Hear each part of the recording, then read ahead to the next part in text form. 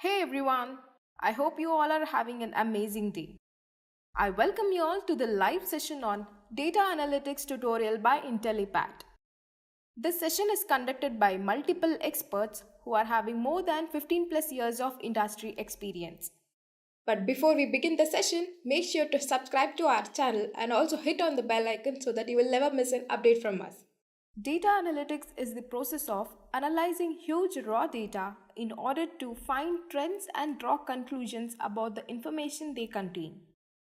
Data analytics helps the organizations to analyze all forms of data like real time, historical, unstructured, structured data to identify patterns and generate meaningful insights to make better business decisions.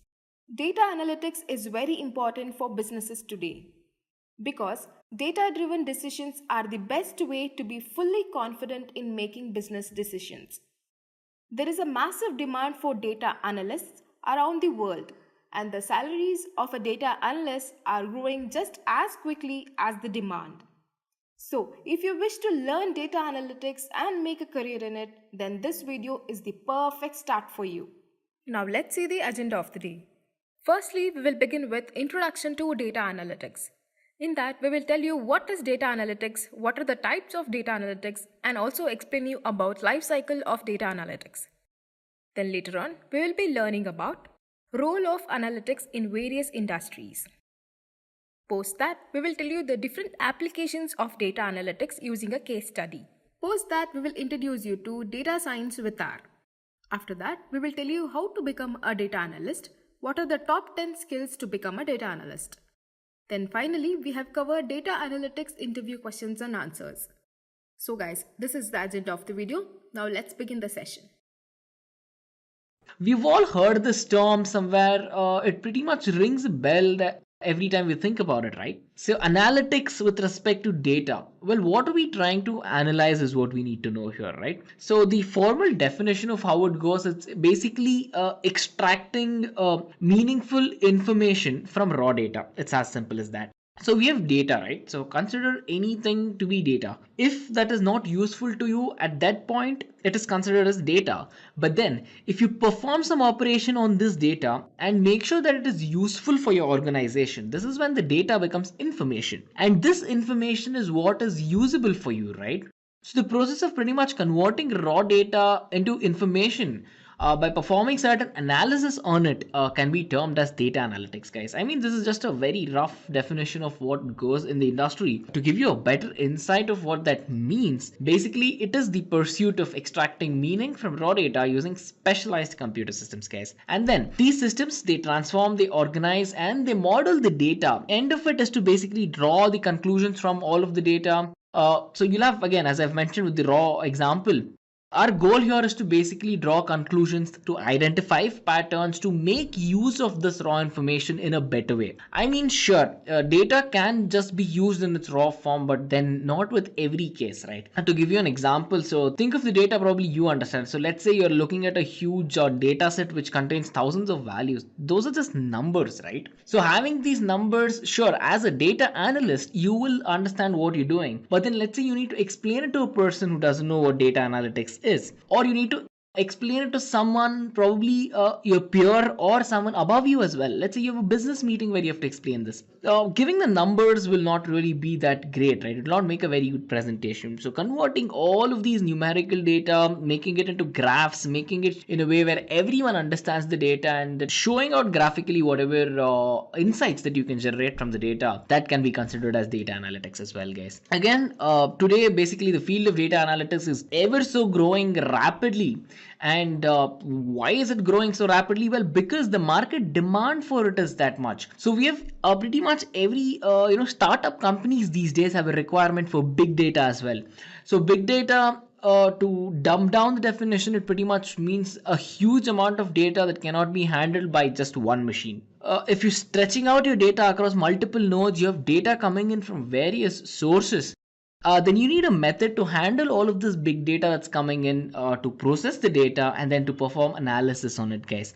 So this has been in demand in the market for a while, and for the last couple of years, data analytics has been in the boom, and then it's providing a very straight answer to all of the questions being raised about how all these can be handled, guys. And of course, we're going to need the people who have the skills which is needed, skills which are needed to manipulate all the data queries, to translate all these numbers into graphs, and to make insightful analysis on it, right? So that's what is the main key role of a data analytic person. What is the need for data analytics if we have to break it down into 3 steps, guys? So again, we already know that it is on the rise, right? So I can pretty much go about to step out into the open and then tell you that it is not soon that it will be an integral part of an organization. It is already an integral part of every organization there is, guys. So the first important need is, again, we already know that it is a top priority for all of these organizations, ranging from the small organizations all the way to the big guys. And then this is needed to make very good decision making. Well, with respect to you being confused to, let's say, take a decision for you, then looking at this analytics will make your decision making skills and decision taking skills a little bit easier, and it'll be more validable as well, guys. And it'll be more validated as well, guys. And the second thing is to we require new revenue, right? So let's say you have the data which pretty much only a couple of people can make sense of understand. Let's say your market is very niche. In that case, sure, you'll be still making revenue, still be making money on it. But then at the end of the day, if you have to reach out to a broader audience, you need to make sure your data is understood by this broader audience, right? So that forms the second very important need for data analytics, guys. And the third one is to obviously decrease these operation costs for every organization. So this can be a very demanding task if you have to convert raw data into information, process the data, and make out very good visualizations out of it as well. But then if you have the workforce for it, then sure, you can do it. But if not, again, since it's probably a manual task, and until a couple of years ago, it surely was a manual task. And these days, you can implement machine learning and data analytics to pretty much automate itself and make your job easier as well. It speeds up your work. It keeps you very efficient in such a way where your data is being visualized, processed very effectively. So again, time is money when it comes to big organizations, right? So on that note, pretty much it helps decrease all of the operational costs with respect to, either waiting in the data pipeline, or waiting to process, waiting to publish, waiting to do some analytics, waiting for visualization. All of these waits, you need not consider them anymore, because they will pretty much be reduced to null, guys. On that note, you might be wondering, who are data analysts, right? So data analysts are the people who sit at the end of the chain. I'll just explain the chain in the next slide. So these guys form a very good workforce for the company, where they basically, deliver the values by taking in all the data that data scientist might give it to them, a data engineer might give it to them. And then he uses, this person, data analyst, uses all of these to answer a couple of questions and then communicate all of the results back. And all these results that he just gives back is basically used to take very good business decisions, guys. It might include analytics of past trends, it may be prediction of what the future looks like, and so much more. And then the common tasks done by data analysts are data cleaning, performing analytics, and then creating visualizations. Well, data cleaning, to come about it, is basically simple, guys. So again, data is raw information, right? To make sense out of it, to pick out information that we only require, and to make sure that, again, efficiency is the game here. If you're pretty much processing data that we pretty much will not require, then it's just a waste of time and resource. So cleaning the data, making sure that your data is just perfect enough for processing, that's a very important first step, guys. So this is the spearhead of a data analyst's role. And then the second one is, obviously, as soon as your data is clean, you need to perform some very good analytics on it and create very good visualizations, guys. So these 4 designations you see on the screen right now is basically the designations a data analyst is also known by. So the first is a business analyst. So data analyst is also a business analyst. He or she can be an operations analyst, a business intelligence analyst, and a database analyst as well, guys. So coming to the tasks that they pretty much do, the first important task that we already spoke about was cleaning and organizing raw unstructured data, right? So this is again a very overlooked concept in today's world. Unless you get your hands dirty with the data itself, when you start to go about doing that, you will realize that cleaning and organizing the raw data is extremely important, because at the end of it, your data might be unstructured, your data might be semi-structured, or it might be a structured data.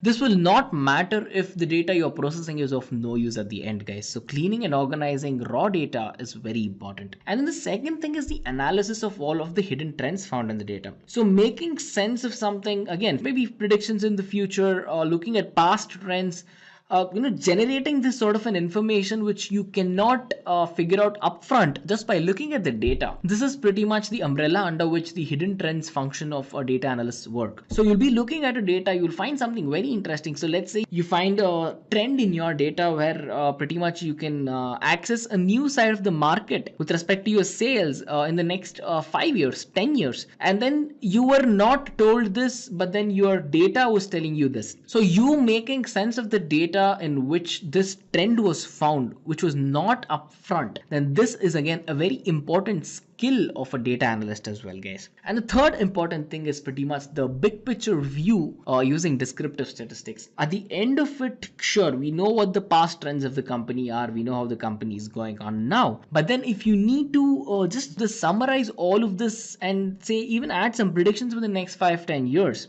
getting this big picture view of what's happened, what's happening now, and what will happen in the future, not just using very simple statistics, but using descriptive statistics where we'll be picking up each aspect of what's going on and then perform analytics on it and find out what's going on. If we are right at this place, if we are wrong at this place, how can this be improved? How can this concept be checked? How can we reach the clients better, and so much more. So getting this big picture view is again a very important task a data analyst goes about doing, guys. And the fourth one is probably the most important thing a data analyst does, is pretty much the creation of dashboards and visualizations, guys. So as I already told you in the introduction part of the video, where we're starting out with raw information, again a lot of numbers, but if you have to show these numbers at a business meeting, yeah, I mean, numbers are numbers, some people like them, but a majority of the people who they might not understand the numbers. So making these numbers as your input, creating very good visualizations, giving them a user interface, and giving your customers, your peers, your superiors, your business meeting members,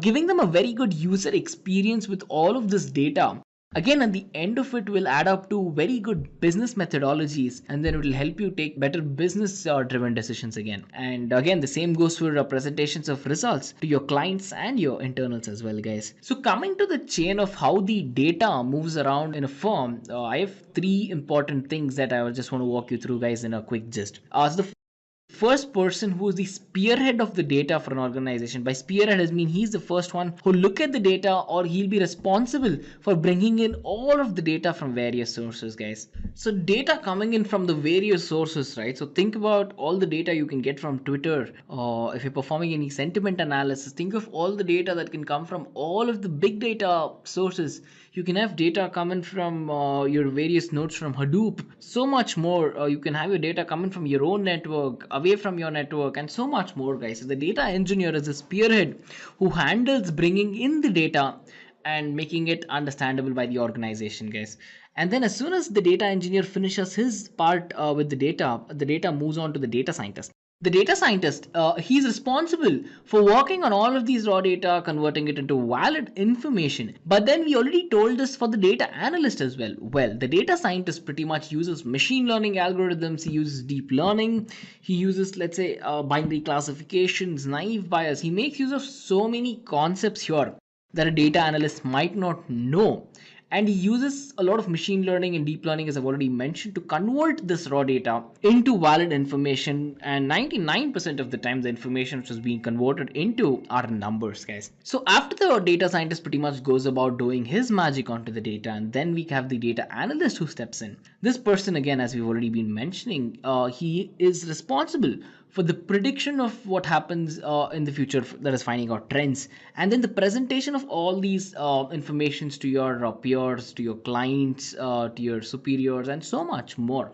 This is the basic gist of how data moves around. So the data is first seen by the data engineer, he does his job, comes to the data scientist works his magic via all these fancy algorithms and whatnot, and then pushes the data to the data analyst performs predictions, sees trends, visualizes the data, makes it presentable for everyone to understand, and then eventually goes about analyzing the data, guys. So on that note, we can come check out the type of data analytics that can be done in today's business, guys. There are a couple of types of data analytics, and I'll be walking you through the same. So the first type of data analytics you can go about doing is the descriptive analytics.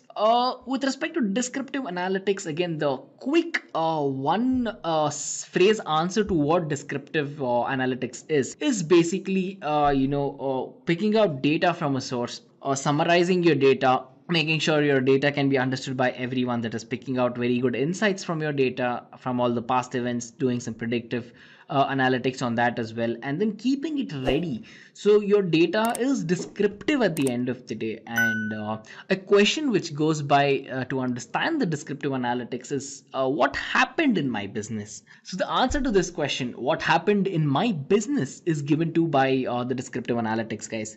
So most of the time the data which is generated by descriptive analytics is very comprehensive, it is extremely accurate, and the visualizations are very effective as well. So here's a very simple scenario that you guys can consider. So consider a scenario where an e-learning website decides to focus on a trending course according to the analytics of the search volume of the course content, which pretty much the users go on searching, and all of the revenue generated by the course in the past few months as well. So there are certain technologies, again, we live in a world full of trends, right? So let's say data science is in the boom right now. So pretty much any e-learning company, or any company for that matter, they're going to find these trends. They're going to know that, hey, data science is sitting in the top tier and we need to do something about it. If they have students in data science, then most of these companies are aimed at making the students' life better, right? So even as a firm here in Intellipaat, that's exactly what we do as well. We get this amazing insight from all of our learners for any particular course, and we use all of those insights, all of the feedback that we get, and what's trending in the market, what's latest in the market, and we use all of these to perform analytics, and then pretty much all of these helps us to put out a better course as well, guys. So at the end of it, you can already see how the descriptive analysis is already helping our business, right? And then the next type of data analytics we can check out is the diagnostic analytics, guys. So we already checked out what is happening to my business with respect to descriptive analytics. With respect to diagnostic analytics, you will check out of why this particular thing is happening to my business, guys. To simplify it, again, it basically gives you the ability to drill down to the root cause of why something is behaving just like how it should, guys. So drilling down the data to identify certain set of problems which are present in your data or in the trends that the data shows is a very vital part of diagnostic analytics, guys. And then it basically helps in answering the question for us about why the issue has occurred, So it just takes one look towards the data, towards the analytic result of the data, to understand what the cause behind a problem, if one should exist, as guys. So again, to give you a very simple scenario of how diagnostic analytics would work, let's say consider a company where the sales went down for a month. So let's say they weren't doing as good as the previous months. So to diagnose this particular problem, you will let's say consider the situation where the number of employees were quitting their job and they weren't bringing in a lot of sales. So this could pretty much, this number of people quitting the company could directly impact the sales that they brought into the company. So the sales went down this month because they did not have the company right. They did not have the sales right. So finding out why this is happening and hunting for that root cause, which is basically a treasure hunt with your data, where you go on finding something and taking insights from your data. Finding out that why part of it is extremely important, where you'll be finding out what's happening to the data and why it's behaving this way, guys. So this again is a very vital part of diagnostic analytics. And coming to the third type of data analytics, it is predictive data analytics, guys. And as the name suggests, the quick question you'll be asking is what will happen in the future based on the past trends, guys. So finding out, hunting out, historical patterns that are being used to basically predict all these specific outcomes using, let's say, machine learning algorithms, using deep learning, and using so many more concepts to predict something in the future based on the data we have now is again a very important niche of data analytics, guys. So predicting the future trends and the possibilities in the market based on the current trends, self-explanatory. And then it helps in optimizing all of the business plans for the future, because now your business has a direction to head to, right? So you're predicting certain aspects in the future and you know which path leads to better business strategies, right? And this will give you an edge over all of the other businesses as well. To give you a very nice example, think of the Netflix recommendation systems, guys. So this will basically use statistical modeling to analyze all the content that it's being watched by the audience across the world. So let's say there are a couple of TV shows which are very famous in India, but then there might be a couple of TV shows which is trending in the United States, and let's say Australia, United Kingdom, so much more. Making sure that the right users in the right geographical area get to know the right recommendations are extremely important for Netflix as a business, right? So this again, predictive analytics will just do them good there, guys. Again, it will provide us with the prediction of all of the upcoming content and the shows that must be watched by all the different class of audience as well. So let's say someone sitting in the United States is very interested in watching an Indian trending television series as well. So knowing Netflix, finding out that this person exists and to recommend an Indian TV show for this person sitting in the United States to watch. Again, this is another very good business opportunity for Netflix. And then if they go about nailing their recommendation system for everyone, it just makes them a better business model, and then it just makes a better user environment for the users to go about watching videos there, guys. So the next type of data analytics is prescriptive data analytics.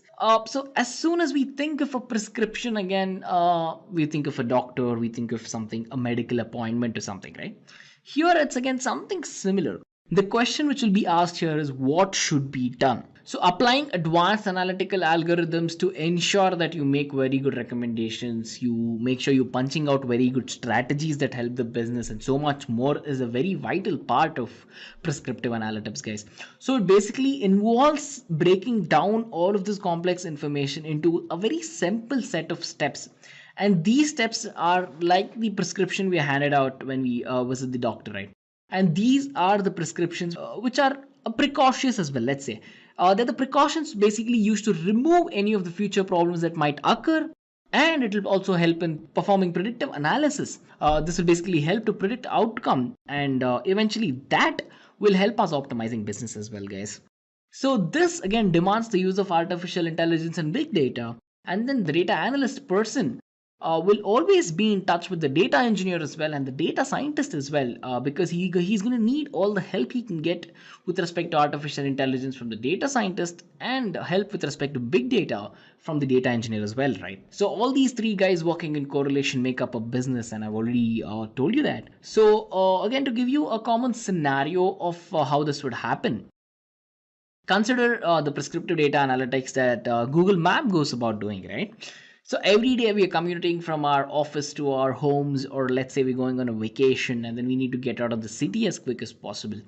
So Google Maps has a wonderful API where they map out the best possible route considering live traffic conditions, weather conditions, road closures, and so much more. It considers your distance, traffic constraints, and again, as I already told you, it even considers if it's raining, if you're walking, what's the best route that you can take to walk, what's the best route to take if you're on a car. And now they've come up with the bike route as well. So if you're in a moped or a bike, you can take a different route compared to the person who'd commute with the car, and so much more. So knowing this kind of a prediction into the future, and giving you the sort of a prescription to ensure you don't run into any problems along the way is a very important part of prescriptive data analytics, guys.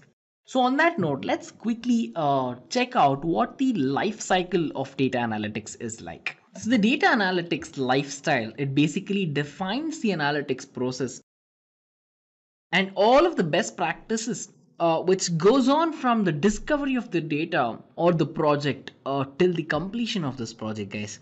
So there are a couple of steps involved in this life cycle process, and the first one is business understanding. At the end of it, again, understanding the purpose and all of the requirements that come from your business and understanding it from the business viewpoint is very important and vital for the functioning of a business, right? This also consists of a very good introductory plan. It consists of a decision plan. It consists of a formal to-do list, let's say, for the business to go on to achieving the target. So the first important thing about the life cycle is the understanding of what's going on around you, and the second one is the data understanding, guys. With respect to data understanding, again, this mainly involves the process where we're collecting the data and we're processing the data in a way which leads to analytics. And then after the analysis of the data is done, we need to pick up some insights that we can go about using from the data. So extracting all of these meaningful insights from the data, again, is a very vital step in the life cycle of data analytics through data understanding, guys. The third part of it is data preparation. So data preparation is the let's say converting the data from an unstructured form to a structured form, and this involves constructing, let's say, a data set as well. And then this data set will be provided and fed into a model, and then this model will be used by a machine learning algorithm to train, to understand, to see what's going on, to perform predictions, and then it will be given to the data analyst to be visualized using Tableau or any other business intelligence tools, and so much more. So data preparation, again, is a very important phase where the data is actually being transformed, and even at the stage the cleansing of the data is pretty much performed as well, guys. And then comes modeling.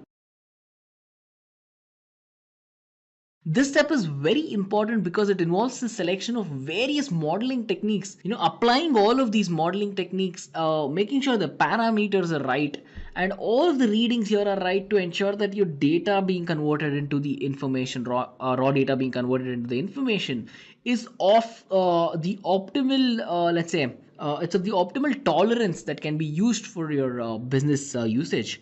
And then as soon as your modeling part of it is done, as soon as the techniques are applied and all the parameters are marked, then comes evaluation, guys. So evaluation is a very important phase where, again, the model which is being built, it will be built very rigorously, tested very rigorously based on what you've built in the initial stages, and then so many tests will be performed on this data as well.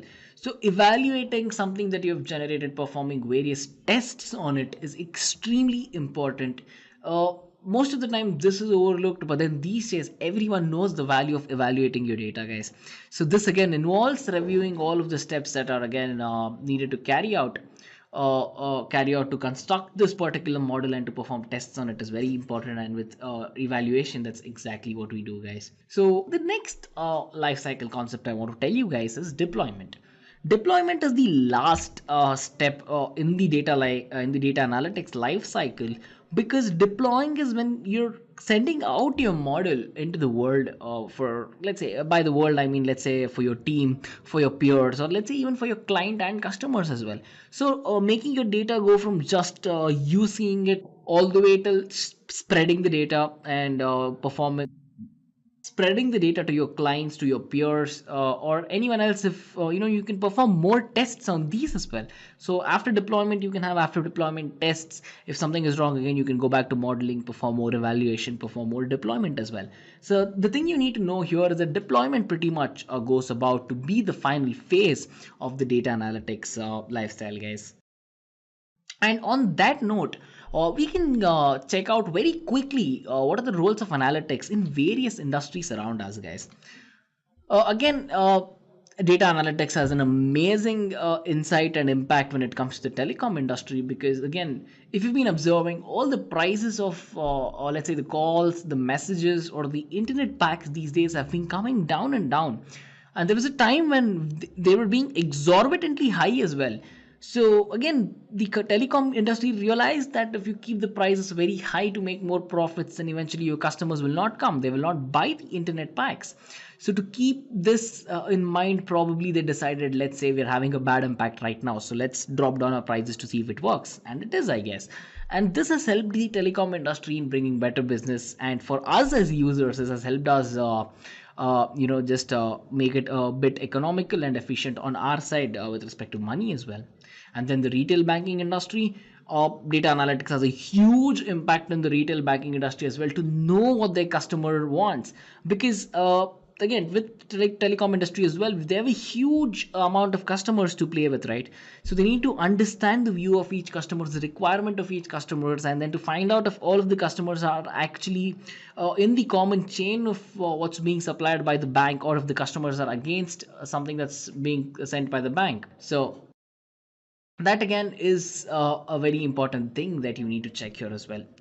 And then with respect to the e-commerce industry as well, to perform again some analytics in the e-commerce industry, it might be ad recommendations, or there are very big sales which are run by some of the big names in the industry such as Amazon, Flipkart, Myntra, and so much more. So these guys will have to perform extremely heavy analytics on the data that they see, based on the products that they sell, and based on the places, based on the city in which the product sells, or if the people are unhappy with the price. Again, performing analytics has just changed the e-commerce industry, if you may, guys. And the last most important industry where data analytics has touched is the healthcare industry. This has had the most impact with respect to analytics in the healthcare industry, with respect to so many things. Mainly it is with respect to finding out what medication is required by what countries, what amount of medication is working for what population, and so much more, guys. I can probably talk about just the roles of analytics in these industries for days together, and we can still be going on and have a very good discussion of how important analytics has become these days. Again, with respect to insurance as well. Just a quick info, guys. Test your knowledge of data analytics by answering this question. Which of the following method creates a new array object that looks at the same data? A. View. B. Copy. C. Paste. D. All of the above. Comment your answer in the comment section below. Subscribe to Intellipaat to know the right answer. Now, let's continue with the session. What geographical location requires insurance, what the audience are, and so much more.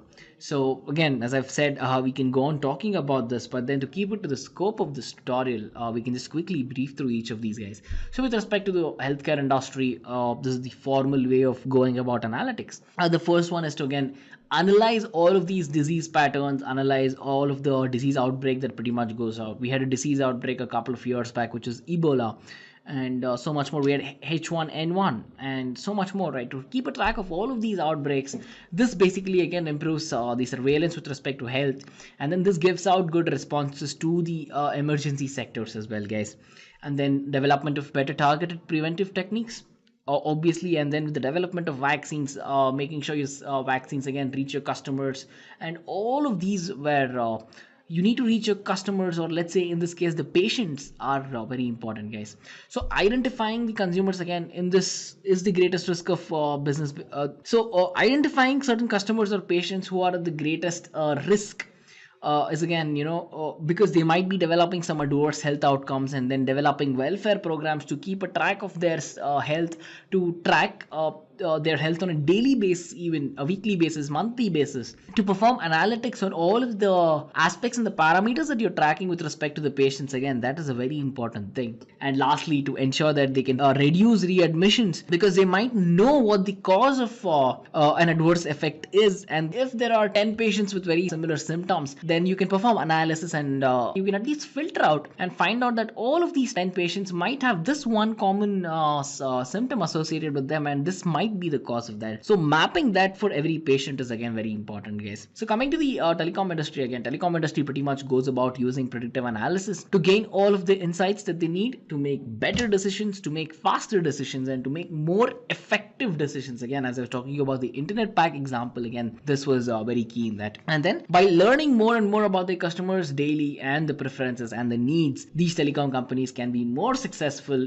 in this extremely highly competitive industry as well. It's good for them with respect to business, and it is good for us as customers by bringing down the prices again. So it is used for analytical customer relationship management, it is used for fraud reduction, it is used for bad debt reduction, it's used for price optimization, call center optimization, and so much more. So now that you're looking at data analytics in this way, you realize that data analytics eventually has a big play, or has a big say when it comes to any of these business models, right? So again, coming to banking, as I've already mentioned, analytics is making banks banks become very smart day by day, guys. So it is managing all of the plethora of challenges that the bank faces, and then again, while pretty much going about doing some basic reporting all the way till descriptive analytics, and this is all a must for every single bank, right? Even performing, let's say, advanced prescriptive analytics or so much more, and all these are starting at this age. Banks have started to realize that this will again help you generate very good insights, and this will result in extremely good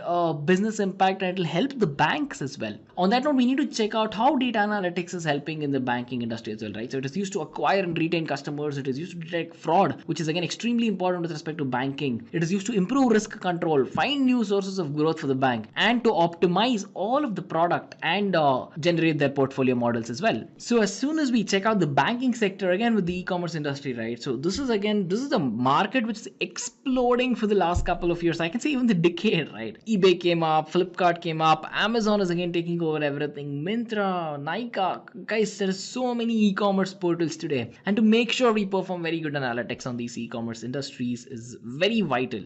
So how is data analytics used? Again, it is used to improve user experiences. It is used to enhance customer engagement, customize offers and promotions, maintain effective supply chain management, optimize pricing models, minimize the risk of frauds, provide them very good advertisements that pretty much help them pick up products, good recommendation systems where they'll pick up another product after the first product, guys, and so much more. If you've just bought an iPhone, again, you will pretty much be recommended with a couple of cases that the people have bought as soon as they bought another iPhone. So you might be that person, you might like the case and you might pick it up. At the end of it, you have the case to protect your phone. The business just created more money out of it, right? So again, the analytics, the role of analytics in e-commerce industry is extremely vital. Let's say the people in the e-commerce industry have known this for a while, guys. So coming to the analytics in the insurance industry, again here as well, guys, this is basically used to enhance your customer engagement, acquire new customers, retain the existing customers, make sure the customers don't leave, prevent the frauds, at the end of it, reduce the frauds, prioritize all the claims that need, because you'll have medical insurance, you'll have again health insurances,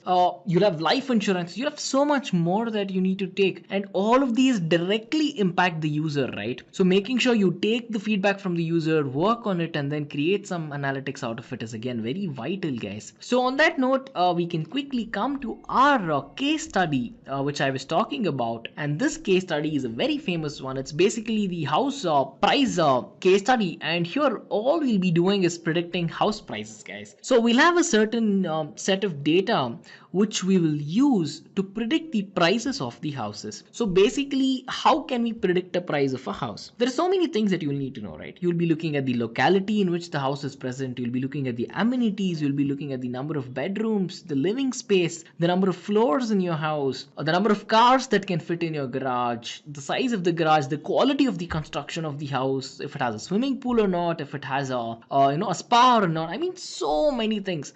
If we have to list down this particular use case, then it will be extremely tough, because each one of us has our own judgment of how we can validate a house, right? Because house is something that's very personal to us. Again, the materials of what was used to go to build the house, the style of the house which is built in, the number of if the house has an elevator, how convenient is the house for disabled people, guys, so much more. So basically, we'll be performing exploratory analysis on this, guy. So exploratory data analysis again is used to find a hidden trend in your data by performing analysis on it, and then at the end of it, the trends will be shown as numbers.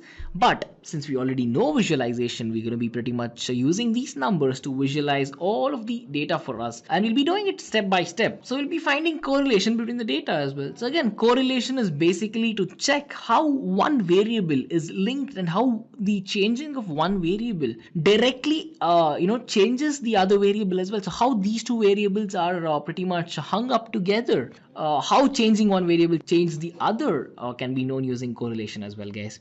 So a couple of steps that pretty much is generally followed in the case of performing exploratory analysis. First, we'll be visualizing all of our data, finding the missing values, and we'll be looking for correlations, guys.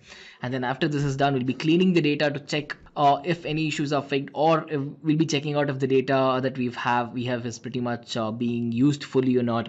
And then we'll go about building a model which is used to visualize our result. It'll give us the diagnostic, it'll give us the residual diagnostic, ROC curves, charts, graphs, tabs, tables and so much more. Guys, I do not want to basically overwhelm you with the use case.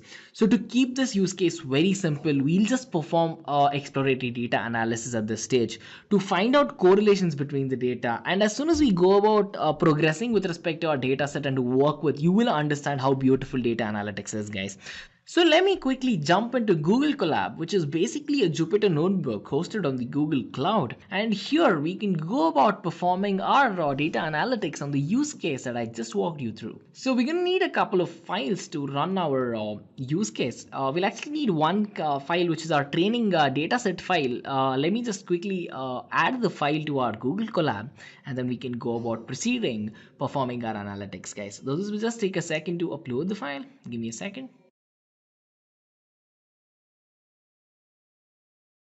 We just actually need one file from out here, but then it doesn't harm to upload it and keep it in your runtime. But then you just check the message, right? So pretty much all of your files are recycled as soon as the runtime is pretty much changed. So the first step for our use case is to load all of the necessary files in the libraries that we require, guys. So the first, again, we'll be using pandas to handle all of our data. We'll be using seaborn and matplotlib to perform plotting operations on all of this data, to perform visualizations on all of this data. And the style that we'll be using is pretty much called as the BMH method. And with respect to the BMH, again, BMH is nothing but the Bayesian method for hackers. And this is just a type of a graph visualization method, which gives us graphs which look nicer, and then it helps us to perform analysis better on linear data sets, guys. So the second thing we'll be doing is, again, loading all of the necessary files.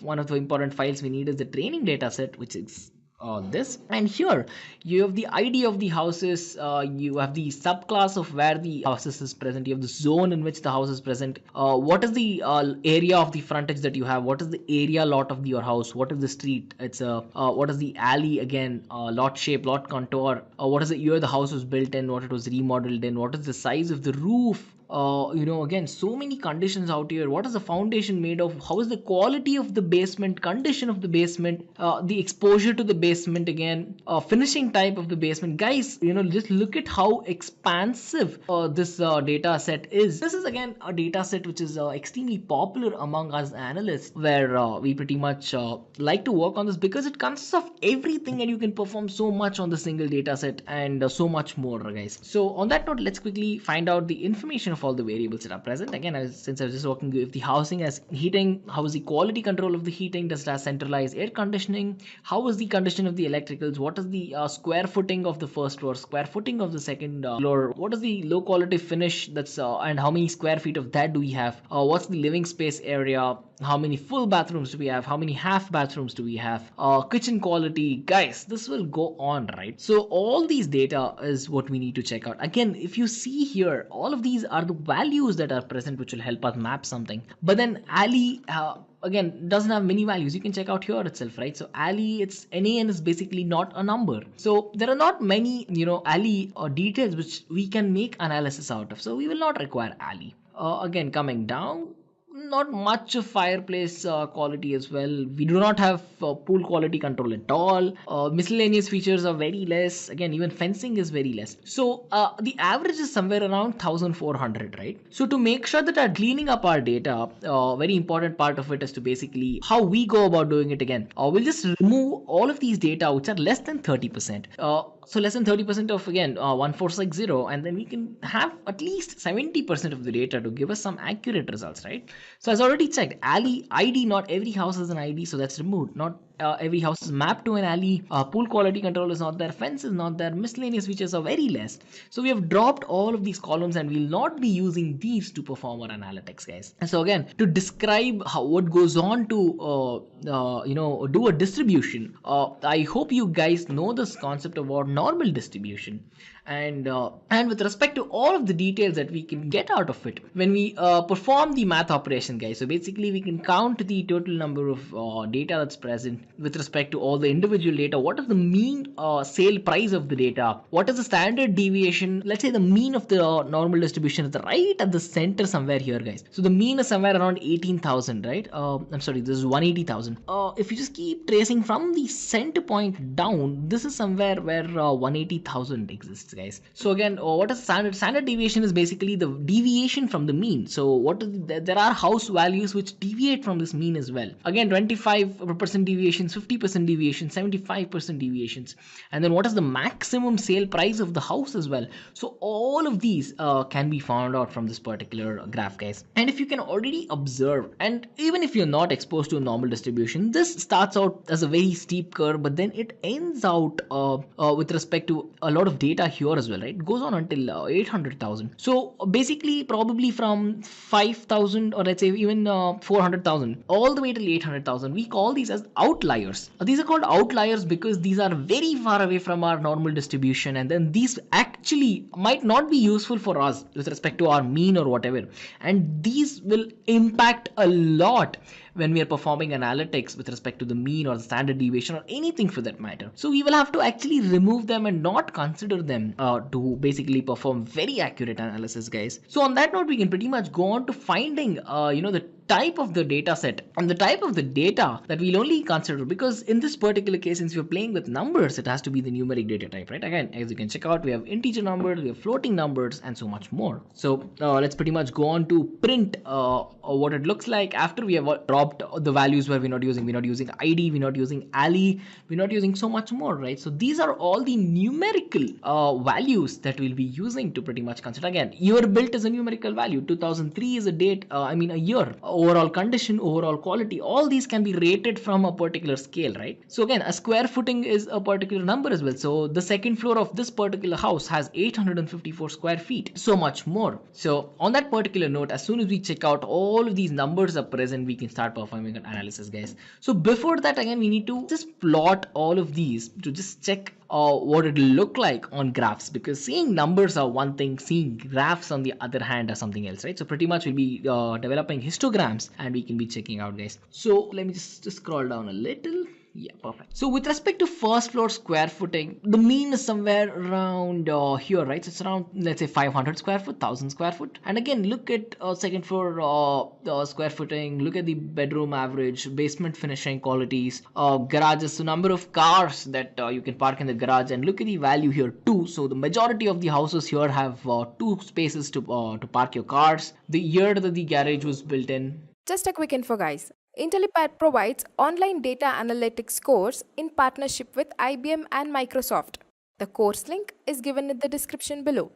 Now, let's continue with the session. Again, the ground floor living area, how many half bathrooms? So you can see 1 half bathrooms. Again, at this point of time, you have certain values at 0 as well. Well, sure, we can consider values of 0 if it's very important, but then since we're talking about sale price, what is present is more important than what is absent, right? We need to have something descriptive for our analytics methods to work. So in that case, we'll have something called as the golden features list, and this variable will basically contains all of the features that will be associating with respect to why our sales price is as high as it is, guys. So this variable called as the golden features list will have all of the features, guys. So basically we're creating a variable where we're finding out the correlation, and then we can already check out the top 10 correlated values which are strongly correlated. By correlated, again, let's say let me give you a quick impact. Basically, we have described this in the descending order, as you can already check out. So the first thing here is overall quality. Again, to transcribe this into literal terms, overall quality of the house, whatever the rating that was given in our data set, is mattering the most of how the houses is being priced. Again, the living area of it, the number of garages you can park is having almost 64% impact of with respect to why the price is like that. Garage area is having a 62% impact. The basement square footing has a 61% impact. And then the year it was remodeled, and changes made is having a 50% impact of why the house price, the sales price, is like that, guys. So looking at a couple of linear relationships, you can pretty much find out that a lot of values are zeros that I just walked you through a couple of seconds. And look at that, with respect to our, again, the ground floor living area, we have a very little number of zeros. With respect to the sales price, again, check out the basement surface area. Again, with respect to the total basement surface area, again, even here as well. So look at all these tiny dots which are sticking up to zero with respect to the sales price. So these have no impact for our sales price, because they're not giving us any valid linear data. Look at this again with zero. Oh, it is raised up to a lot, about $600,000, right? So all these are not adding any meaning to our data. So if x is equal to 0, again, this might indicate that that house does not have that feature at all. So if this is 0, this house does, like, I mean, a lot of houses do not have pools here. So pool area is 0. So in that particular case, we need to remove all of these zeros so that we can go on to finding more correlated values that we can actually use to go about working with it. Guys, again, here's all of the correlated values that we found as soon as we ran this command. Basically, we are sorting it again in the descending order to find out what helps most. And you can see that it's almost 80% of the total quality of the house, which matters when you're buying because of the price of the house, and people are actually preferring this. Living area, second floor surface area has a 67% chances of affecting the price, and so much more. And check out what the golden features list looks like with respect to all of the strongly correlated values we just found. Again, you're remodeled, you're built, so much more. So total surface area, again, number of full bathrooms, the first floor surface area, the garage area, total basement square footing, the number of cars you can park, the square footing of the second floor, the living area, and the overall quality, again, in this particular order from the least to the highest, is exactly what we're trying to find out with respect to exploratory data analysis, guys. So just looking at the data set, you could never figure out why the list price of a house was so much. And once we break it down into simple terms like this, we can find out that there is an 80% impact from the overall quality of the house, which the user is checking out to just consider the house or not. If the quality is very less, he will not pick up the house. If the quality is higher, then sure, he will pick up the house. So 80% of the reason why the price is set like that is a very important aspect of why the house price casing study is important, guys. Again, this has been a very important, very nice data set to work with, and you will get a lot of analytics that can be done using this particular data set as well, guys. Next up, I want to discuss the skills of a data analyst with you guys. So a data analyst is a person who pretty much works with and creates a lot of beautiful visuals, guys. So to do this, you need to understand the basics of mathematics, because if you have to have knowledge of statistics, mathematics is the foundation to go. And after you understand the foundation, you will build a step-by-step growth, a career path for yourself, where learning becomes the most important thing, because again, having the knowledge of statistics will help you play with a lot of numbers at the same time. And keeping the math part aside for a second, you need understanding of languages such as Python and R programming language as well.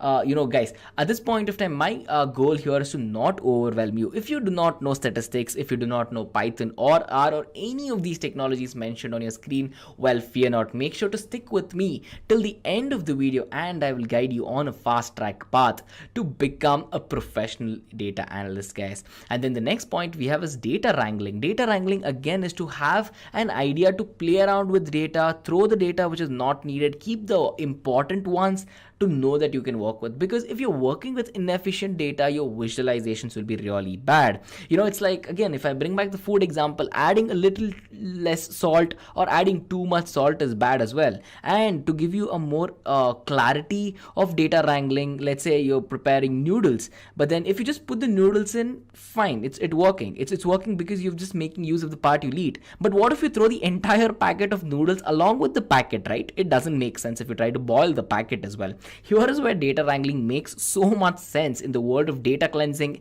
and pretty much data processing, guys. So you need to understand your data before you do this. And then coming to a little bit of big data concepts, you will require a little bit of knowledge about Spark, a couple of components and tools of Spark. One of it is Pig, and another one is Hive as well, guys. Well, To break it down a little bit simpler for you guys, let us talk about each skills.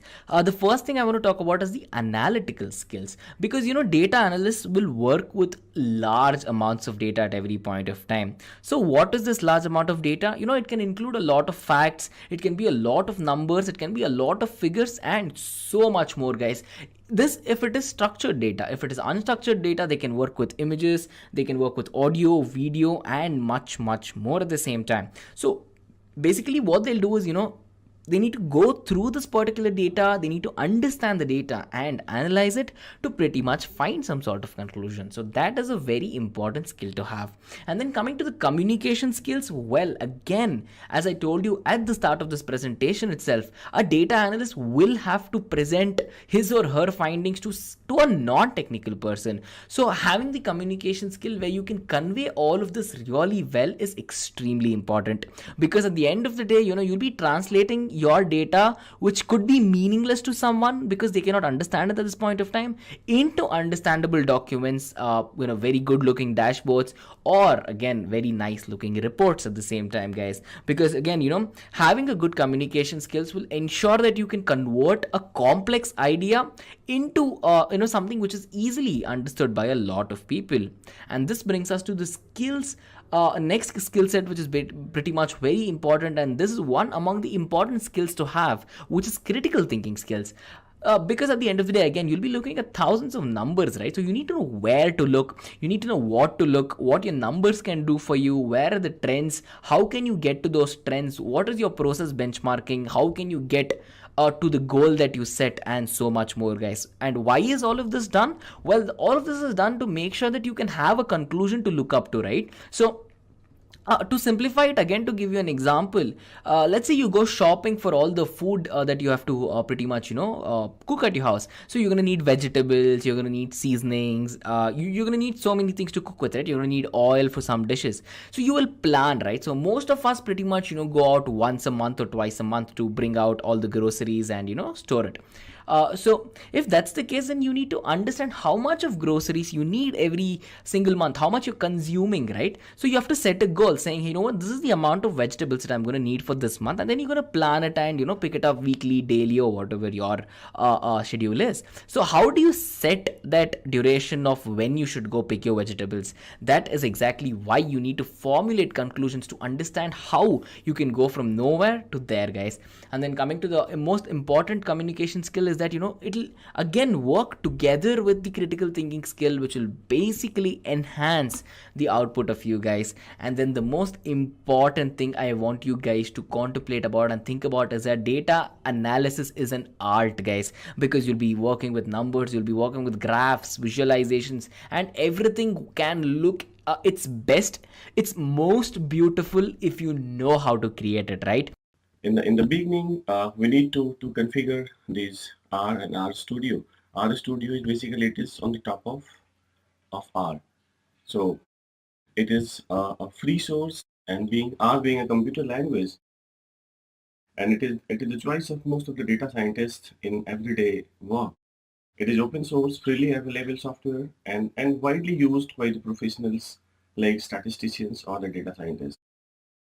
R has a large collection of intermediate tools and excellent graphics tools for the data analysis. So the graphical part of R Studio is quite good.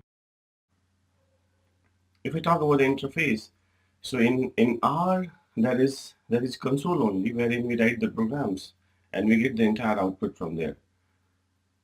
The moment R Studio comes on the top of R, so we have a big integrated development environment. So let's have a look of R Studio. So this is how R Studio looks like.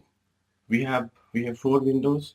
One is for writing the program, wherein we write entire program. That is the editor. And the second window is about the console, wherein the entire output or whatever we write, the programming as well as output comes here. Then third window is about the environment, wherein entire object and data frame is created.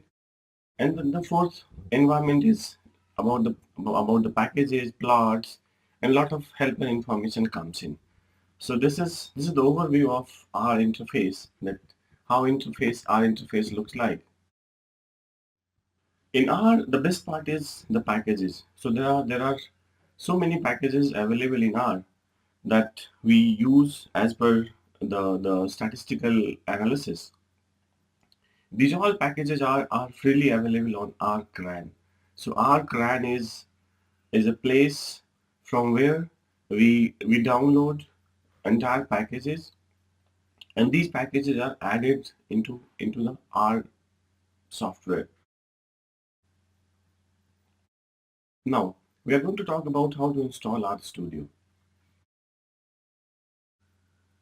So this is link for installation of R as well as R Studio. So for this study purpose, we suggest to download R Studio, which is of 2.1.1 version or the higher version. The latest is 3.4 something is going around. So you can download any of the version, but essentially it is required to the higher version of 2.1.1. As well as for R Studio, the version requires is 0.99.902 or the latest one. So that is what the basic requirement for R programming is. Now let's talk about RCRAN. RCRAN is basically it's a it's a place wherein the entire package is been stored. So these packages are contributed by the professionals, and essentially this the CRAN is available at globally at multiple places, so that the moment you try to download your package from RCRAN, so it takes the nearest place automatically, and then download the package. So it is irrespective. I mean, as a user, we hardly come to know that from which place this package being downloaded.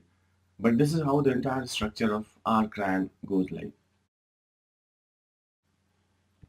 Now let's talk about the fundamental of R language. So now we are going to talk about the R language. So essentially, as R is a language, so we need to know some basic program writing data frame, or you can say some syntax, the way how R programming is written. Here we are going to talk about the calculators. So as we use calculators, calculators are basically the operators. So we are going to talk about the operators, that which all operators we use in R programming. So there are n number of operators available. Some example is given like plus minus. These are the basic operators that we can use. Here a mathematical function, like a mathematical function is given 17 multiply 0.035, then we are. Just a quick info, guys. Test your knowledge of data analytics by answering this question. Which of the following is a false statement about data analytics? A. It collects data. B. It looks for patterns. C. It does not organize data. D. It analyzes data. Comment your answer in the comment section below. Subscribe to Intellipaat to know the right answer. Now, let's continue with the session. With a power of 1 upon 3. So that is what we are going to do. So it's a very basic multiplication. Then we are going to compute log 10, then exponential of 1, then 3 to the power minus 1. So these are the values which we are going to compute. Let's see in our environment that how the computation goes like. So this is my first object, or you can say this is my first calculation which I need to perform. So here we simply select this, and there is run option. The moment we run, we get the calculation being calculated here. So essentially you see here, this is the program which I wrote, and this is the output of that program, or you can say that calculation. Here the program that is written, that also comes to the console, as well as the output also comes in the console. Output is always written with a big bracket that is called the square bracket, and start with 1. 1 indicates about the position of the output. There may be instances wherein we have multiple outputs.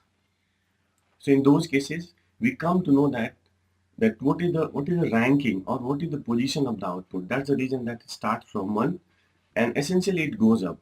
So for first line, it say that this is the first line, this is first element, then second element, third element, it comes, and there are certain default numbers to which it goes. Then after, again a new bracket is created, and that bracket start with the new position of the variable, that how it's coming like.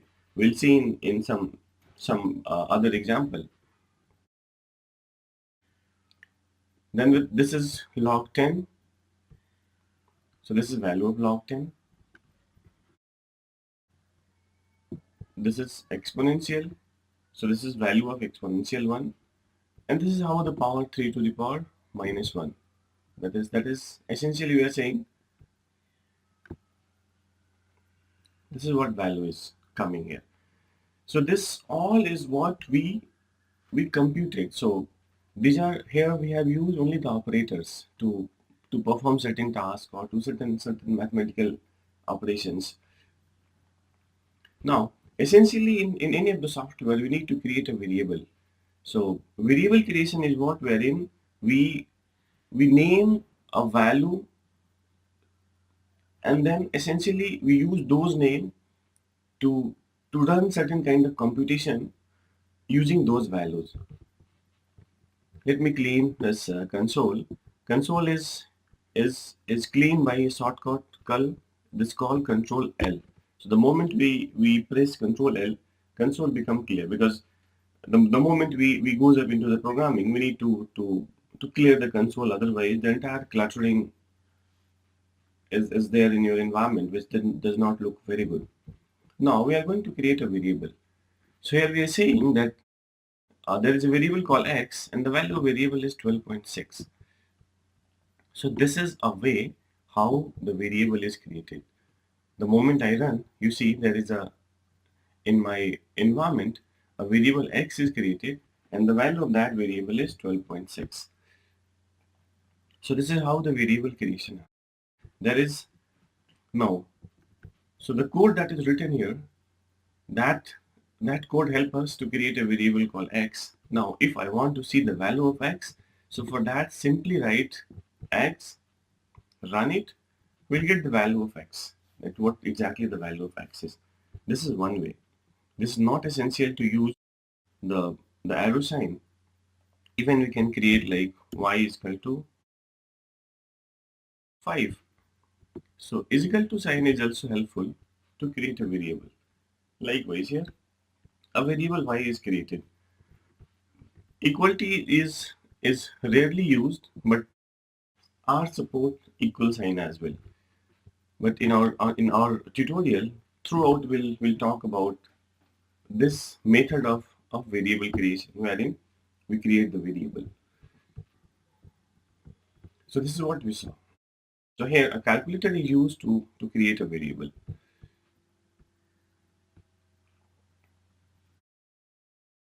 We also talk about how the value of how a variable is created. Now suppose we want to create a series of variable, like I want to assign 3, 7, 9, 11 to a variable y. So for that we use C function. C function help us to create a series of variables.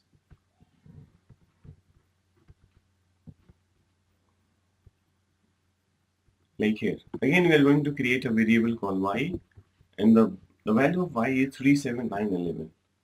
These are the 4 values. Essentially we need comma in between the different values. So we select, run it. You see an object y is created. If you want to check the value of y, select y and run it. So the value which is assigned to the variable y, those all values are printed here. So those all information is given to the console. So this is how a series, a variable is created. This is called, technically this is called vector. So vector is essentially has certain dimension. So we are saying that in this vector y, there are 4 values. The variable y has 4 values: 3, 7, 9, and 11.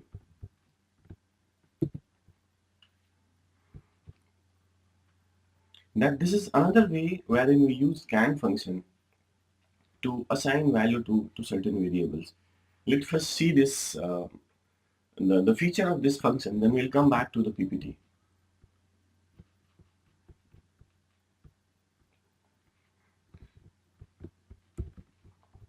Here we are assigning some blank value to variable called z. So the moment I run it, you see in console is saying that what is the value of your first element. Suppose I am saying the value of my first element is 8, then enter. Then it says what is the value of your second element. I'm saying 4, then enter. Now I do not want to assign value of my third element, so again enter it. It is saying that read 2 times.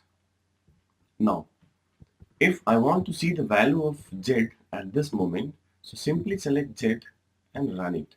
It says that the value of z is 8 and 4. So the value which I assign step by step, those values are been stored for the z variable. So that is how the scan function help us to create a series of variable. I can go along here. I stop at third step.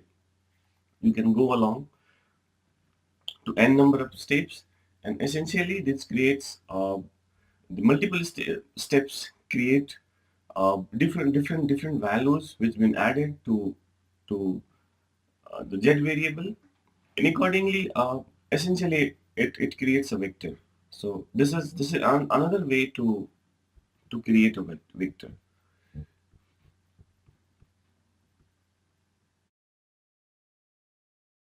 Now we are going to talk about the repeats. Suppose I want to create a character vector a, and the value of a I want 10 times.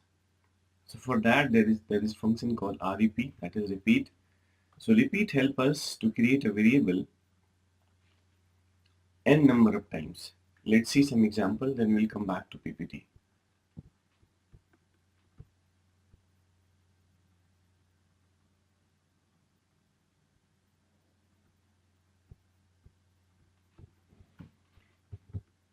Here, remember we are not creating an object at this moment. We are simply printing something to console.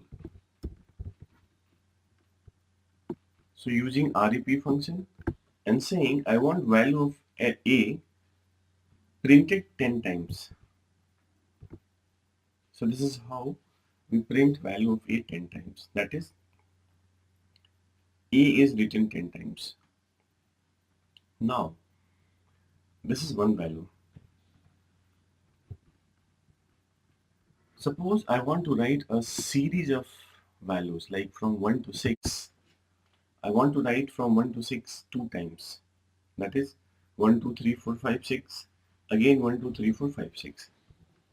So this is here your first element is the series and second element is in the times, that is the frequency to which we are going to write this program.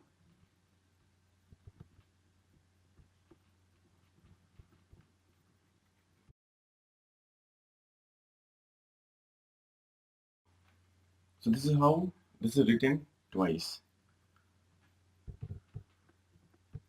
Now there is another technical specification which says that element of series to be repeated. In previous case we repeated series. Now the next requirement is to element of a series to be repeated. Let me run this code. So here essentially what are we doing? We are saying that right from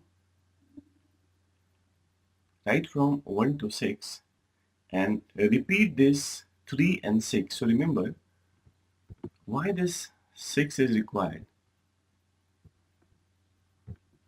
Here we are repeating right from 1 I am repeating 3 times, 2 I am repeating 3 times, 3 I am repeating 3 times, 4 I am repeating 3 times, 5 I am repeating 3 times, 6 I am repeating 6 times. And though essentially we need to give dimension in this type of programming style, we need to write the same dimension which is given in my first case. Now, let's see the second case.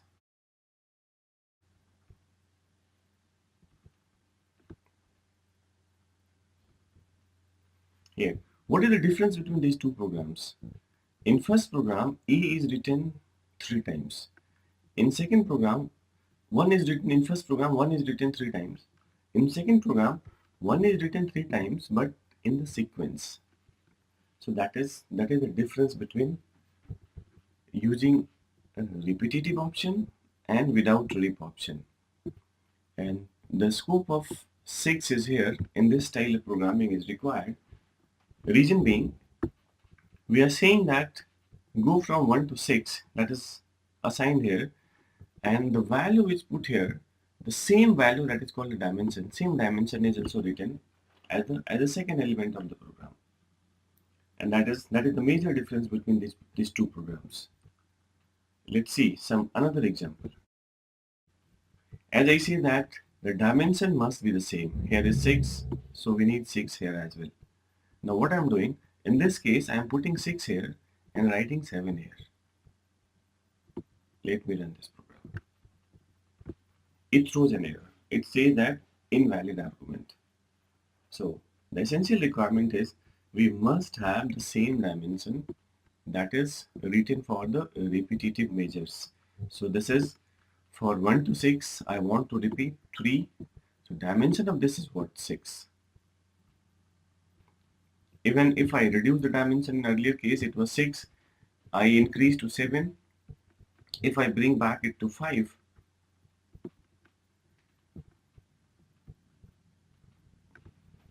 again it throws some error.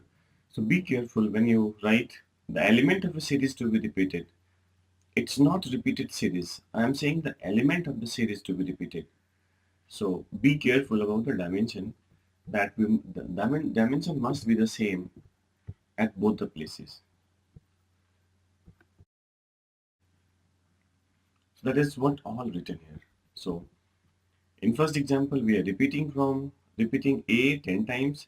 In second example, we are saying 1 to 6 2 times.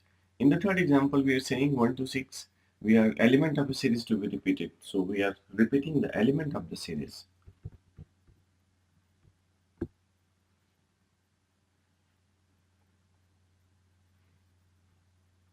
Now, we are going to talk about some generating factor labels, that how factors been generated. So for that, we have GL function to generate label of factors. So essentially what happens, we come to know about the labels. Label is what essentially the unique number being used into the data. So let's see the example of generating label.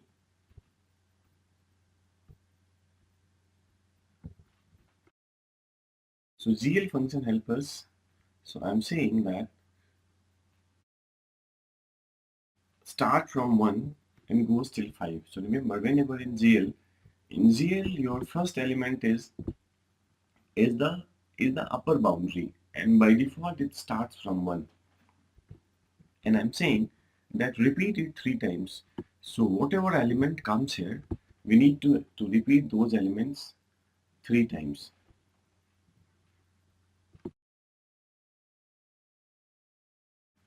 So if I run it, we'll get that it starts from 1, goes till 5, and these values are repeated 3 times. Reason being, here 3 is written, and the label is what the unique values used for this object creation.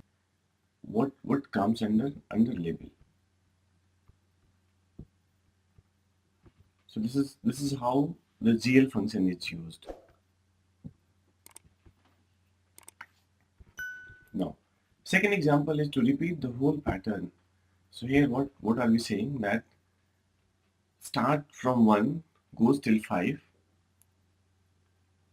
3 times I want, and the total length I want 30. That is like here, from it starts from 1, it is going till 5, again starting from 1, and going onwards till the time the entire length, that is from here to here, the total number of element not till the 30. That is, it is saying that start from 1 goes till 5, repeating every element 3 times till the total length of element is 30. So that's what the meaning of this program is.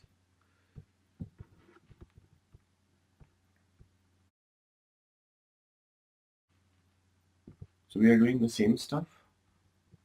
So you see, from here to here, there are 30 elements, and essentially label is from 1 to 5.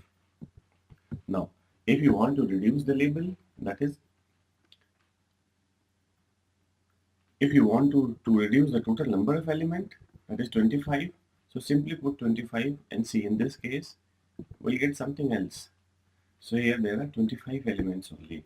So we can control the number of element by help of GL function.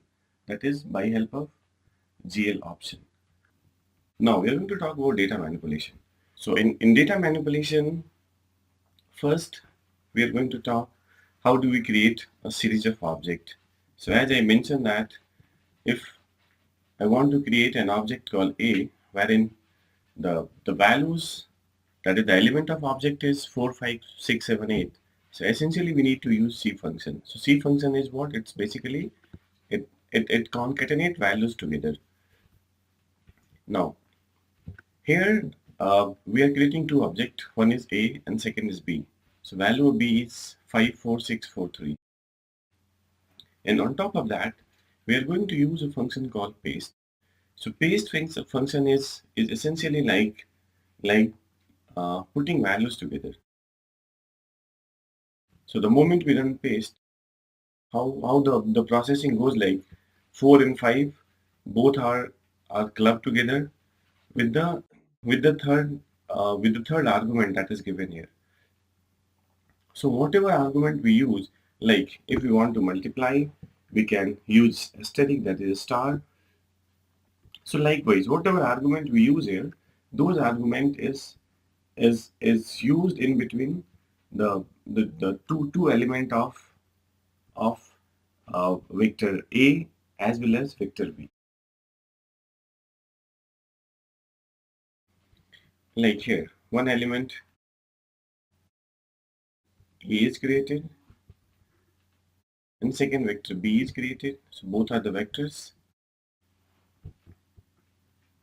Now, if I use paste function, and for the separator, whatever the special character we use, it comes with that special character. Now, suppose in second example, I replace this comma with asterisk. So now it is coming with the asterisk. So this is how we paste values from different vectors together. So here we are not performing any mathematical calculation. It is simply putting value together, and the best part is it it follows sequence. So first element of vector 1 and first element of vector 2, that is how it goes like. Now the concern is, suppose there are less number of element. In B there are only there are only 4 elements, and then we are going to use the paste function. What happened in that case? So see here, 4, 4, 5, 5, 4, 6, 6, 7, 8, then comes 8, 5. So 8 started repeating from first place. So that is how it goes like. So even your dimension of uh, both the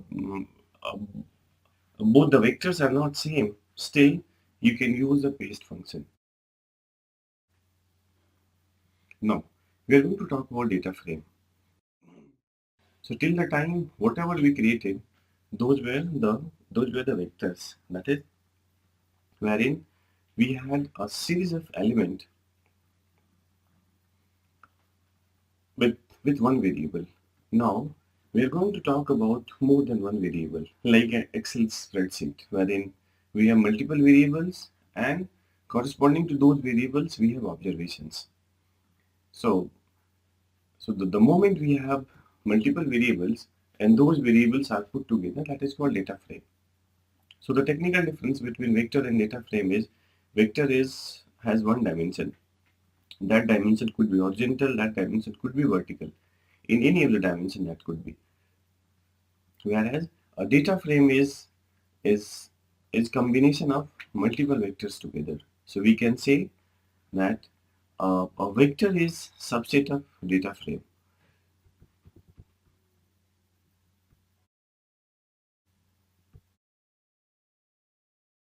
Now we are creating a data frame D, in which that's the reason the function for data frame creation is data dot frame.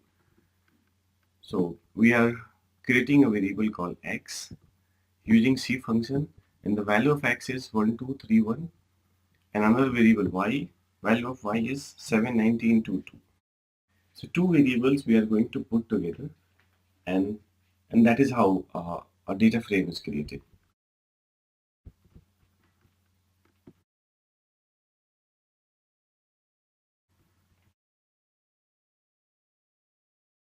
So this is how data frame is created. So data frame has always it's a spreadsheet kind of structure, wherein we have multiple variables, and for those multiple variables we have their observations. Now question comes, what is it required to have the same dimension? Like in x we have 4 elements, in y we have 3 elements. Yes, it is essential. So remember, for data frame, the dimension of all the variable must be same. Otherwise, you cannot create a data frame.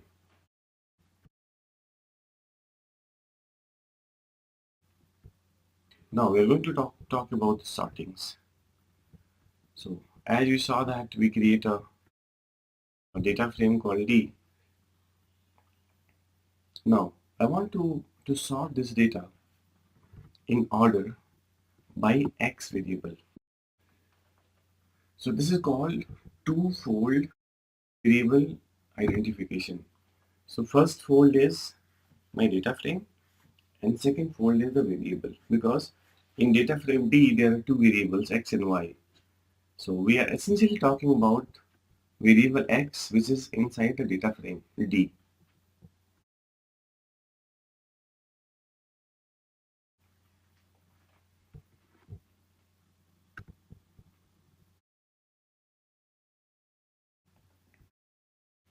So if I run index, I come to see that now it is coming 1423. What is the meaning of 1423? It says that your first element is in order, it is at the first place because this is the lowest one, or there are multiple numbers, there are multiple values of the same number. Okay. Then it says that for 2 it is saying of the fourth position.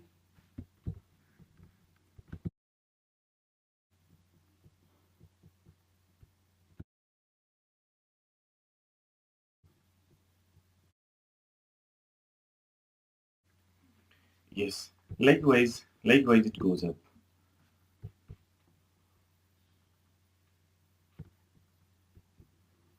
So it says that your first variable in sorting, because we are using ordering. So it says that your first element, the lowest one, is at first place. That is what coming here. The second value comes at the fourth place. That is what's written here.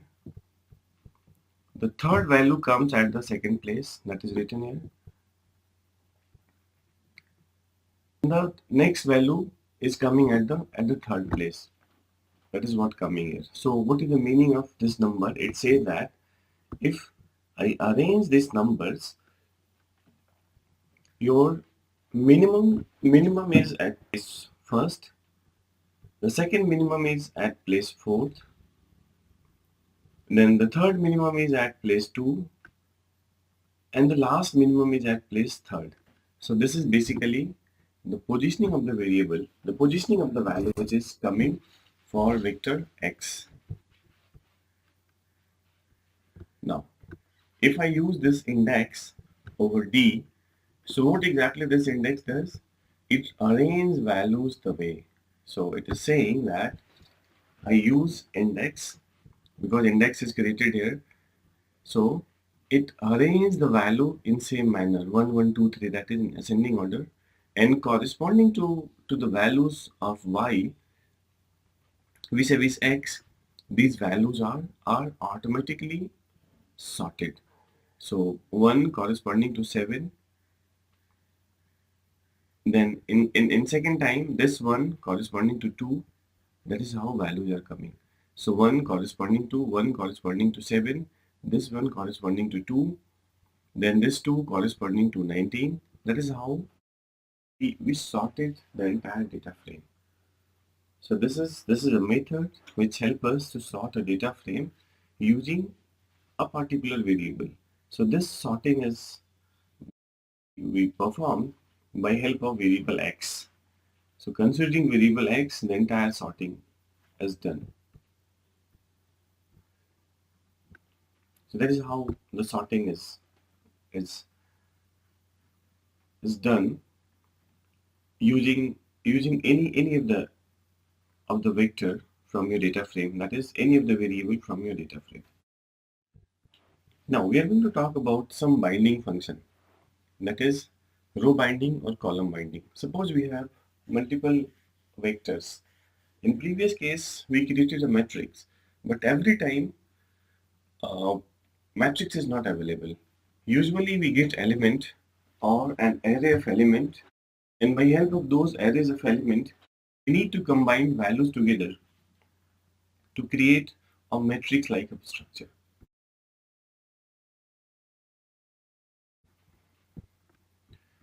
Now a variable, a vector A is created,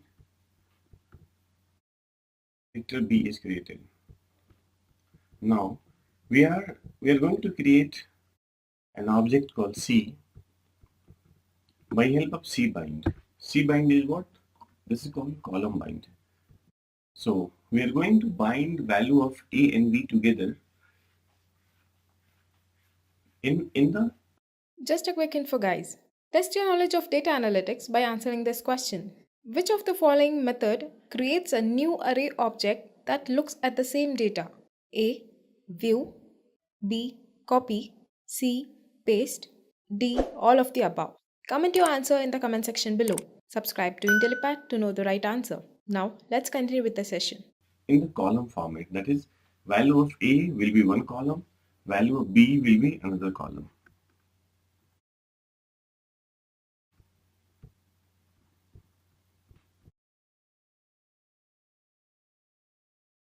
So this is how the cbind function work. So here the moment I replace this cbind with rbind, the dimension of the object which is created, that will be reversed. Just a quick info, guys. Intellipaat provides online data analytics course in partnership with IBM and Microsoft. The course link is given in the description below. Now, let's continue with the session. And essentially, if I talk about the feature or property of the element, the object that is C, so you can see it is showing that it's a numeric. So what we created, it's a number combination. So we are combining different vectors together to create a, a, a data frame kind of structure. But essentially this is not data frame. Same case, we are creating A, an object, B, an object. So remember, the moment I talk about object could be vector, object could be data frame. So Object is basically a superset wherein whatever we create, we technically say it object because it's an object-oriented program. So whatever is created, those are called objects. Now using rbind, so rbind help us to bind the values in form of rows, not in form of column. So in previous case, dimension was from in a in column form. Now it is coming in row form. So that is how cbind and rbind is used. We are going to talk about transpose function. We created an object by help of rbind in previous case. Now, if you want to convert into from row bind to column bind, so there is function called T, that is transpose. So transpose help us to to to change dimension from row to column or column to row.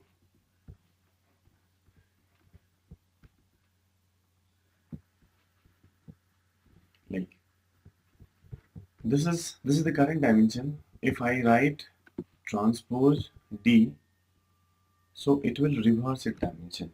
That is what all I did with the R bind, I can convert into C bind. So that is the basic application of T, that is the transpose. So transpose help us to change the dimension, that is to alter the dimension from row to column or from column to row. Now we are going to talk about merge function. So this is here the concept of database management comes in, and in most of the platform we talk about merge, and those merge are in SQL this is known by joins. So joins are a type of merge. So we're going to create data frames, different data frames, and in those data frames will perform certain merge. Here a data frame is created. Name of data frame is capital A, and we are taking letters from 8 to 12. So essentially 8 to 12 means we are counting from alphabet. That A is taken as 1. Likewise, we are going up. So an element A is created. If we talk about the value of A, so this is how it looks like. There is a variable called later. Later start with small l, and we are using later function. So later takes value from English alphabet and creating a variable. There is another variable called A, and the values go from 1 to 5. So this is how this data frame is created. Now we are going to create another object called B, again using the same later option. So here in later we are saying sample. We are not saying from 8 to 12. We are saying any of the letter you take from A to Z. I need 10 alphabets between A to Z, and that could be randomly anything. And then we are using some uniform number, 10 uniform number, and those uniform number could be anything. So we are completely randomizing. So we are using the random alphabets as well as random numbers.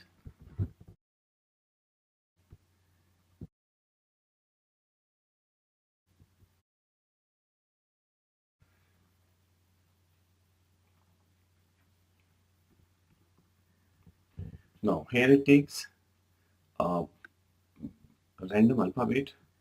So that could be, if I run second time, you will see that this number will be something else. Here it starts with EAH. If I run second time, it essentially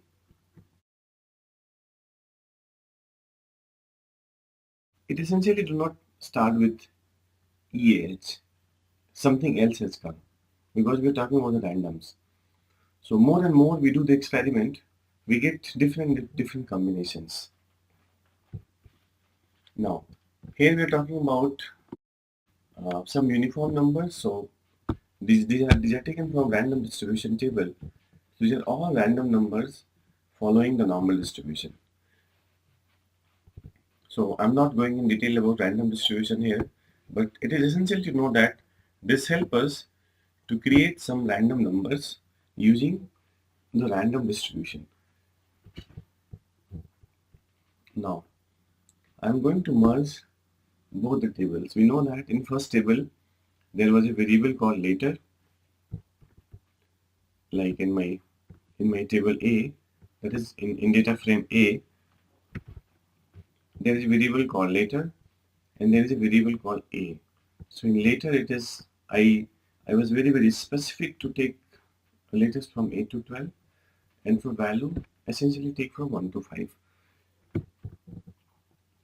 In second case I was not very specific, so I simply took some sample of alphabet, the 10 alphabets. Then I use some uniform number to take the value. Now what I'm going to do, I'm going to merge both together. So the moment we talk about merge function in R, by default it is inner join. So inner join is what? Wherein it is only the intersection of the values which comes in. That is, if there are two different data frames, and if I run inner join, so in that case, what all are the common in both the data, those data will come. And how the common is measured? So it is measured by help of the variable which is common in both the data frames.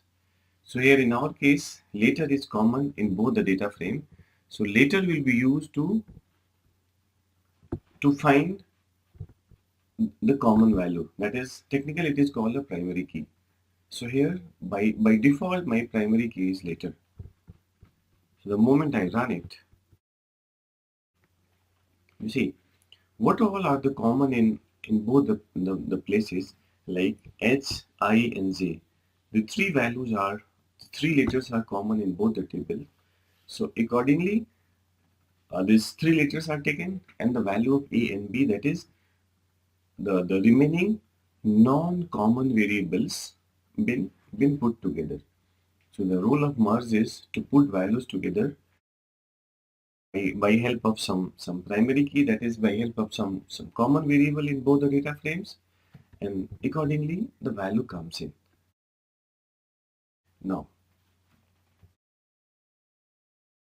we have another option which we can activate as a user defined value.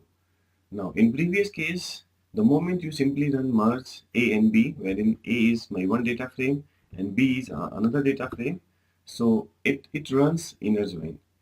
If I write all is equal to true, so in that case, it perform full outer join. That is, it concatenate value from both the table of matching and non-matching both together. If I run this, you see we have these are the matches which is available in both the tables or in both the data frames, and these are the non-matches. So you see somewhere you will find NA, that is not available. So KL is not available in B, whereas the value of A is not available in your first table, that is first data frame. So this is equivalent to full outer join. So previous case was inner join. This is how full outer join is done. Now, if you want to perform something very similar to left join, that is, we are interested about all the values from the first table and the matching values from the second table. If matching is available, give us matching. If matching is not available, give us not available. So in that case, we write all dot x is equal to true. Here x is what? My first table. So that is how it's written. X is your first table and y is your second table. So here we do not write all dot a. or all dot p. That is not the way. We always write all dot x, wherein x is my first table. The moment I run this, I will get the similar output the way we saw here. If I want to run the right join, so in right join, what exactly we are saying that we want all the values from second table and the corresponding matching value from the first table. So in that case, we need to essentially write all dot y is equal to true. Remember, as a as a protocol or as a programming provision, we need to first specify that all is equal to false.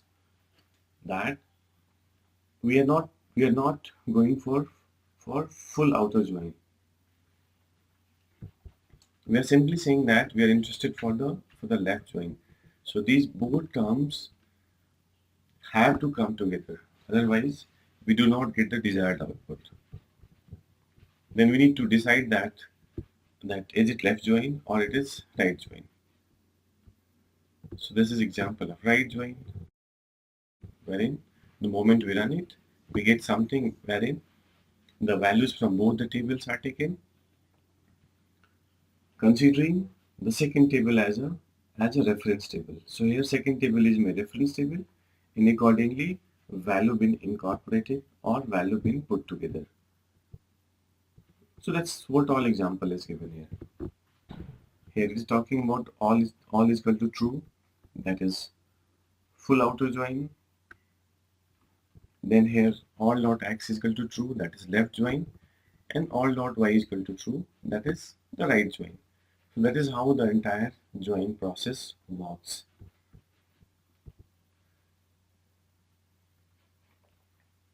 Now there is another function which help us to split the values, like it's the written the cats set on the mat. If I want to split the different letters and want to put uh, a balance code for that, and so here a space I want to put in between. So in balance code there is a space that is called delimiter. I'm saying that my delimiter is the space. So this help us to split the different strings. So this is called splitting the strings. That's the reason str is written.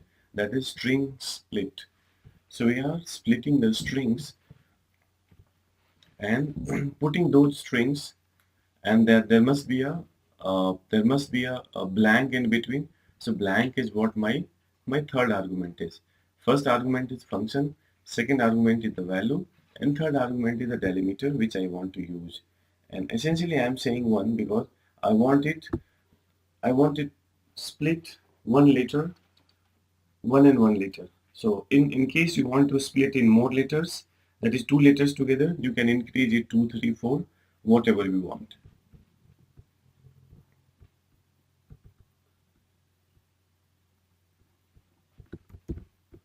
Like here, the same thing is written. If I run it, so you see this is how been split. Now the best part of this is even the space is considered as a character. That's the reason that here you see here the space is given in between. After the, that is TSE, there is space. So that space is also considered. Now when we talk about metrics, so metrics creation in R is very useful understanding. So as we know, matrix is combination of rows and columns, wherein we define the dimension of rows as well as the dimension of columns, and accordingly a matrix is created. So let's see some example of matrix creation.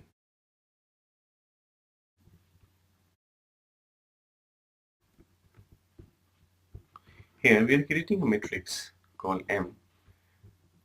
So for matrix creation we use function matrix, and we are saying that we are going to use function C, that is, and the value for C we are saying 1, 2, 3. We are saying number of rows is equal to 3 and number of columns is equal to 3. So what essentially it does, it creates a 3 by 3 matrix wherein value of each column is 1 to 3. That's how this matrix is created. That is 1 2 3 1 2 3 1 2 3 for all three columns. Now, if I want to do matrix addition, I want to add two matrices together, because matrix creation is done. Whatever value we put here, accordingly this matrix is created. We want it to have a matrix with value 1 to 3. That's the reason that 1 to 3 is written. You can write any of the number, and accordingly a similar matrix is created. Even you can write a series of number to give a different value to the different element. That is how in complex matrix structure we write different numbers. It's not the same number for each and every column. So at the basic level of matrix creation, this is how a matrix is created. Now, if you want to do the matrix addition, so we simply write m plus n. That is matrix plus matrix. So here, like 1 plus 1 is 2, 2 plus 2 is 4, 3 plus 3 is equal to 6. So that is how the matrix addition happens. So we understand that the basic functionality to create a matrix, then this is how the matrix addition happens.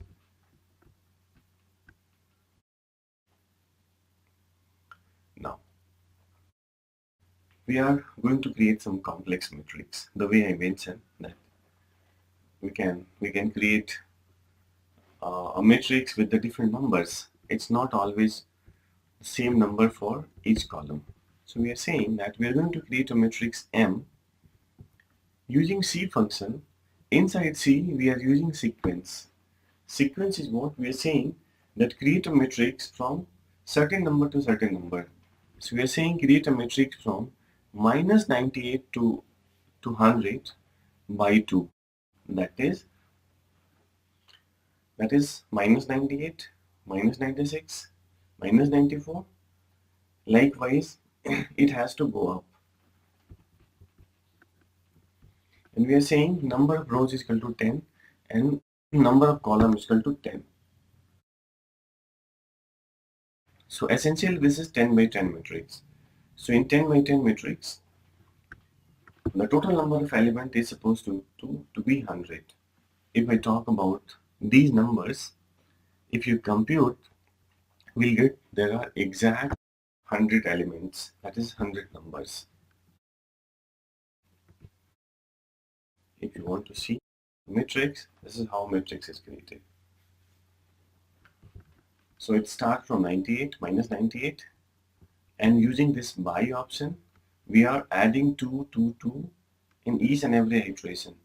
So first is minus 98, second is minus 96, minus 94. Likewise, it is going up. So a 10 by 10 matrix is created.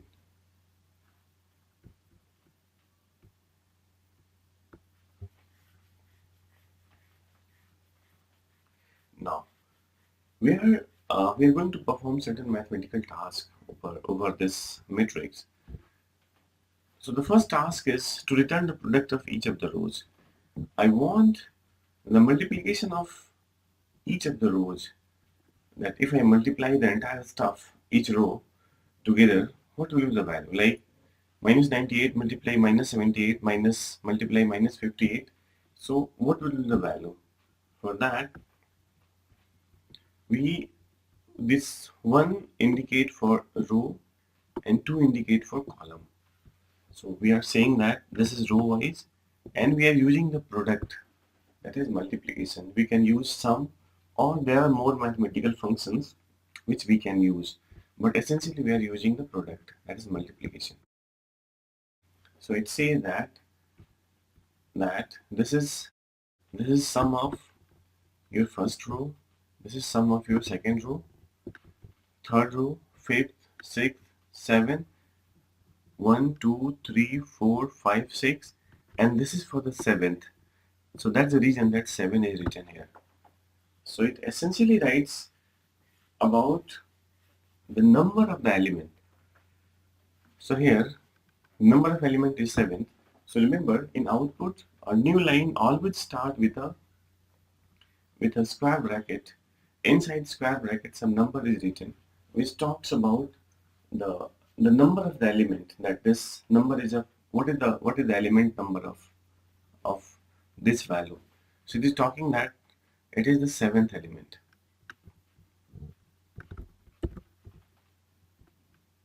Now, if I want to sum up to the each column,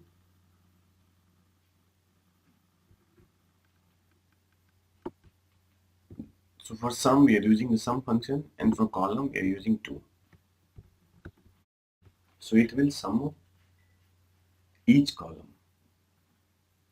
So that's what it's saying. Here we created a sequence of the matrix 10 by 10.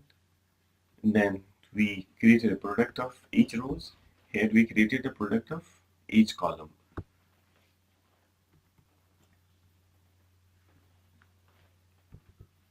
Now we are going to talk about, we will discuss about the cbind. We have three objects called A, B, C. Use cbind, that is column bind, and with the column bind we bind all values together. So now we create a new object called D, wherein these entire values are given. If I want to compute the row mean, so this is how the row mean is computed. Let's see in our environment.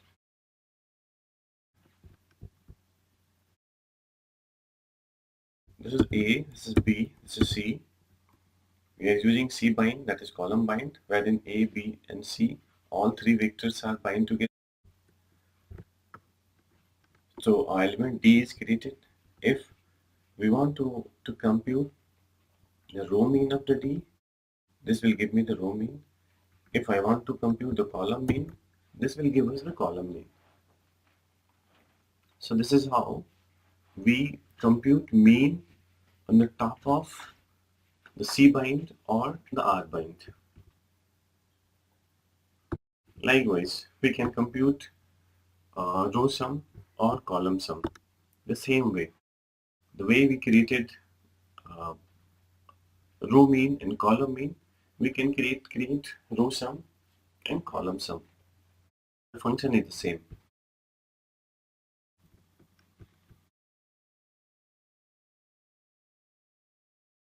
Here we are using cbind to bind the values, then creating row sum, that is summing the entire rows. So the value is coming.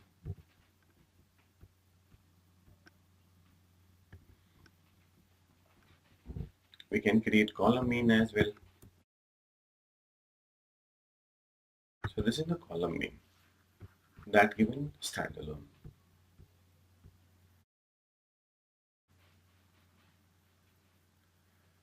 Likewise, column sum.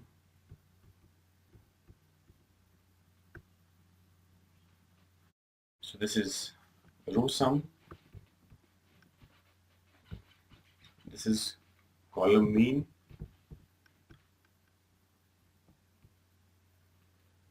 This is column sum. It's only the function. We need to remember the functions when used while writing these programs.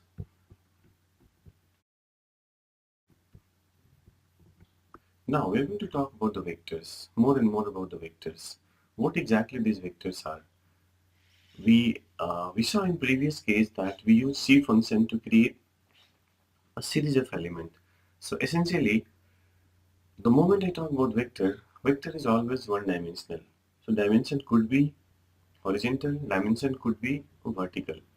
Like here, we are creating an object called x using C function, which help us to put values together. So I'm saying that the x object has three elements, 1, 2, 3. If I print x, so either we simply write x and run in editor, or we write print under bracket x, that does the same task. So both are the same. Let me run in our environment. This is x we create. If I want to print the value of x. So we write print x. So that comes like this. Even you simply write x,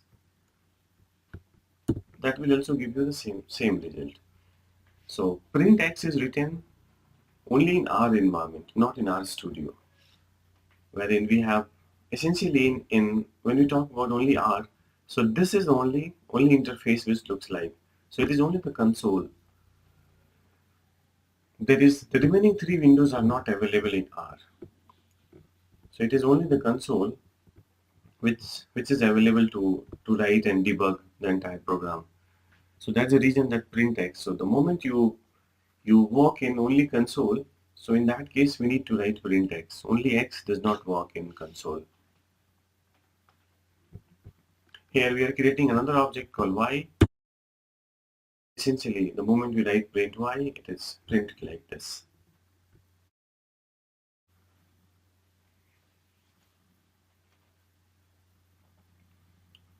We have another sequence. There is another function called sequence.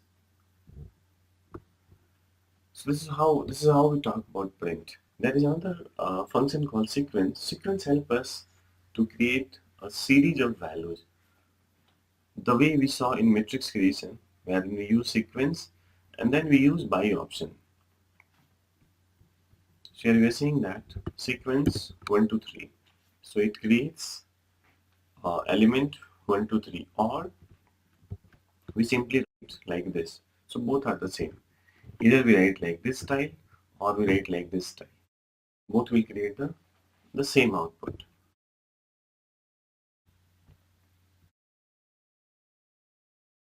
Now here we are saying that we are going to create some element using sequence function and saying by is equal to 0.5.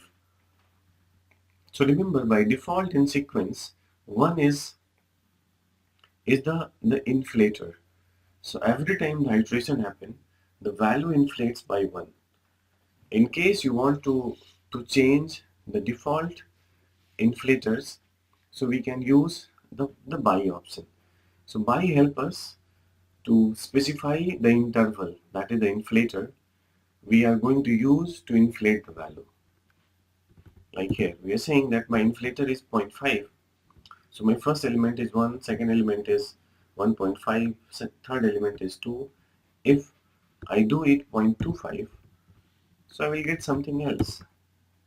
So it is inflated by 0.25 units. So that is called the inflator. That is the increment which happens.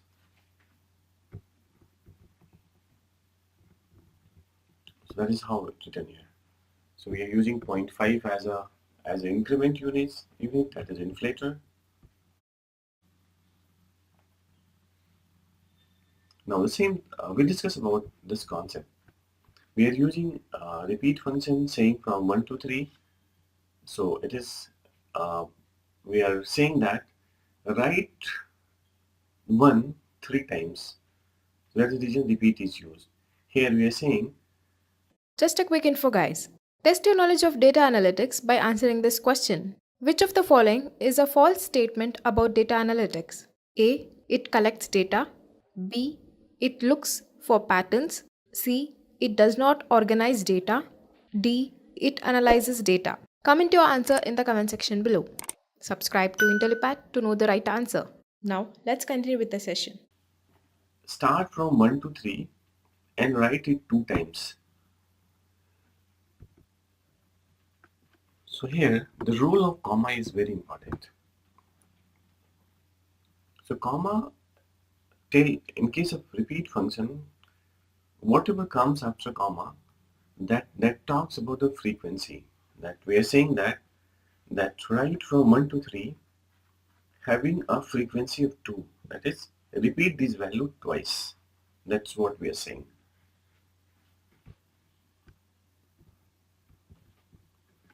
Like we're saying, this will simply create an element wherein 1 is written twice. If I say start from 1 to 3 and repeat twice, this is how the output is supposed to come. Now we are going to talk about indexing.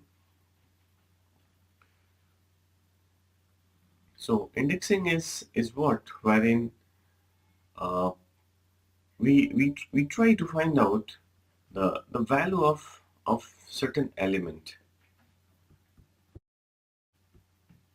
Like here I'm saying create an object called E, and the value of E is 20134. I'm saying that I want first element of this object. So we are using a square bracket. Inside that square bracket, I'm saying that I need first element. So it will give me 2. 2 is the first element. If I write 3, I will get the third element. Now, next time, I'm saying that I'm going to create an object called e-index. So e-index is what? It is an object, and the value of e-index is 1, 2, 3. So that e-index is created, and for that, what here essentially what are we doing? We are using the e function, and we are using e object, and inside that we are using e index. So e index, e is what? E is my, it's an object, and e index is what? It is another object. The value of e index is what? 1, 3. So essentially what are we saying? So if I talk about the technical interpretation, so this is 1, 2, 3. So this both are same. If I run this,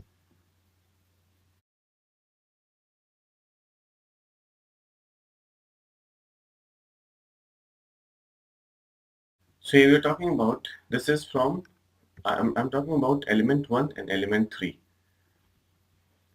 Essentially here we are, that is the same stuff. Either we write like this or we write like this. But here what happens in this case, that the multiplication, the multiple, you can say indexing is not always applicable. So in case you want to write the multiple index, we used to write like this, or inside that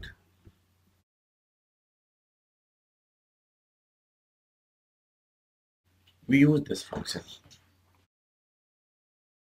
Remember, these both are the similar stuff. Both will give you the similar output. The first, this is first method is used by help of indexing, and the second method is used by help of user specified value. So here technically we are performing the same task at both the places.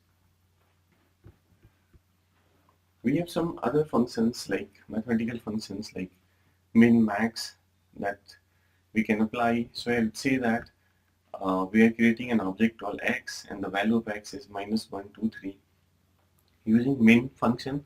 So min return us the minimum value, max return us the maximum value, and mean, that is average, return us the average value, that is mean.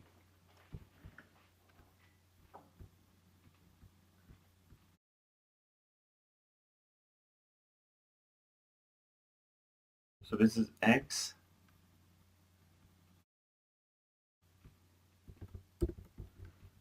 I want to compute minimum of x, that is -1. Want to compute maximum of x, that is 3. And this is average of x, that is 1.33.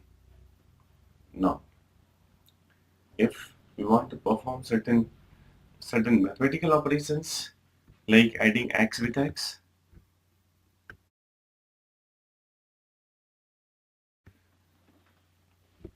so we are adding -1 with -1, 2 with 2, and 3 with 3. So that is how the addition happens in case of In case of a vector, if we create a vector, we can do vector to vector addition, vector to vector multiplication. So multiple options are available. Subscripts are basically this is part of the element, that is part of some object which normally we try to find out. Like suppose there is a vector called y, and if I'm interested about the third element of y, so this is how it is written. If I'm interested for third to seventh element of y, this is how it's written. The moment we talk about element, essentially I'm talking about the rows, that how many rows I want. If I want a series of, this is 3 to 7, that's what it's saying. It is talking about the series of element. The moment I'm interested about some unique elements, so in that case, this is how we take help of subscript to obtain the part of the vector. So this is called getting part of the vectors. Here we are creating an element called y.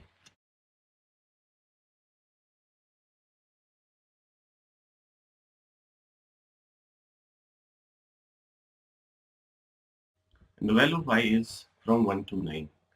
Now suppose we are interested about only the third element. So under big bracket, we need to specify the position of the element, that for which element we are interested in. We are interested for the element number 3. That's the reason that 3 is written here. If we are interested for a series of elements that starts from 3 and goes till 7, so this is how we write.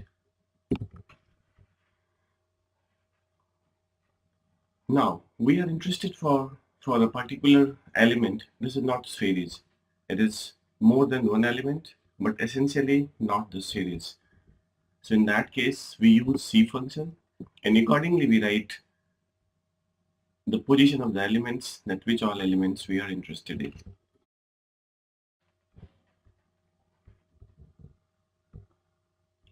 Now, if I'm interested to drop certain element from a vector, so in that case, we use negative sign. So here, essentially we are saying that we are going to drop the first element from the series. So if I talk about the values of y, so these are 1 to 9. But the moment I drop the first element, you see it starts from 2 to 9. So first element I dropped.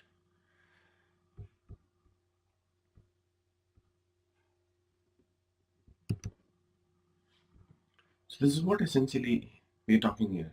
To drop an element from the arrays, use negative subscripts. So the negative subscripts, the way we saw, that's how it's written. Yeah, this is how we drop an element from an array, that is from a vector. We can drop an element.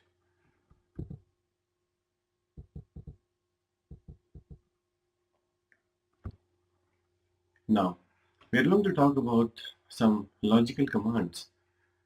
Suppose from a series or from a vector, we are only interested about the values which are greater than 6. So in that case, this is the notations, or this is the logic we write to get a value which is greater than 6. So if I'm interested about those values which are greater than 6, so this is how we write. We are essentially, the first element is the the, the first member of this syntax is the vector we are specifying, and second part of the program is the logic which we are supplying. So essentially we are talking about the values which are greater than 6.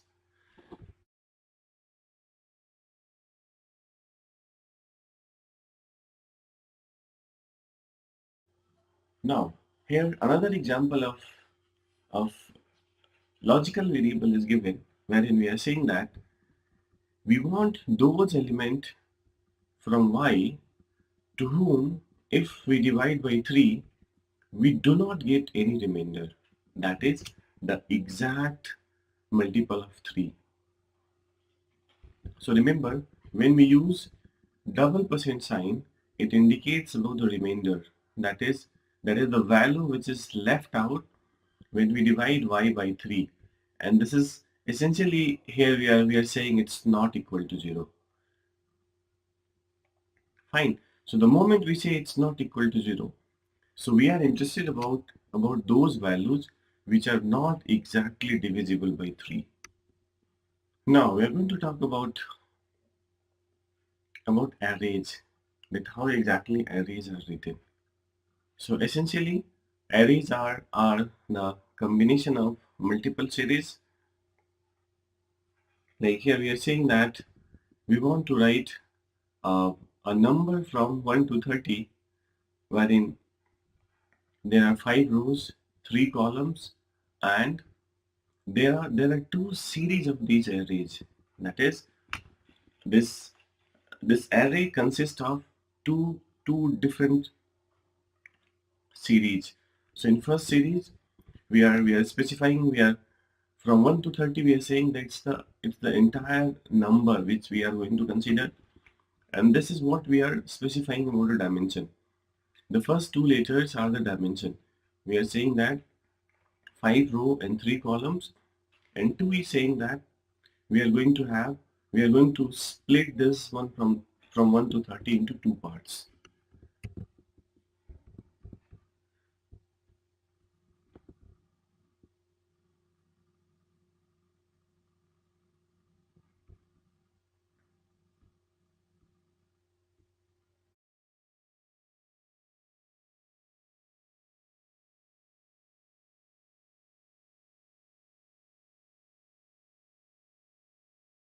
So you see, the moment I run this script, how exactly I'm getting 2 different series.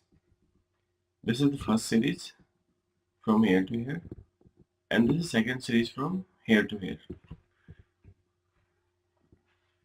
So it says that my first series starts from 1 and the second series end at 30. That is what the entire range I'm specifying. Now I'm talking about the dimension. Here I'm saying that it is of 5 rows and 3 columns, and this series is divided into 2 parts. So there are 2 parts of this series.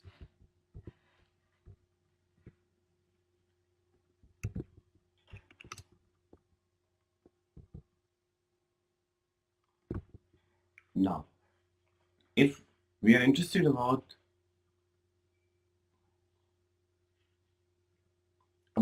the second or third column of our data, like here we are saying that though we created a series called A, out of that I'm interested about second and third column. Remember, multiple commas been used here. So the value which comes before first comma, that indicates about the rows. So here we are not specifying any rows. It means we are talking about the all rows of element A. That is the series which we created. From that series, we are interested about all the rows. The second argument which we are supplying is essentially we are talking about the column. So we are saying that we are interested about the second and third column. And the third argument is talking about the series. Is it series 1, series 2? So we are not specifying anything here. That is, by default, it will take both the series. Just a quick info, guys. Intellipaat provides online data analytics course in partnership with IBM and Microsoft. The course link is given in the description below. Now, let's continue with the session. So there are 3 parts of this arguments. So under this argument, my first part is the total number of rows. So I'm not specific about rows, so all rows will come. Second is about the column, and third is about the series, for which series I'm talking about. So here I'm saying that I'm interested about all the series, second rows, second column, third column, and both the elements. So in that case, I'm getting the second column and third column, both the series and all the rows. Now, if I'm interested about the second and fourth, from second to fourth rows, second and third column, and only the second series.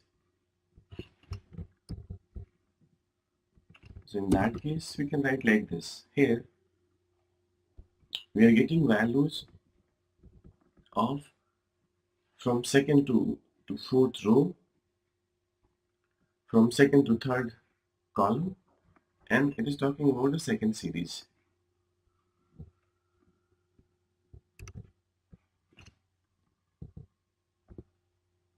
This is what we saw.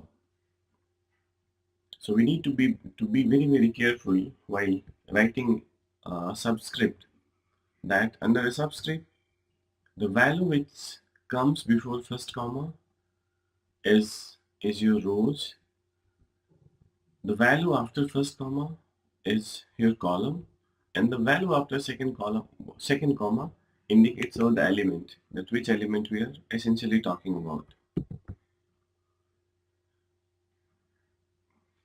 Now we are going to talk about list. So essentially in R, by help of list, we can create an array of element. So what technical difference between list is, we talk about vector, we talk about matrix, we talked about data frame. Now we are going to talk about list. There are some fundamental difference between all these four different types of object available in R. So a vector is essentially one dimension. It could be horizontal, it could be vertical. A matrix is, of course, it is of two dimension, that is there are rows and there are columns, and that could be of any combination. But essentially it is numeric.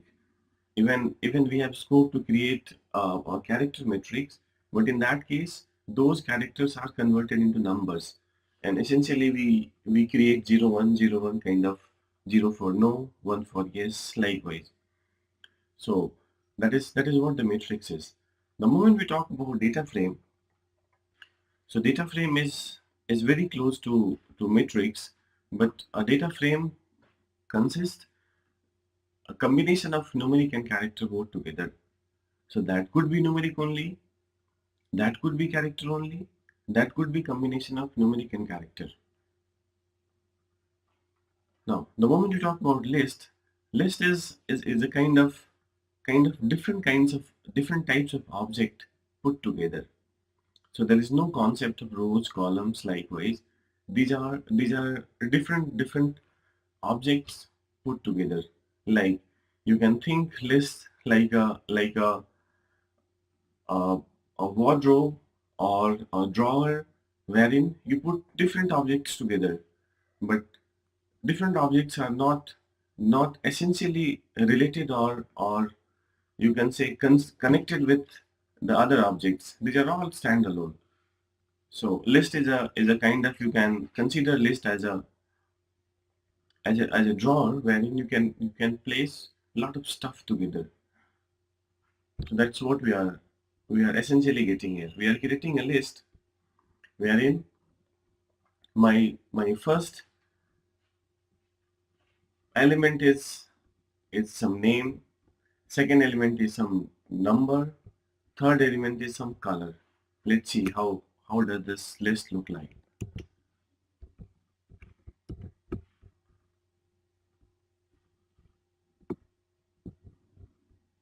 So I'm creating a list called car.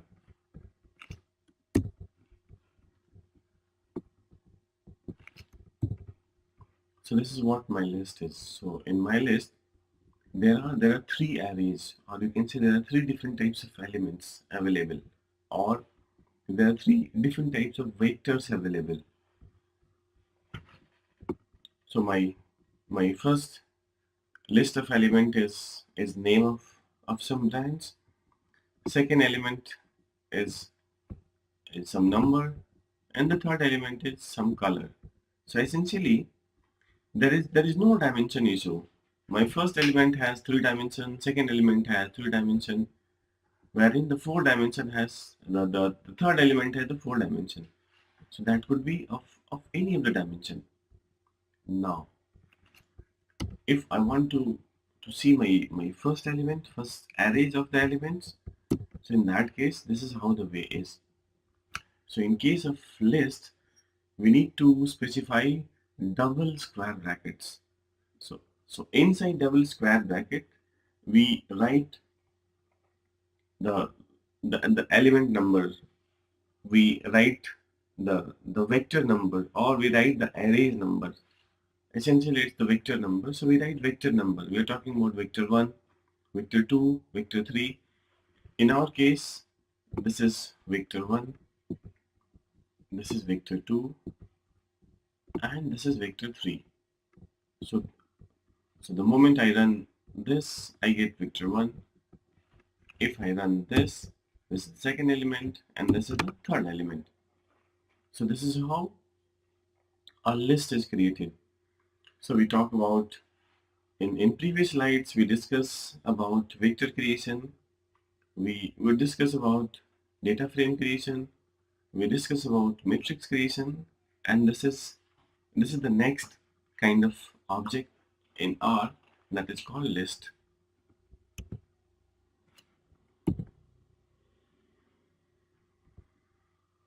So if I run like this, I get the first element, this is for the second element. Now we are going to talk about reading data from external files, and this is how usually we get data for the analysis. So this is a bit tricky, but we need to understand about database connectivity, or you can say to bring data inside our environment. That's what we are going to talk about.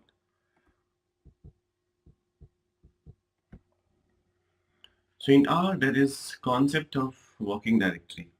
So working directory is a place that is the default destination to access the data, or even to save the element.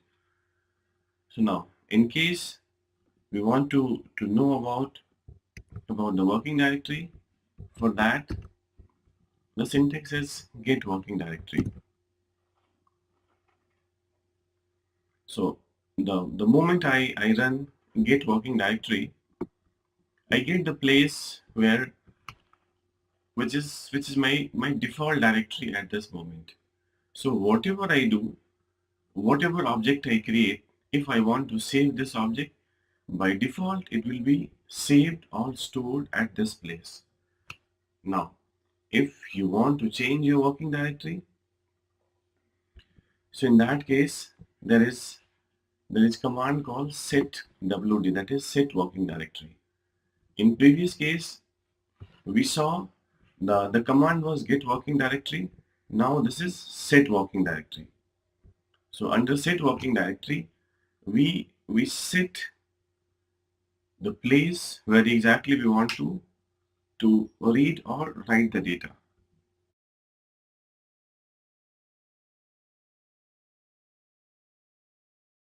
And in R, we need to be careful about the slash.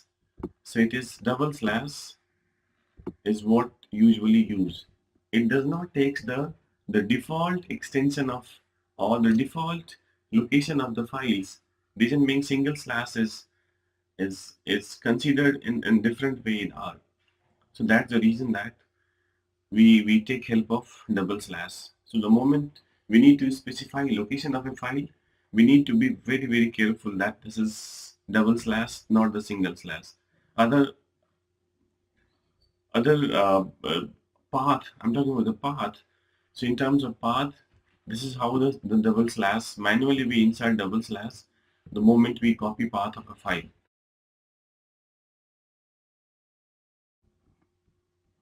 Now,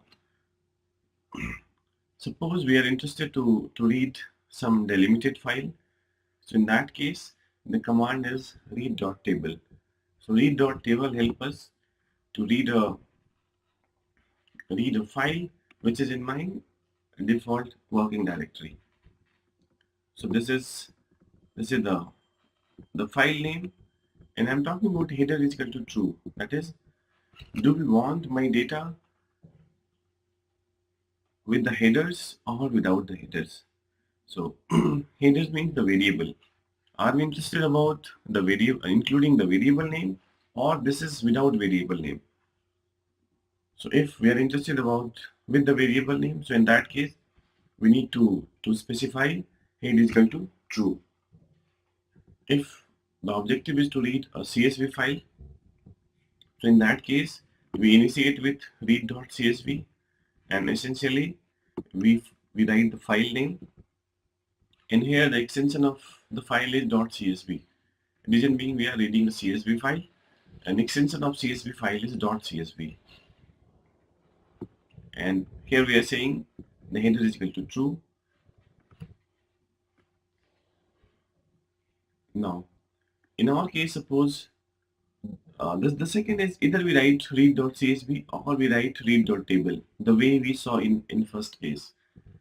So we can read CSV file in both the ways, but essentially the moment we write read.table, so we need to specify the delimiter, that what is my delimiter. So of course this is CSV file, so my delimiter is comma. So I'm saying test.csv, this is my file name, header I'm saying true, and the separator, that is delimiter, is the comma.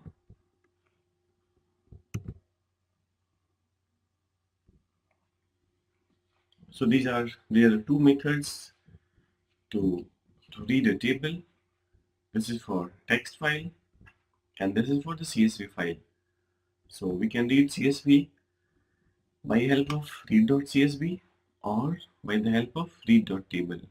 Both are equally applicable, but the concern with the read.table is we need to specify the delimiter. That what exactly the delimiter we are talking about. Just a quick info, guys.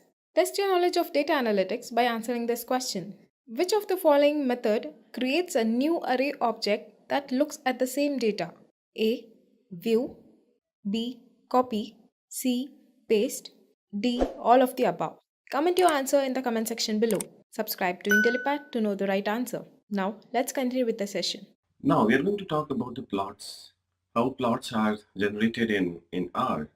So there are multiple types of plots, and plots are associated with different features like x-axis, y-axis, the name of the plot, colors, then edit with the dot, the connecting lines. So that's all we are going to discuss here. So the first is the line plot. We are going to talk about the line plots. So essentially for line plots, we need some value. So here we are creating a vector called cars, and for that there are some user specified value, that is 1 3 6 4 9. So these are the value been specified, like there is a object called car and that is created. Now we are going to plot, we are essentially talking about a line plot. So we're going to draw a line plot. So for that the function is plot. By help of plot we can plot a line plot specifying the object. So here my object is car and using the function plot. The moment I run it, a plot is created here. So this is how the default behavior of the plot is, wherein my y-axis is the values which I specified, like 13649, 13649. So this is coming like this. So that is the default plot, wherein we are specifying only the dimension, one dimension. So in that case, y-axis is my default dimension, and x-axis is taken as an index. So those indexes are not very relevant. Reason being, it talks about the element. This is first value, this is second value, this is third value, this is fourth value, this is fifth value. So it only talks about the sequence of the value, the way it comes to the data. Now I'm going to plot the same thing here, but I'm adding some more and more option. So what exactly I'm doing? I'm using the plot function, specifying the object, and I'm saying type is equal to O. O is what? It's the overplotted. That is, I'm connecting these dots together. So this is called the smooth lines. I'm creating something called smoother. It's not smooth, but this is the connecting lines. So type, so there are multiple options we have. So if I replace like here, in this case, this is line, connected line which comes in. So for connecting the lines, we use this type option. The moment I replace this type with P, so I will get only the points. There is no lines. Fine. So we have multiple options. If I replace it with L, I will get only the lines. There is no points. There is no dot. So we show all three options. So O is what? O is basically a combination of line as well as point. But if we are specific about only the points or only the lines, so we can specify. The moment I replace it with H, that is a histogram kind of structure, so I will get something which comes as a histogram, that is bar, that is length of each and every value is given here. So we have multiple options in that.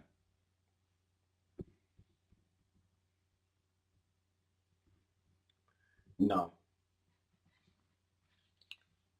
we are going to create something to add some title with the plot, some colors, some font.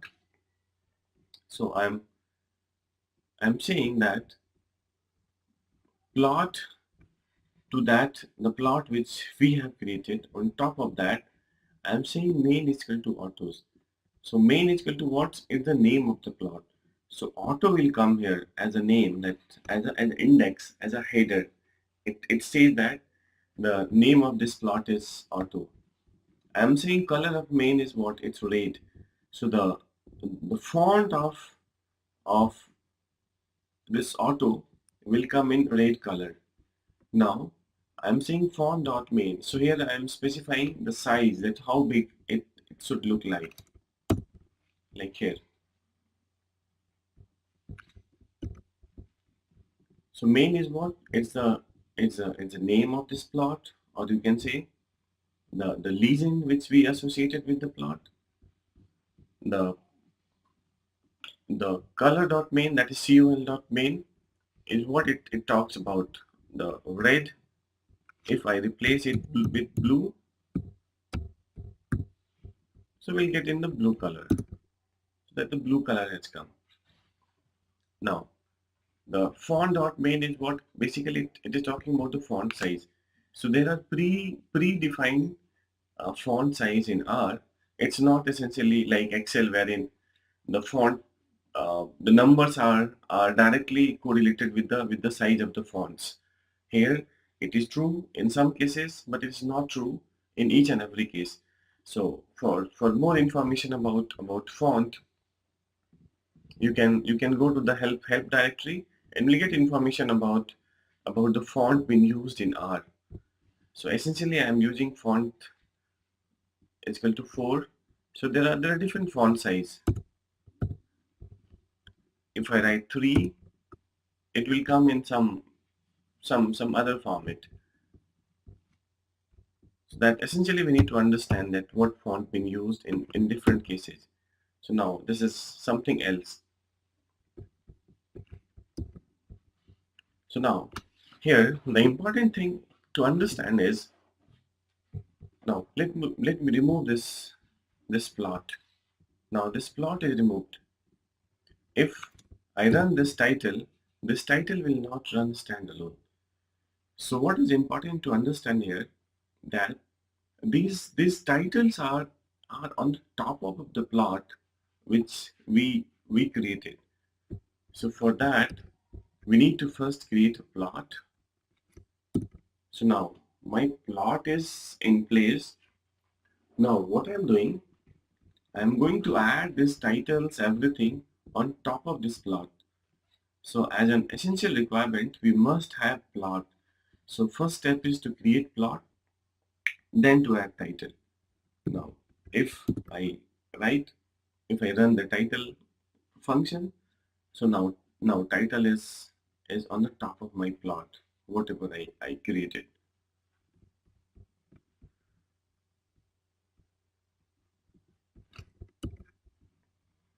Now, the earlier example was with one vector. Only information about car was given or auto was given. Now, we are going to talk about two different vectors. That is, now we have two different vectors. One is cars and second is trucks. So now essentially what are we going to do? We are going to plot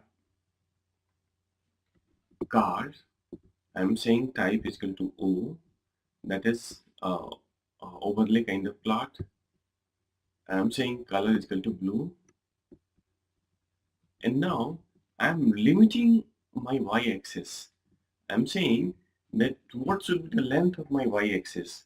I know that my maximum value is 9. So why do I keep it default to be decided by R, that what is length of my y-axis? Why not as a user I specify that the length of the y-axis should be 0 to 12, not more than 12. So that's what essentially I'm saying. I'm saying that this start from 0 and goes till 12. You can change as per your convenient. Suppose I'm doing it 20. So it will go to 20. But in that case, the moment we increase the dimension of my y-axis, my graph, it tends to go down. Reason being, my highest is 9 in my data, but the scale, essentially it is talking about the scale, but the scale which I'm taking, that is going till 20. That's the reason that in case you want to give a good look to your graph, so this y limit is essential. I would suggest in that case rather use 10. That will give you a graph which is very close to the final value of your y-axis. Now the same thing we are going to do with the second vector, that is with the truck. So here I'm plotting again. We are saying that lines, the value is what we are going to do. With the trucks we are going to do, we are saying type is equal to O, and we are there are another option that is called PCH is equal to 20. PCH, it's basically it's a point of shape. Fine. So these are the multiple options available in R, wherein the PCH is essentially talking about the shape of the point. Then we have LTY. It is talking about the line type, that what type of line is. So there are some default line types. Two is for the dashed, one is for the solid lines. So there are multiple types of line. So this is for the line type, that what type of line, because we know in previous case by default my line has come like this line, but now I want to differentiate it. So I'm going to create a dash type of line, so that I can differentiate. At the same time, I'm specifying some other color so that it, both the lines do not look similar like this. So this is the objective. So what exactly I'm doing, I created one plot, and inside that plot I'm inserting uh, a line graph on the value of trucks. This is my vector. I'm saying type is equal to O. That is, I wanted to have a connecting element. Then PCH. This is talking about the shape. So here exactly we are talking about the box. In previous case, this was circle, but here I'm talking about the box. So this is PCS 22 is essentially for the box. If you change it by 20, I'm not sure what will come. So this is how the shapes are supposed to come. So there are different shapes type in R, but the the popular types are 22 and all. So that's what we use. So you can specify your shape type, that in which shape region being the objective is to differentiate between both the shapes. And then we are talking about the line type. Is it dotted? Is it solid? The moment I do it 1, it will be the solid line. It is a solid line, the way it comes in the previous graph. Now I'm talking about the color is equal to red. Reason being wanted to differentiate between both the colors. So this is best part of R in graphics, wherein once we create a plot, on top of that plot, you can add more and more number of plots to have a combined impact, or to have a combined visual appeal from the of the different elements. Now we are going to add title with that. So we saw about the title. I'm saying that main is equal to auto, color of main is equal to red, and font of main is equal to 4. So this is how uh, a plot is created with two different vectors.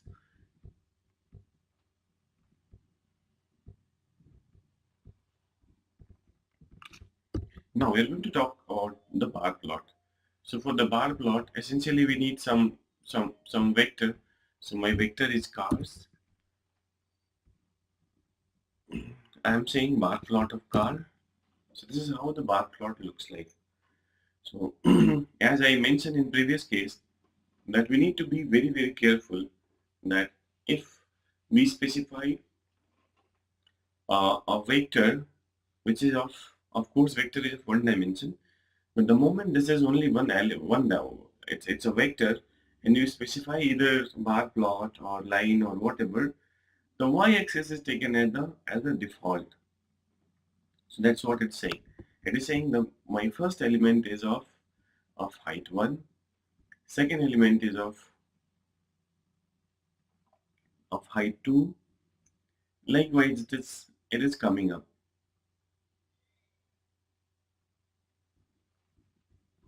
First element is 1, second element is 3, next element is 6, then element is 4, and the last element is 9. So accordingly, it takes height of the element and it goes up.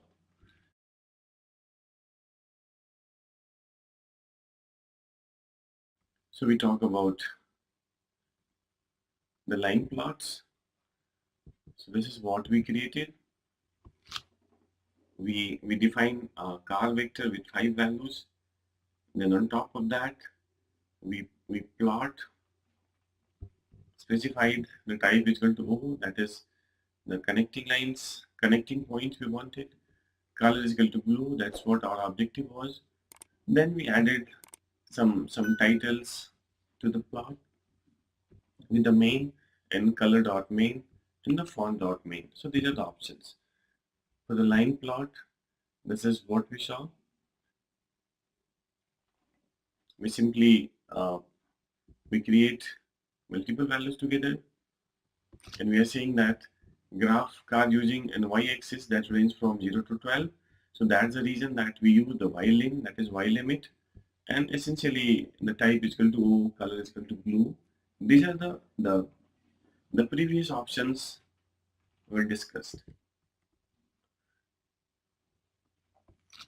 Now we added more lines.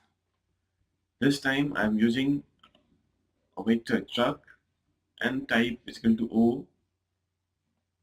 Then here essentially we're talking about the shape. We're talking about the type of line. That is, this is for the dotted line. The moment you change 2 from 1, this will be a solid line. Then we're talking about the color of the line. Is it red, blue, whatever you want. Then we added some main and title to the plot. Now, this is about the bar plot. The way we saw, we create a vector for that, and on that, we simply added a bar plot option.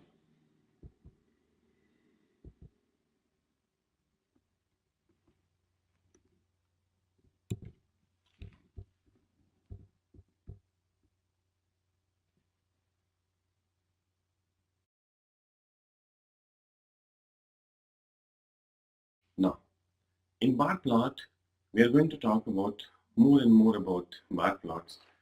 So exactly, we are adding we are doing some value addition in this plot.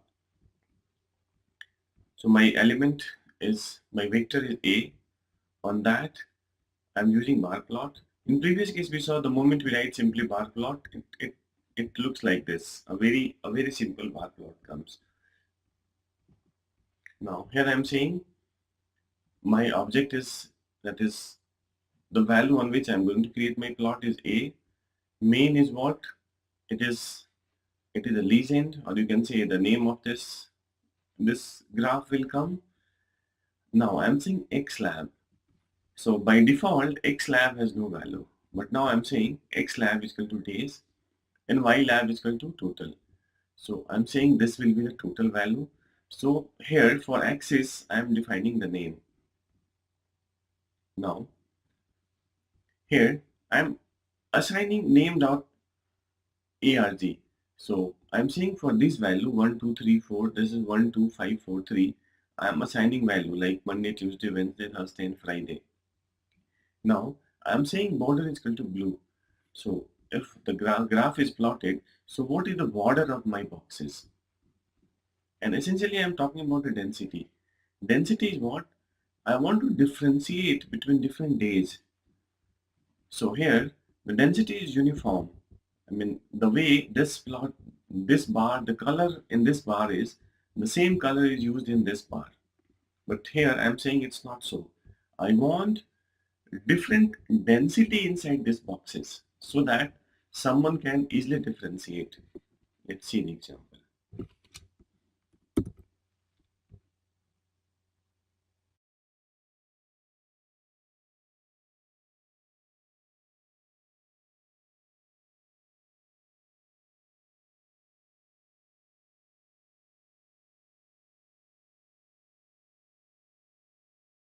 This is what exactly I wanted to explain.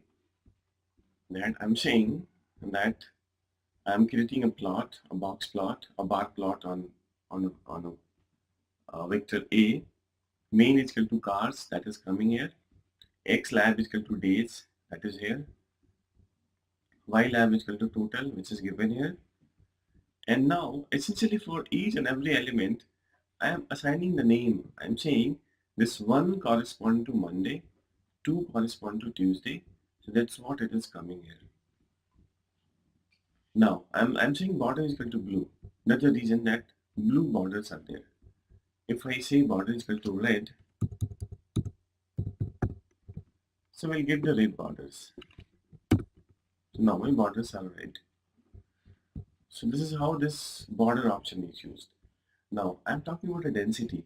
I'm saying that I want to use different graphics, that the density of the graph of the line which is coming in box, that should be different so that I can differentiate it. So I'm using density 10, 20, 30, 40, 50. so that I can differentiate it.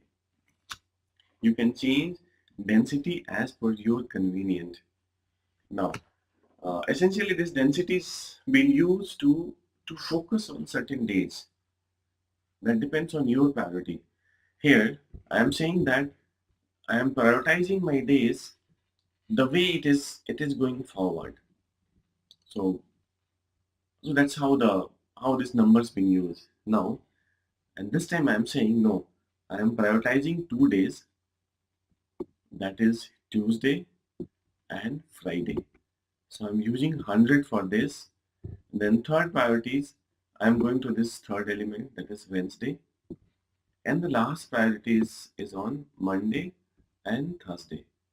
So the moment I run like this,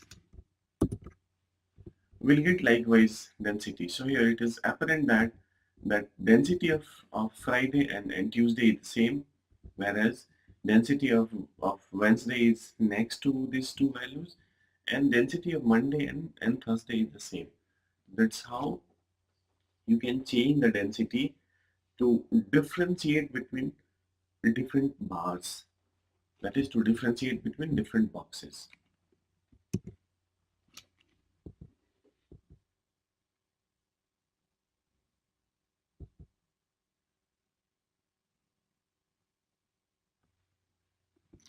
So likewise, we create an object. In our case, we took example of one case. When we say that bar plot A, that is the value on which this bar plot is plotted, main is equal to cars, X lab is equal to day, Y lab is equal to total. Name essentially we are writing like this. Then for the borders, we are saying blue, red, whatever you want. And density accordingly you can specify. The first example we saw wherein density is written in ascending order.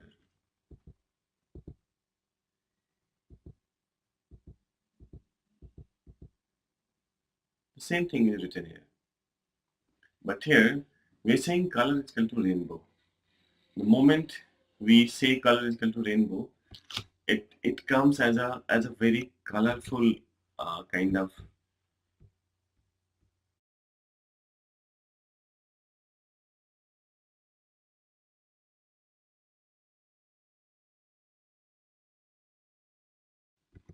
So it comes as a rainbow colors. So here the different lines being used in different colors. So these are a default option. In case of rainbow, if we see the syntax, I'm saying that border is equal to blue, density is what, and color is equal to rainbow.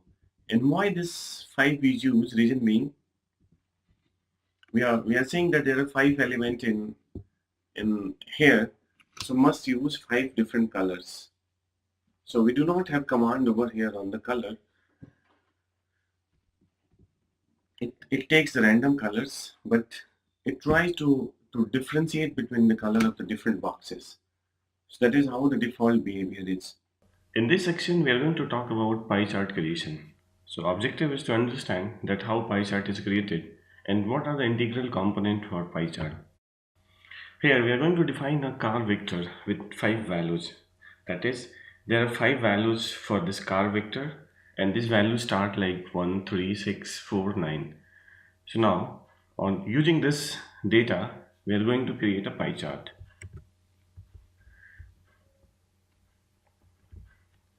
So here I am defining a vector called car, and on top of that I am going to create a pie chart. So for pie chart creation we use a function called pie.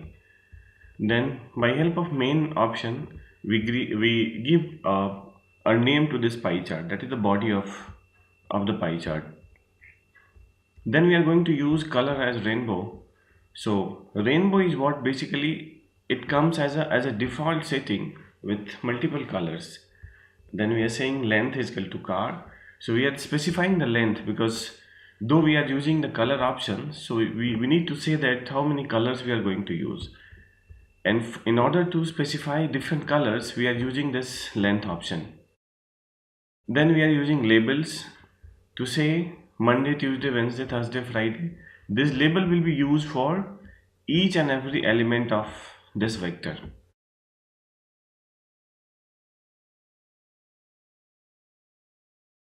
So likewise, we have a pie chart, and the name of pie chart is car, that is used with the main option. Then using a color option called rainbow. So this is a function wherein we are specifying the length of the colors, that is how many colors we are going to use, and accordingly we are writing the labels. So label is for different pies that we are going to consider.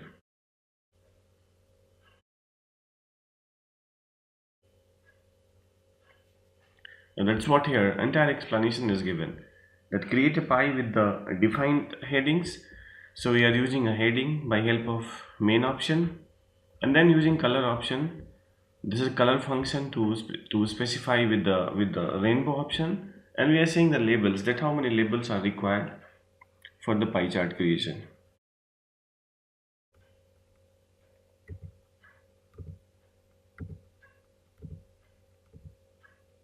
Now here we are going to add some more and more value to the pie. So exactly what are we doing? Again we are creating an object called car, and with that we are specifying certain color, define some color ideal for the black and white print colors like white, gray 70, gray 90, gray 50, and black. So these are the different colors option available in our background. So we need to essentially use these colors. Then we are going to calculate the percentage of each day, then round it to 1. So exactly we are using some formula, that is car, that is number divided by sum of numbers multiplied by 100, that we are converting into percentage, and we are specifying that how many decimal places we want. So essentially we talk about a vector creation, then we talk about a color option. In previous case color was rainbow, so in that case color was used randomly considering the rainbow function, but here we are very specific about the color of different cells, that is color of the different pie. Now we are computing the percentage of each pie, how much is the percentage. Then we are using a concatenate function to concatenate the car level with the percentage. Like suppose 25%, I want to write this red line option creates the percentage of each and every pie, but now we are adding a percentage sign with each and every pie, that should be visible in the output, that should be visible in the pie chart.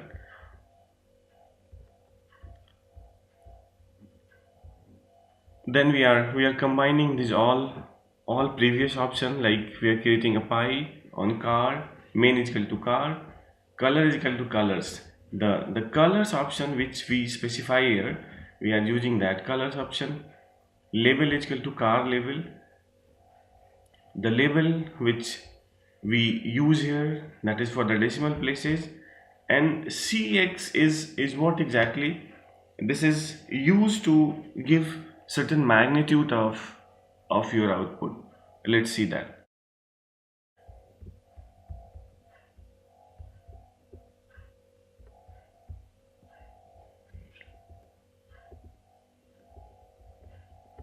So here we are defining a color. Just a quick info, guys. Test your knowledge of data analytics by answering this question. Which of the following is a false statement about data analytics? A. It collects data. B. It looks for patterns. C. It does not organize data. D. It analyzes data. Comment your answer in the comment section below. Subscribe to Intellipaat to know the right answer. Now, let's continue with the session. Then in this option we are creating a fraction of each and every cell. Then here we are associating label with the percentage sign.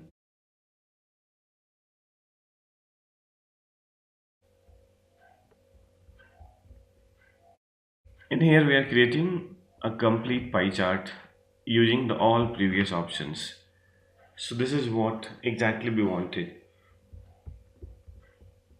So here my main, that is body name, is car, then color, what all colors we use in previous cases, then label, and we had discussion about CEX option in some of the previous.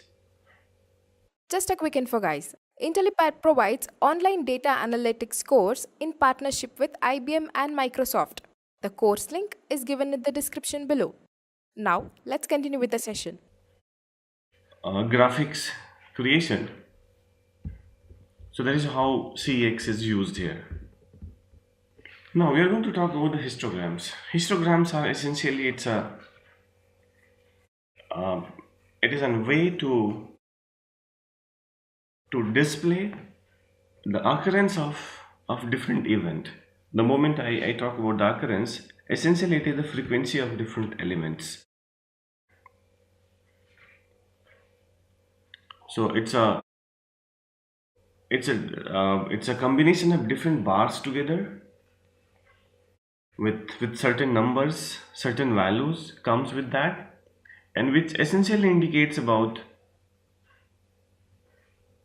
the occurrence of different event or different sales altogether.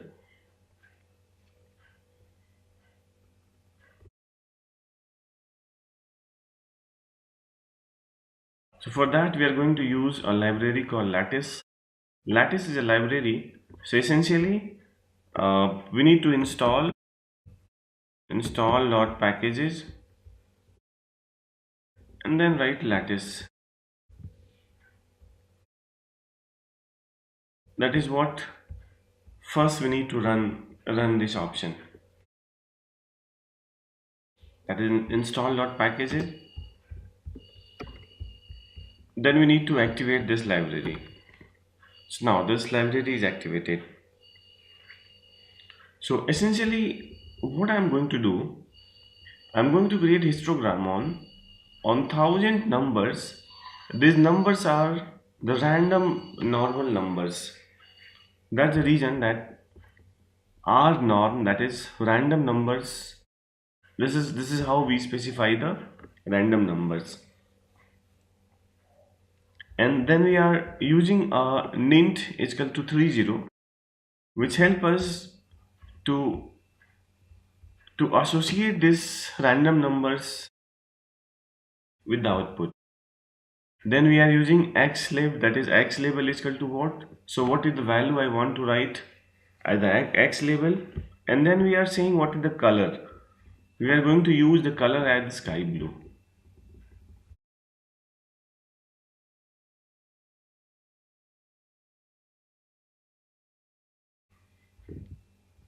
So that is how it works. So either we use a user defined value for the histogram creation, or we use some random numbers. Here objective is to discuss that what is the method to create a histogram. So this is the ideal method wherein we are taking some random numbers, and these random number consist of 1000 random numbers, what we are saying. And then we are saying that what is the x lab, what is the label for the x label, and by default y label comes what is the default setting. So here we are not specifying anything for the y label. We'll see in detail about the y label creations, but here objective is to just incorporate the x label with the output. So with the histogram we incorporated the x label.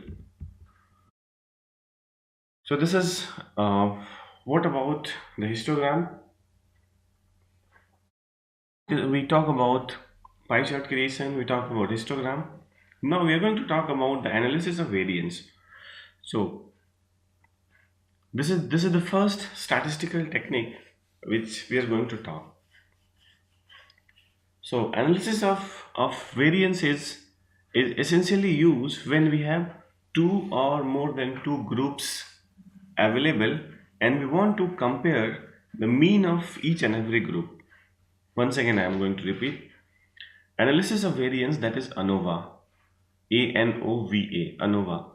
Analysis of variance is essentially used in a case wherein we have two or more than two groups, and the objective is to compare these groups to find out, is there any statistical significant difference between the mean of these two groups. Like, one example, suppose in an organization there are male and female. We want to compare, is there any kind of statistical significant difference between the salary of male or female. Or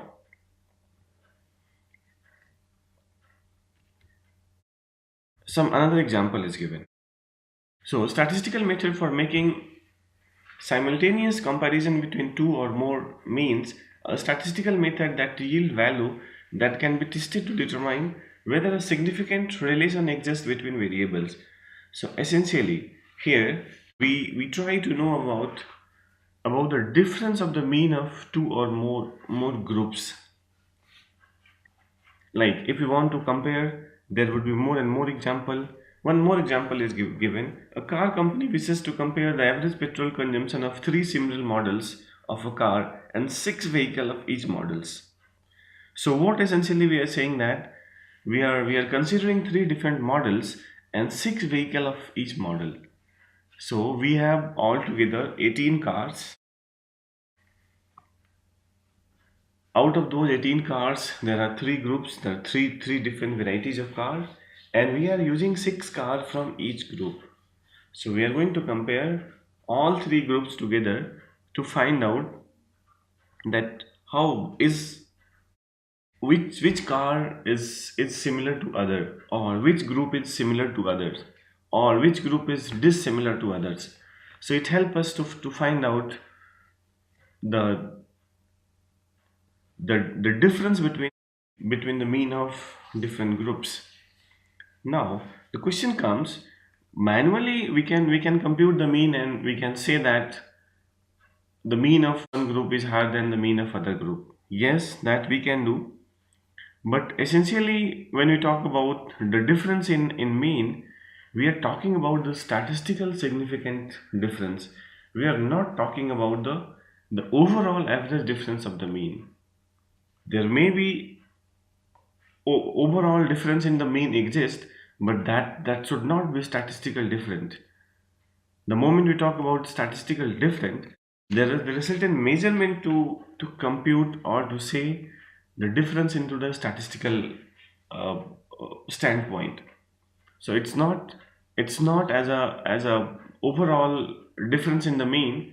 We talk about difference considering certain certain statistical assumptions, certain statistical procedures. Another example is given. A teacher interested in comparing the average percentage mark attained in examination of five different subjects and has the mark of the eight students who all completed each examination. So we have five different subjects and we have eight students. So we want to compute that is there any statistical significant difference between the score obtained by the student. We'll see more and more example.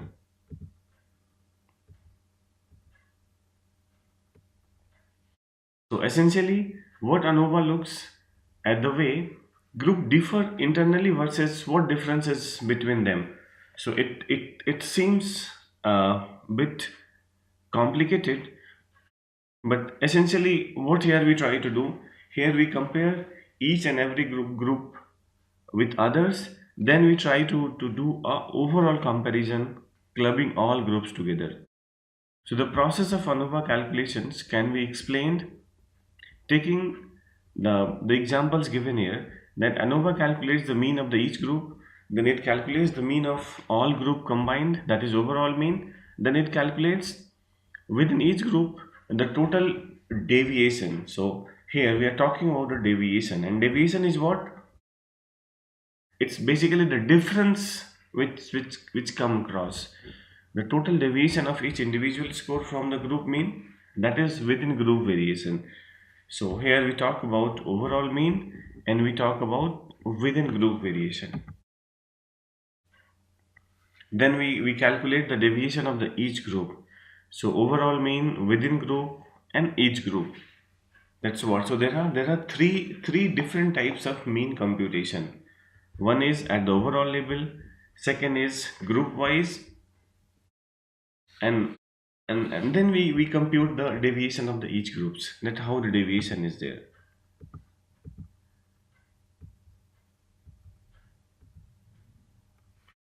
For that, we'll be using some data set available here. But before that, I would like to talk more and more by help of some Excel sheets available with me. Now, let's consider we have three different samples: sample A, sample B, and sample C. So in sample A, there are 5 values. In sample B as well, I have 5 values. In sample C, I have 5 values. That is, I am saying that this is the the numbers from group A, this is number from group B, and this is number from group C. So in first step, what we do, we first compute the mean of each and every group. So this is the mean. Then we try to find out the difference between the mean and the value from each group. So here 2 minus 4 is what the difference is. Here 3 minus 4 is the difference. Here 7 minus 4 is the difference. So here we compute the difference. So this cell computes the difference. Then we square it up. We multiply the difference by the difference itself. So what exactly we are doing? E4 multiply E4. So we are squaring it up. And the moment we square it up for each and every element of group A, we sum it up. So now here total sum is 22 for this group. So for sample A,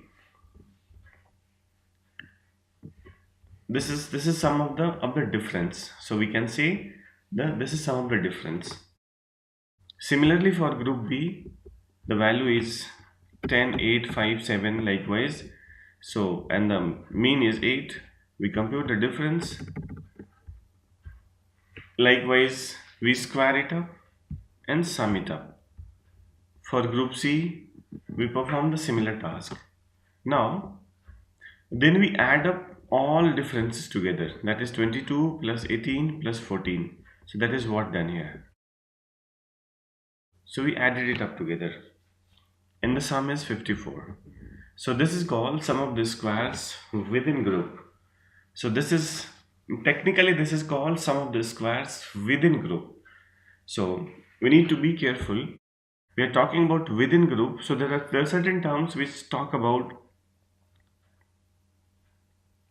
with group. Here we are talking about the within group.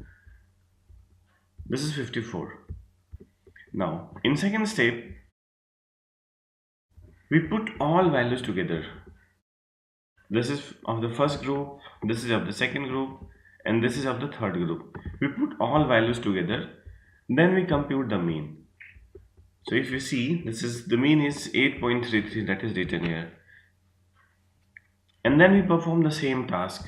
Value minus mean, that is 2 minus 8.33, the value is given. 3 minus 8.33, this value is given. Likewise, it is going up. So we perform this task for each and every element. Then again we square it up. That is minus 6.33 multiply with the minus 6.33. We did for each and every group. And again we sum it up. So my sum is 257.33. The sum is coming here. So this is called the total sum of the squares. So remember, we are using different terms here. In previous case, we call it sum of squares within group. Here we are saying sum of the squares, total sum of the squares. Now, in third step, exactly how is the process? Again, we put all values together. We compute the average, that is mean. This is my first group, wherein average is this. This is my second group, average is given. This is my third group, average is given.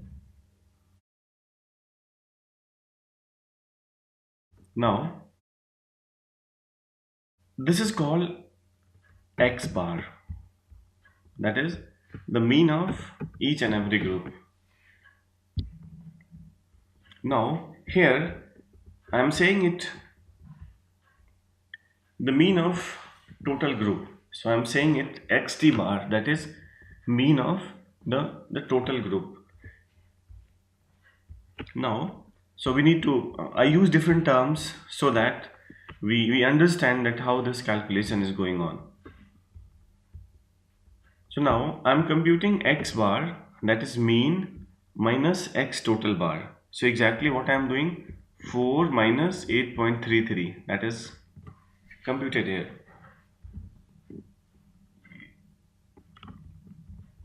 Likewise, for the second group, I'm computing 8 minus 8.33, that is 0.33 is given here. For the third group, 13 minus 8.33, that is 4.6 is given. So now here I computed difference between two groups, that is overall mean minus individual mean. Then I am squaring it up. So minus 4.33 multiply with minus 4.33. Likewise, we square it up. Then we are multiplying this square up with the total number of observation. So I know in my first group there are 5 observations.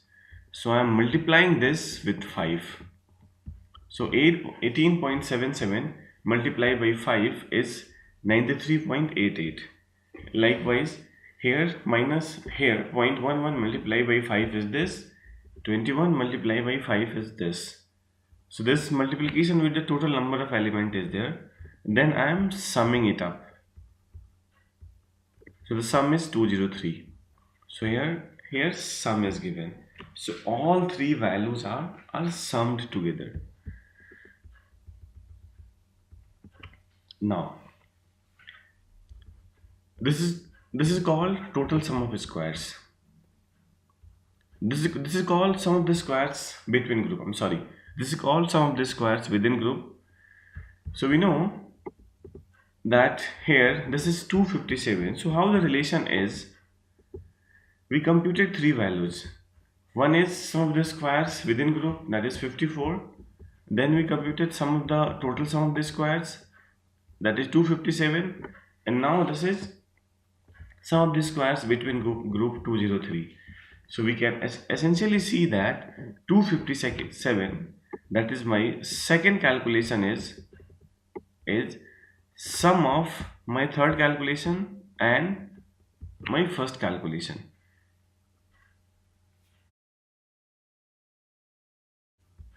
So this is sum of these two values. So now I am moving into more and more calculations. So calculation number 1. Here the value which we computed 203, what exactly we do? We divide this value by the total number of groups minus 1. So in our case there are 3 groups. So we are dividing 203 by 2. Because there are 3 groups, so we need to divide it by number of groups minus 1. So this value is here. In second calculation, whatever sum we obtained from my first calculation, we need to divide it by total number of element minus total number of groups. So there are 15 elements, 5 in each group, and we are dividing it by, and from 15 we subtract 3, there are 3 groups, and the calculated sum of squares in first case is 54. So we are dividing 54 by 12. So this is 4.5 is what my second calculation is. Now here we compute the F ratio. F ratio is essentially the value which comes through calculation 1 divided by the value which comes through calculation 2. So this is called, the F ratio is 22.6. Now this is F value. Now we are going to talk about the degree of freedoms, because essentially we are going to use F table.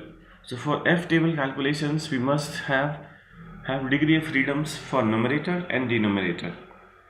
So for numerator, how the degree of freedom is computed, that is total number of groups minus 1, and for the denominators, total number of elements minus number of groups minus 1. So that is what essentially the term we use either to divide both the values. So now what exactly we are going to do, we are going to calculate F, we are going to see F value in F table with degree of freedom as 2 and 12. 2 and 12 we calculated here. And here the calculated value at 2 degree of freedoms, 2 and 12 degree of freedoms is 22.6. Let's see into the F table. There is statistical table called F table. In the statistical table, for the F distribution, a value corresponding to 2 and 12 is here, it's given. So for 12 in case of denominator and 2 in case of numerator, the value is 3.89. If we see into the plot, but our calculated value is 22.6. So this is exactly 22.59 something. So this is my calculated value is 22.59, and this is the value which is coming from the table. If I look into the distribution of the table, I can essentially say that no, this value is outside the cutoff value which I am supposed to get by 2 and 12 degree of freedom. So if something comes in outside the cutoff region, that is called a rejection region. That is, here we reject the null hypothesis and we can easily say that no, that there is at least one group in the entire calculation whose mean is significantly different from the others. So that is how the interpretations or how the explanation goes on. That we computed some F value for a given data, then we looked into the pie chart distribution, that how the value is distributed. Then we try to figure out that is it coming inside the selection region or outside the selection region, that is the rejection region. So we found that our calculated F value was 22.6 with 2 and 12 degree of freedom, whereas in F distribution table the value for 2 and 12 degree of freedom is 3.89. So we essentially say that no, we are going to reject the null hypothesis, that is at least one of the group from the data is significantly different from the others. So that's what the objective is. Now we are going to look into R, that how exactly this calculation happens.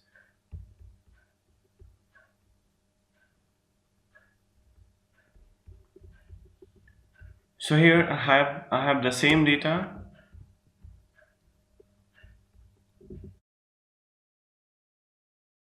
wherein I have three groups A, B and C, and essentially all values are same: 237, 26, 237, 26. So I am using the same data. So we have three groups, group A, group B and C. The last element of group C is 15, that is 15. So the last element of group C is 15.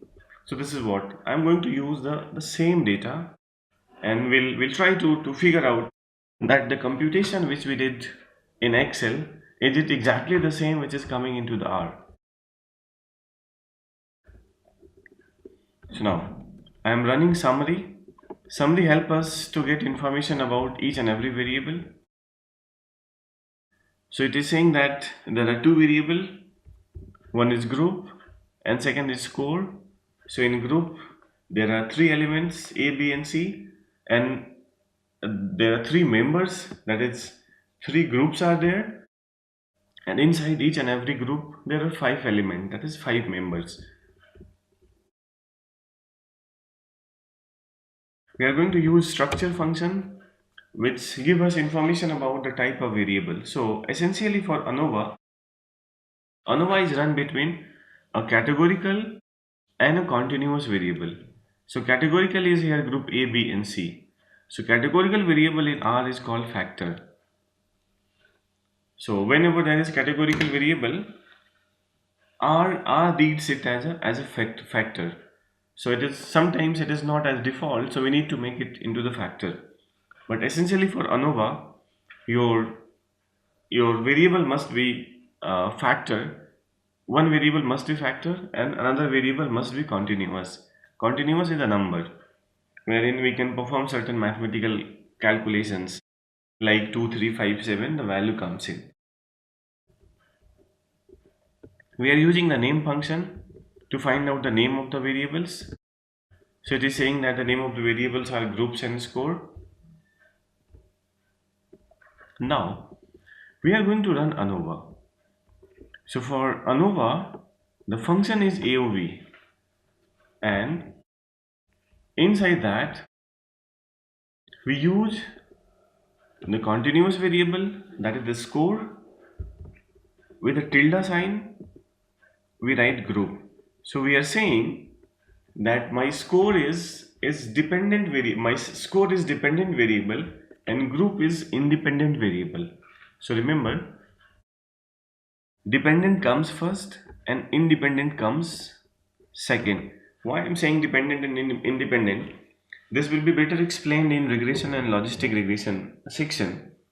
But here essentially at this moment I would say that your continuous comes first and then categorical comes second.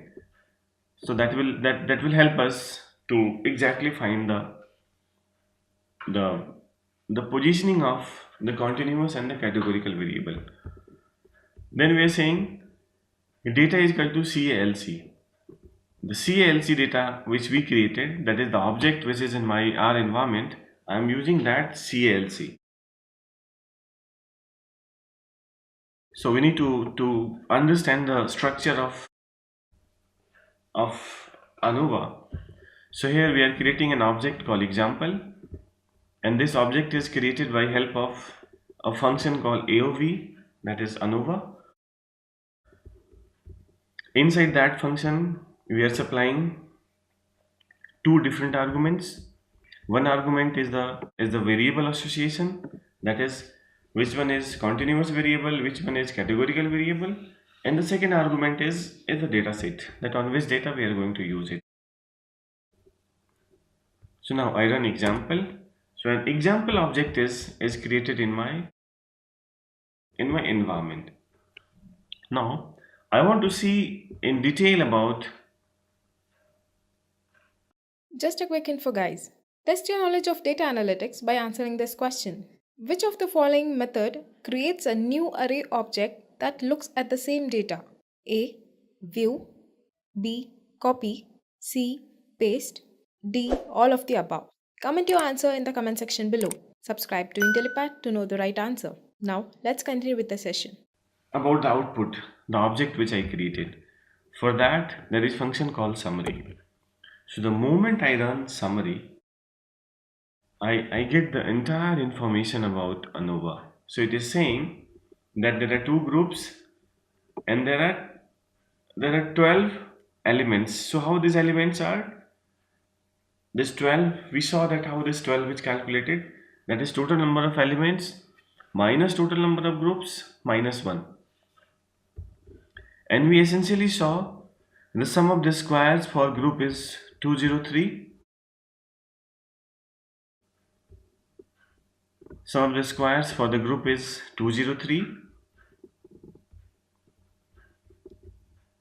Then for the residuals, that is for the individual, it was 54. So for individual it was 54.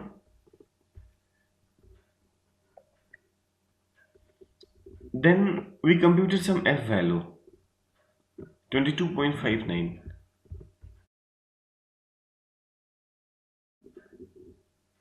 That is 22.59.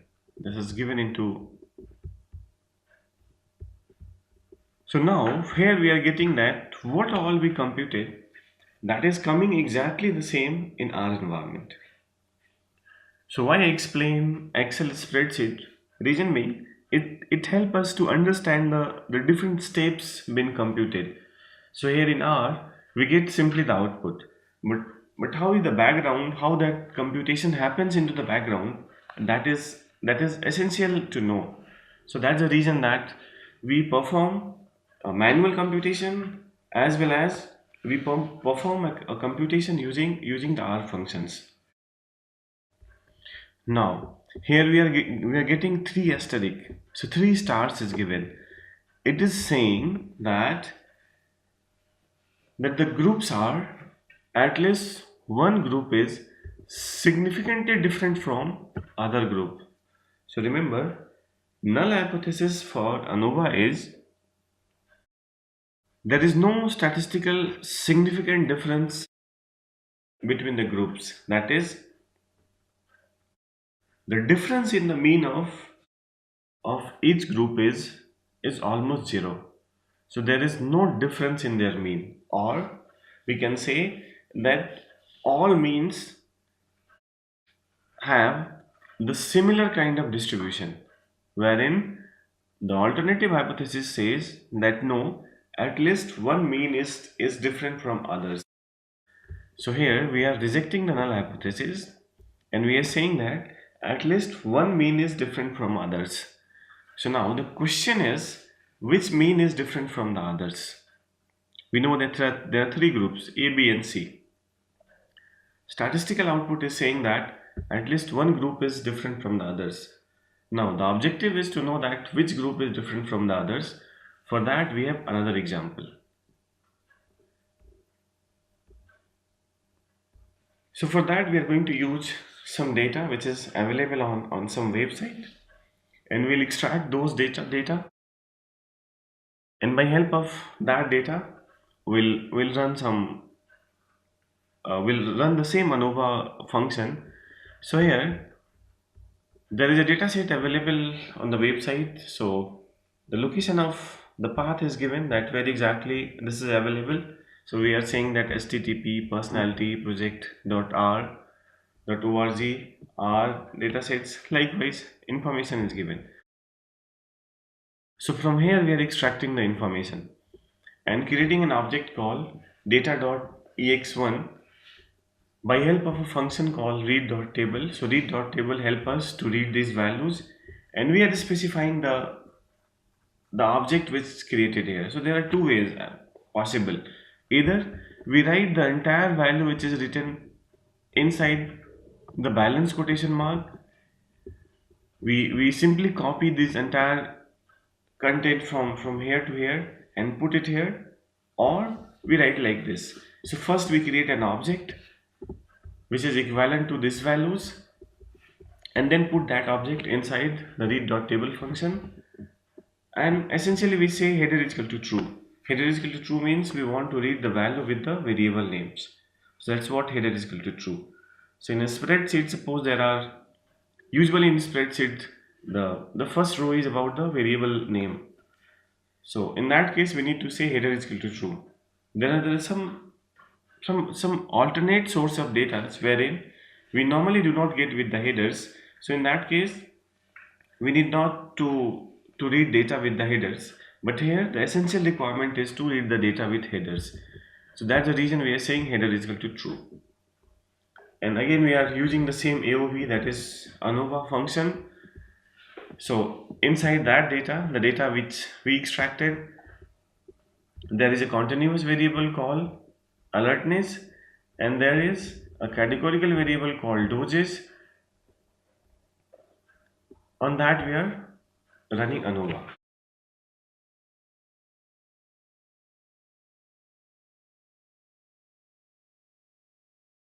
So here we are doing the same stuff. We are creating an object using this HTTP option. Then by help of that object, we are creating another object called data.exe. So that object is created. If we want to see the structure of the dataset which we created, that is data.exe1, so we can see the structure. So structure says that there are two variables. One is doses, that is factor, and second is alertness, that is integer, that is continuous.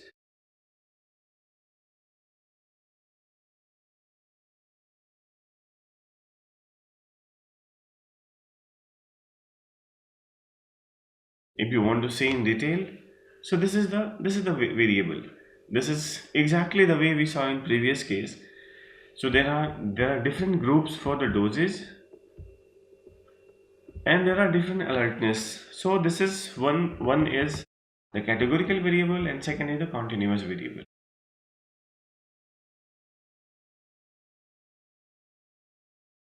Now we are running the ANOVA function, that is AOV, considering alertness as it's the continuous and doses as the categorical.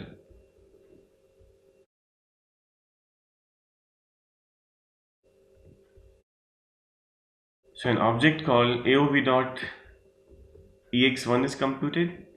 Now we want to see the summary, the way we saw the previous summary, wherein the entire residual, sum of the squares, f value, everything comes in. So the moment I run it, it is saying that the probability is 0.0298, and here there is double star. It is saying that we are going to reject the null hypothesis, that is at least one group in the given data is different from the others. So that's what this asterisk, that is star mark, indicates. Even by looking at the probability value, if this value is less than 0.05, so in that case at 95% confidence or at 5% significance, we reject the null hypothesis. So essentially we are doing the same stuff here. We are saying that no, there is at least one mean into the data, that is one group in the data which is statistically different from the others. So that's what the interpretation is. So here we can, by looking at the output, we can say that there are three groups, and essentially this value is 15 is what? This is total number of observations minus total number of groups minus 1, and this is sum of the squares within group, total group, and essentially this is how f value is computed, the way we saw into the previous case. Now the question is, here in the output we got that at least one group is different from the others, but essentially which group is different from the others? For that there is another test called 2k test, 2k. So we run 2k test on AOV.ex1 to get the difference, that which one is exactly different from others.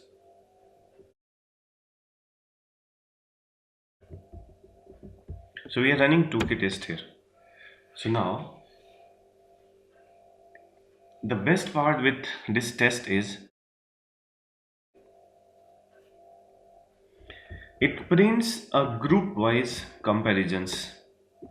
So it is saying that when we compare group B and group A,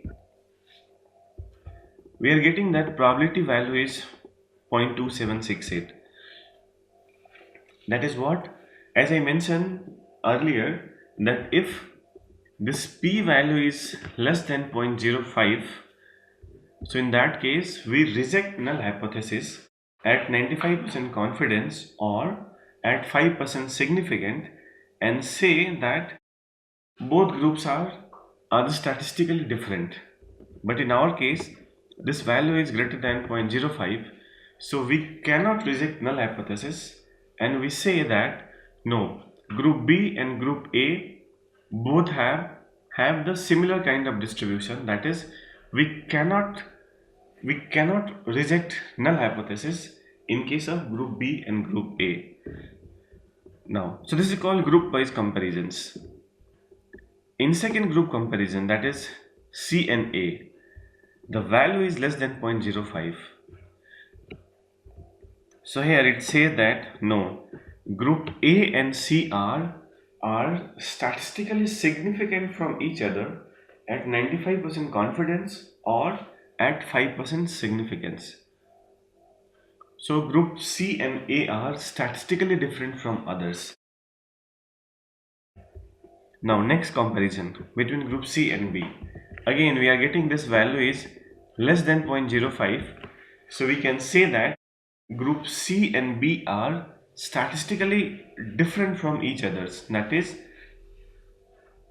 we reject the null hypothesis in case of group C and B, and we can say that group C and B are statistically different from each others. So here one thing is very clear, that group A and B are similar, whereas the group C is different from A and B. So we can say that group C is statistically different from group B and group A. Let's see it visually. So that's what we run. So when we run this code, we got the summary output, and on top of that I run 2k HSD test to find out the group which is significantly different from others.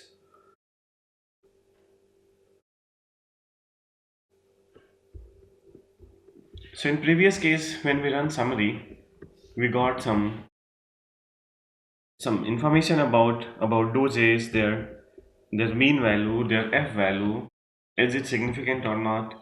So we saw the same output coming in our previous case. Now we are going to inspect manually that how is the mean behavior of each and every group.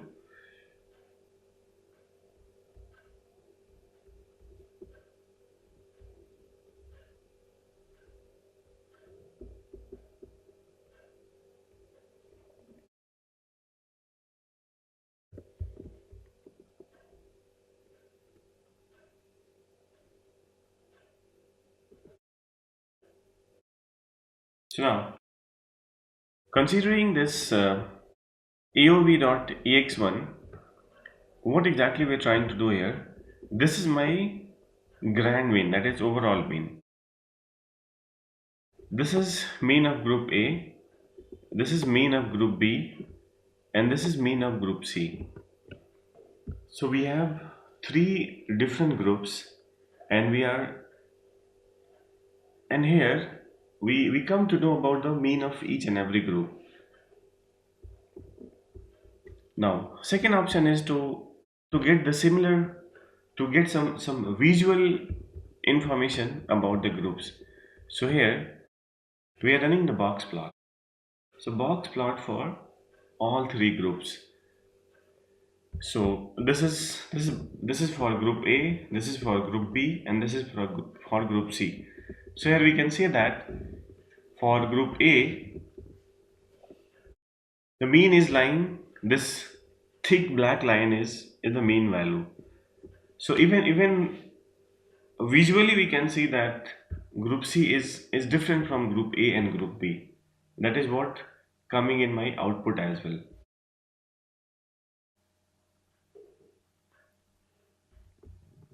So this is what we run. We run the mean of the all three groups, and the moment we run the box plot looks like this, the way we saw. So even box plot is a good way to visually inspect the behavior of the data, the behavior of means, and how values are coming across. Now we are going to talk about two-way analysis of variance, wherein in previous case we had only we had two variables. One was continuous and second was categorical. In this case, we have we are going to consider multiple variables together. That is, essentially there is one group, and for that group there are multiple variables. So it's not, in previous case it was group and doses. Here we are going to consider, apart from doses, there is one more variable. So we are going to see the impact of different variables. Just a quick info, guys. Intellipaat provides online data analytics course in partnership with IBM and Microsoft. The course link is given in the description below. Now, let's continue with the session. On the groups. So is, like, suppose I'm giving one example. There is one publication which publish books on math and physics. There is another publication which publish book on math and physics as well.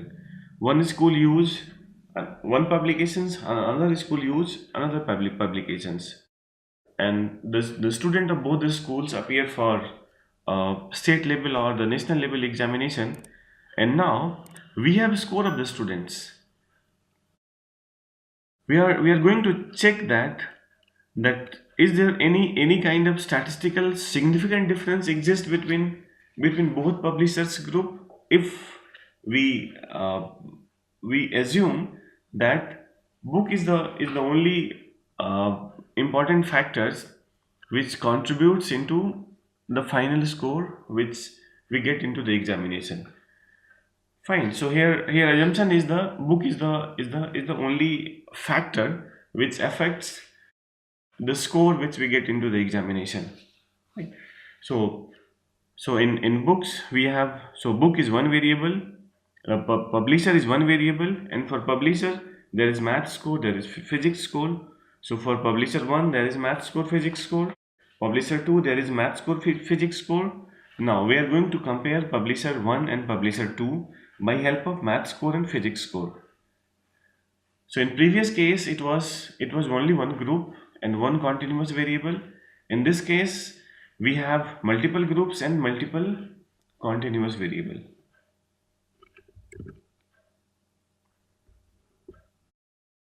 So again we are using some dataset available on the website.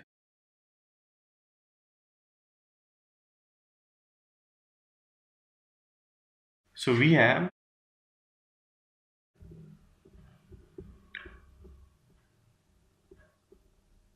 gender information, male and female, and we have doses.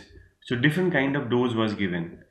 So there are two types of dose, A and B, and there are two types of gender, male and female. So for male, dose A and B both was tested.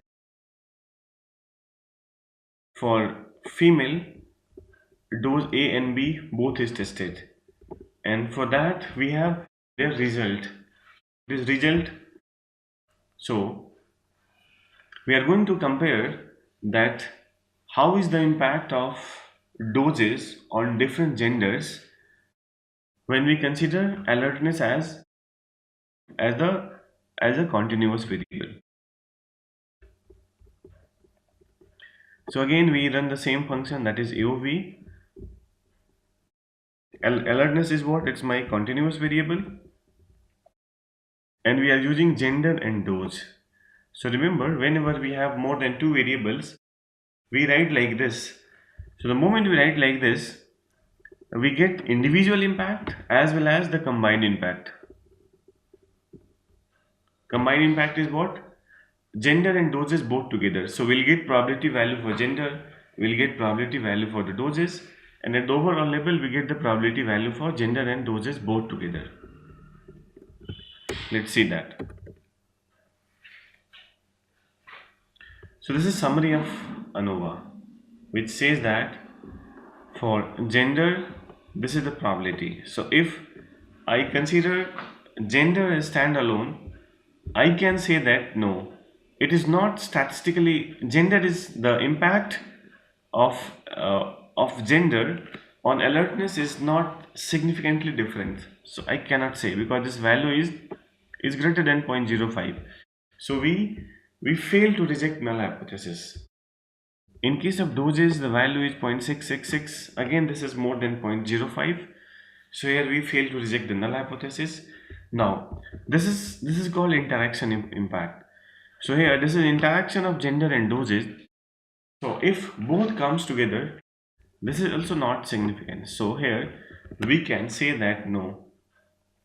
The output is saying that no, none of the variable is significantly different from the others. So this is how our observation looks like. This is how the data is.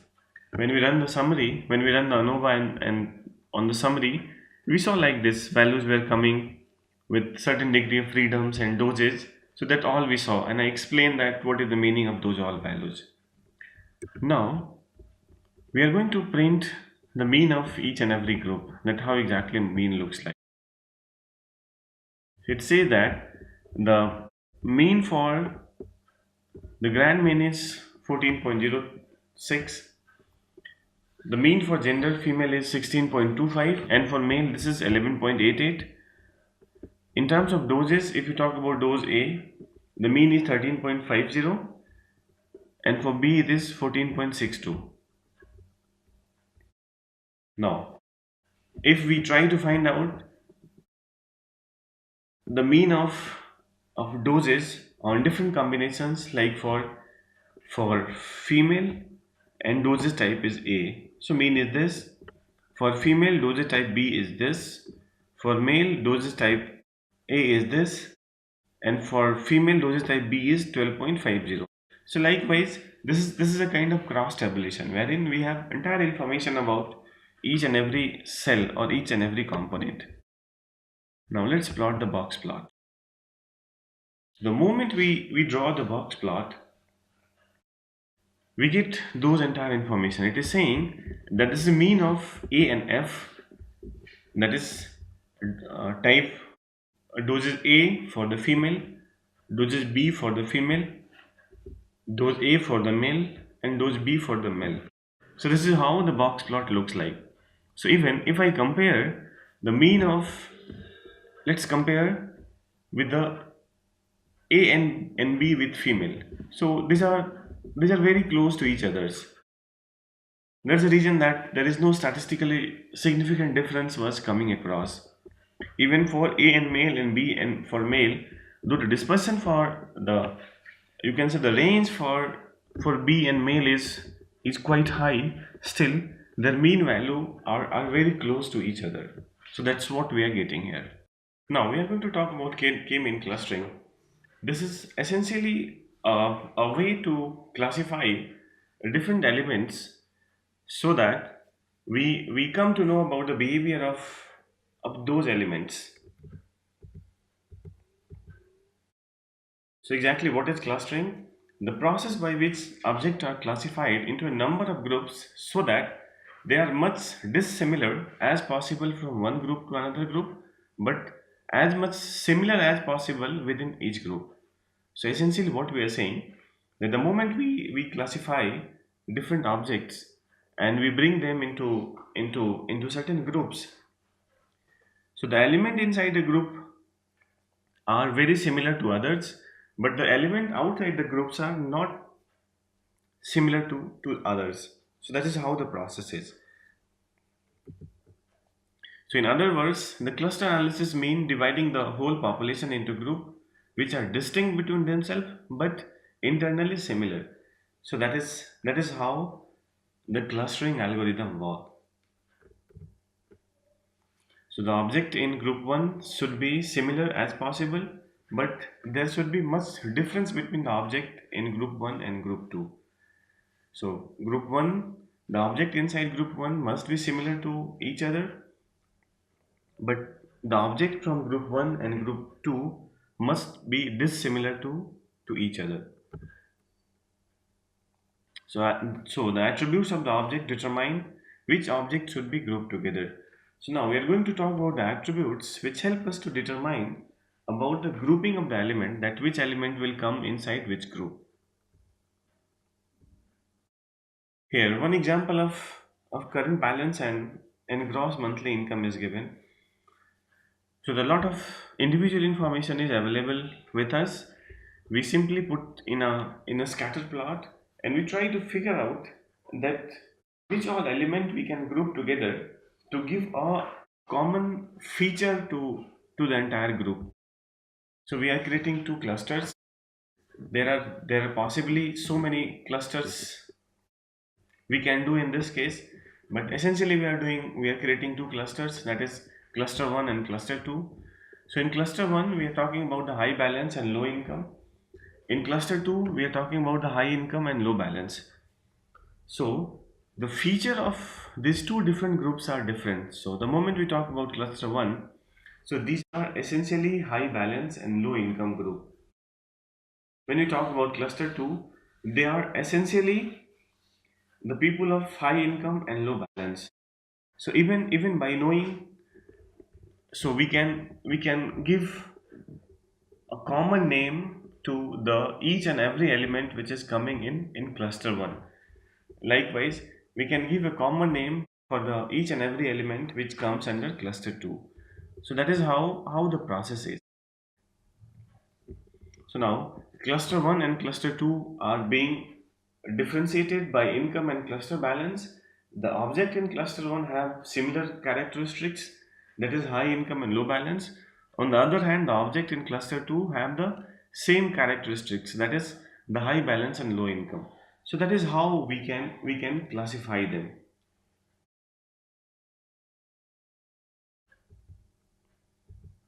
Now let's talk about the algorithm or the process which works when we work on k-mean clustering.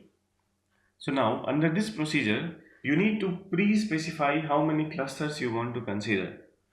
So here the essential requirement for k-mean clustering is to decide the number of k, that how many groups we are going to consider. That's the reason it is called objective segmentation. So clustering is a kind of segmentation, and k-mean clustering is objective segmentation, wherein we we specify certain groups and certain clusters, and accordingly we proceed. So in step 1 we partition the item into k initial clusters. So what exactly we do, we simply partition the entire population into, suppose we are going to have 4 clusters, so divide the entire population into four groups randomly, like suppose it is like a plane of paper, it's a plain paper. So in that case, simply fold paper in a way so that we create four different, you can say, corners. So we have four different squares. The moment we fold the paper, twice, one in horizontal and second time in vertical, we'll get the four quadrants. So likewise, you split into four quadrants, then scan through the list of n items. Then we start scanning each and every element from the list to figure out that a particular element is suitable for which of the groups. So it is saying that scan through the list of n item, assigning each item to the cluster whose centroid is closest. So we are talking about the centroid. Centroid is essentially the mean. So in case of paper folding examination, I say that there will be four quadrants. So we can easily find the mean of each and every quadrant, and then try to find out that which value is closer to which mean, and accordingly we align them. Just a quick info, guys. Test your knowledge of data analytics by answering this question. Which of the following is a false statement about data analytics? A. It collects data. B. It looks for patterns. C. It does not organize data. D. It analyzes data. Comment your answer in the comment section below. Subscribe to Intellipaat to know the right answer. Now, let's continue with the session. To scan through the list of n items, assigning each item to the cluster whose centroid is closest. Then each time an item is assigned, as well as relocate the cluster mean or centroid for the cluster receiving that item and the cluster losing that item. So exactly, it's an iteration kind of process wherein every time we assign a particular element to some cluster, and the next time we try to shuffle it with other clusters. So repeat the step 2 over and over again until no more assignments are made. So that is, we try to come to an optimal solution wherein the difference between the cluster mean and individual value is least. So that is called the optimal solution. We are going to take some example for that. We are using some random numbers. We are creating random numbers of 100. We are saying standard deviation is 3, that is 0.3, and I'm saying that number of column is equal to 2. So essentially I'm creating a matrix. If you remember my matrix uh, part wherein we talked about how what are the essential element of a matrix. So here we are saying that we are going to use random numbers with standard deviation 3 and number of column is equal to 2. If I simply run this part, I want to show you the matrix. How does it look like? So this is your first matrix wherein we are saying that there must be 100 elements with standard deviation 0.3 and number of column is equal to 2. So essentially there will be 50 rows.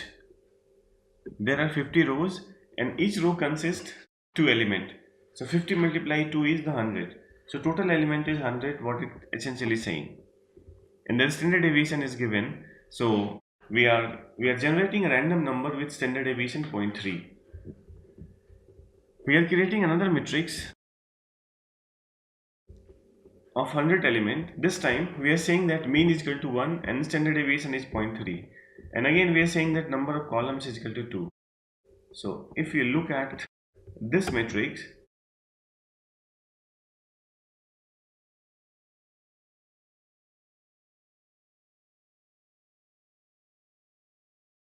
so this is a 50 by 2 matrix. Now I saw you the individual matrix, but now what are we going to do? We are going to use a function called rbind, that is row bind, and with the row bind we are clubbing both the matrix together, and we are giving name to this matrix as x. So we are creating an object x which is combination of two matrix, and we are performing this combination by help of rbind. So here we have created an object x. If you want to see more about this object, this is how this object looks like. This object is combination of two matrix. In first matrix there were 50 rows, in second matrix there were 50 rows. So this object has 100 rows. So there are 100 rows in this object, and this is combination of the previous two matrix that we saw. Now you see there is no variable name. It is saying v1 and v2, that is the default variable name for a data frame. Now what are we going to do? We are going to name this variable. I am saying we are giving column name to x, that is x is my object name. I am giving column name to x and saying this first column name is x and second column name is y. So now if you look to the x, there is x and y is written. So even name of my object is x, whereas inside the object there are two variables and the name of those variables are x and y. You can choose any of the name. It is not essential to have x as the name of the variable as well as x as the name of the object. So technically it should not be, but we can do that way as well. Now I'm going to plot of x to see that how is the scatter plot. So essentially we are going to plot and scatter. So you see, this is x and this is y. So essentially, if I need to create some cluster, I can say that this area is a kind of cluster, whereas this area is a kind of cluster. So even by visual inspection, we can say something about the behavior of the clusters. But now, that's what it says. We use R-bind function, we use column names, and we saw the value, that how the value of x and y is coming. Now we are going to run the algorithm of k-mean algorithms. So essentially for k-mean algorithms, the function is k-means. Then for this function we supply two arguments. First argument is the data on which we are going to run this, and second argument is the number of clusters we are looking for. So here we are saying that I'm going to run k-mean clustering at variable x, and essentially I'm interested for two clusters. So it creates an object called CL, wherein there is complete information of my cluster. If I simply run this, I will get the entire information. It is saying that there are two clusters. In cluster, the mean for cluster 1, the average value of x for cluster 1 is 0.97, for y is 0.9791, for cluster 2 x mean is this, y mean is this. Likewise, we have a lot of information. We are going to discuss more and more about these informations. Now we are going to have information about the center coordinate of each clusters, the first part which we saw. So it is saying that for cluster 1, the x coordinate is this and y coordinate is this. That is where exactly the centroid of my cluster is. Now if I want to see the element wise cluster information, that which element fall under which cluster, so for that remember there is clusters and there is cluster. The only difference is S. So here I get element wise information. So it's saying that first element is in second cluster. Likewise 89th element, it is talking about 89th element is in cluster 1. So likewise. Now we are going to plot. So that is what we saw by help of the clusters. Now we are going to plot these elements together. So for that we have function called plot. So I'm running this plot. So here that plot is given. So remember, whenever we plot a cluster, we need to specify the colors. I'm saying color is equal to CL cluster. So it takes the default colors. It can take any color, but essentially different clusters are denoted by different colors. So it is saying that this is under cluster 1 and this is cluster under cluster 2. So red spots are inside cluster 1 and black spots are inside cluster 2. Now if you want to exactly see the centroid of these clusters, this is simply the scatter plot. If you want to see the centroid of each cluster, so in that case we need to use function points. For point I am saying that I'm interested about CL cluster. I'm saying color is equal to 1, 2. Essentially, the moment I use color, so this is 1 is for the red and 2 is for the black. So I'm saying color is equal to 1, 2. PCH is equal to 8. I'm saying PCH is what kind of symbol I'm going to use. So every PCH is associated with different symbols. So the cluster, the centroid will come with different symbols. And then I am saying CEX is equal to 2. That is, I want to inflate the size of the of the centroid. That is the symbol in which the centroid is specified. I want to increase that size by 2 times. See here, it is saying that this is the centroid of this cluster. So there is star inside both the cluster. This is saying this is centroid of first cluster and this is centroid of second cluster. So now we can see that the centroid of the different clusters. Now I was talking about the colors. So if you want to change the colors, this time I'm saying color is equal to 2, 3. So remember, 1 was used for red and 2 was used for black. That is default. Now I'm saying 2, 3. So in this case, you see how the color of the cluster has been changed.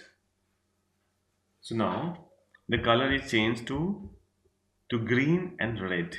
So that is what the application of COL with certain combinations is. So accordingly you can do R&D and discover more and more symbols available with us. If I do this CX is equal to 4, then what will happen? See the size of the stars, it grows up. So it is saying that I am increasing size of the star to 4 times of the normal. If I do Cx is equal to 1, so in that case it will be of the circle size, the size of the circle. Let me clean it first. This is what I plot. The moment I do Cx is equal to 1, so see, the size of the star is exactly to the same size of the circle. So that's how the application of Cx is.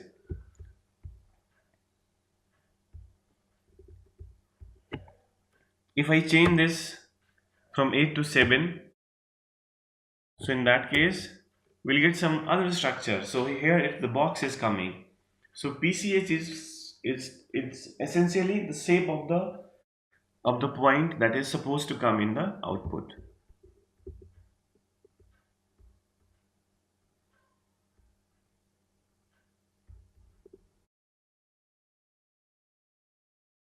That's what we talk about.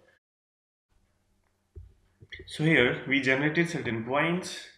On top of the points we specify some color options, that is color 1 and 2. Then we talk about the shape of the object that which we are going to create. Then essentially we talk about that how many times I'm going to inflate it.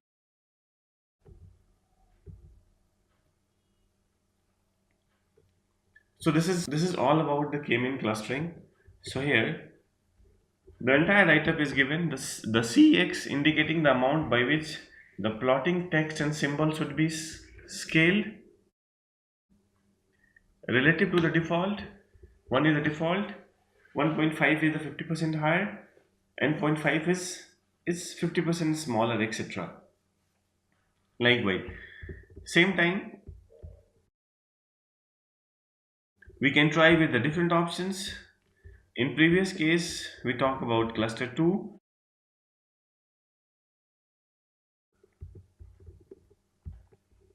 Here we can talk about cluster 3. So here again it is giving me 3 coordinates. If I plots, so we are getting 3 clusters in different colors.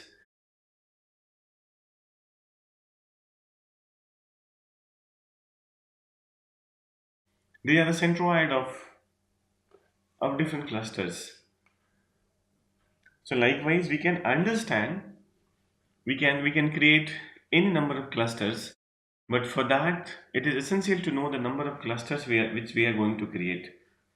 So there are in high-end analysis, there are ways to find the optimal k value, but here at the beginning we usually get number of clusters because this number of clusters are pre-tested in some of the previous experiment, and on the basis of those experiment these numbers are decided. So we need to to consider the same framework for the cluster creations, and that is how it is coming. So if I talk about the technical interpretation, so here three cluster solution is not looking very ideal because these two clusters are you can say these are not coming exactly separated. So if I use 4, so probably 4 cluster will give me a good solution.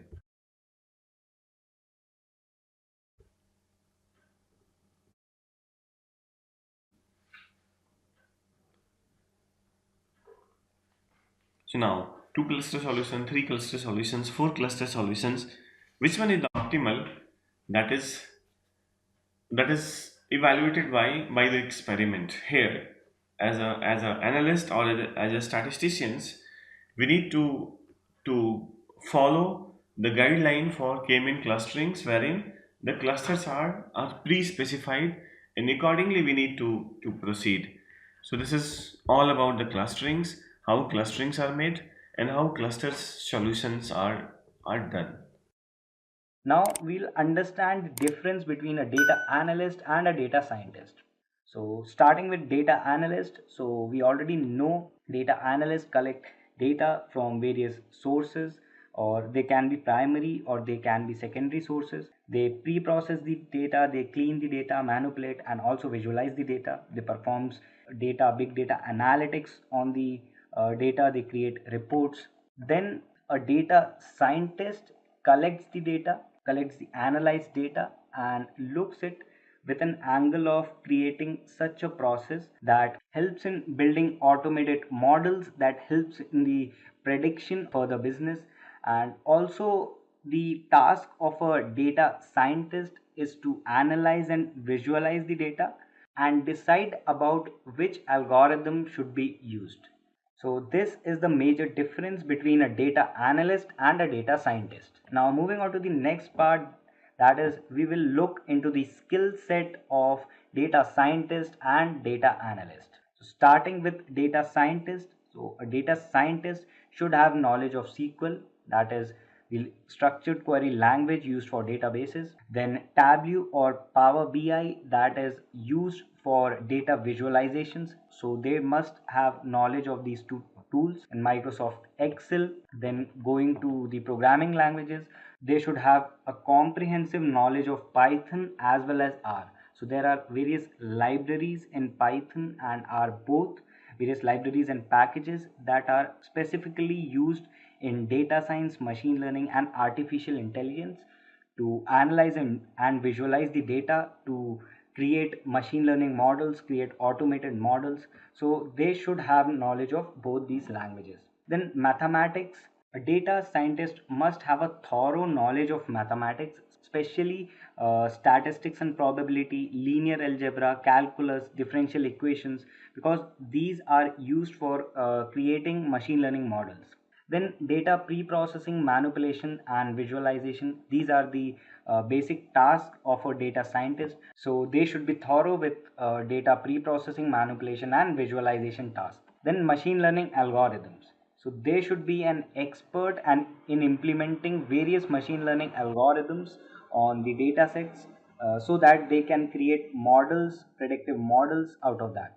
Then they should have knowledge of artificial intelligence, which includes neural networks and deep learning. The knowledge of neural networks and deep learning is very important for a data scientist to know.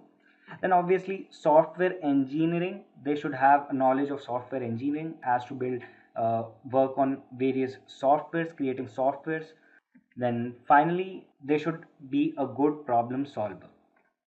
Now moving on to the next part, that is skills of a data analyst. So they also should have knowledge of SQL, that is structured query language, then Tableau, that is used for data visualization, then Microsoft Excel, then programming languages. They should have knowledge of Python or R, that is used by data analysts to perform various analytics techniques. Then statistical knowledge is must for a data analyst, as statistics is used for analyzing the data and applying statistical techniques to understand the insights of the data. Then a data analyst should also be a good problem solver to analyze the business problems, to solve the business problems, and make effective strategies for increasing the revenue generation of a business. Then ability to analyze, model, and interpret the data. Then they should also have basic knowledge of data science, then machine learning algorithms, so that they can collaborate with data scientists and ML engineers for building predictive models. Then comes creating dashboards and reports for the organization, so that everyone can understand about the trends and patterns of the business data, to know the insights of the data, and to understand in which direction the business is actually going. Now we will see the job scope and salary of data analyst and a data scientist. So starting with data analyst, according to Forbes, in India there are 5,000 plus jobs available for a data analyst in 2020. And talking about United States, the number of jobs are more than 12,000. So you can see there are a plethora of career opportunities in the field of data analytics. Talking about average salary, so in India, the average salary of a data analyst is 7,50,000 per annum, and in the United States, it is $1,15,500.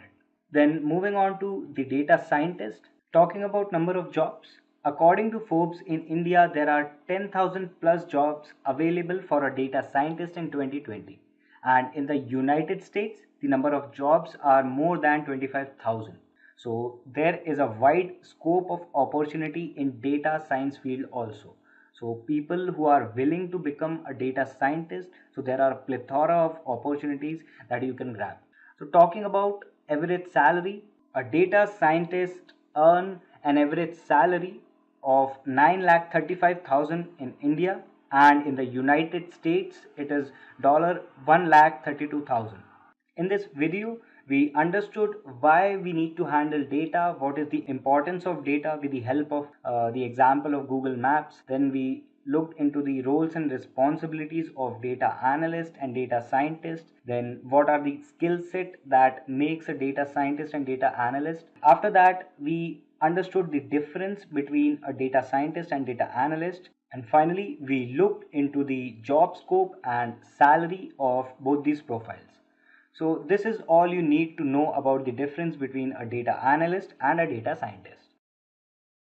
Let us begin with the very first skill, that is statistics. So statistics is the discipline that concerns the collection, organization, analysis, interpretation and presentation of the data. So now the question arises, why do we actually talk about statistics when it comes to data analysis? So for this you need to understand what data analysis is. So data analysis is the process of systematically applying statistical or logical techniques to describe and illustrate as well as evaluate the data. So an essential component of ensuring data integrity is the accurate and appropriate analysis of research findings by using the data you have. And it is the actual, or you can say the main objective of data analysis is performing the analytical and logical reasoning to gain the information from the data. So for this we use charts, plots, graphs and various evaluation metrics, or you can say the parameters, such as calculating the average, mean, median, mode or standard deviation, or it could be variance. So can you imagine the importance of statistics?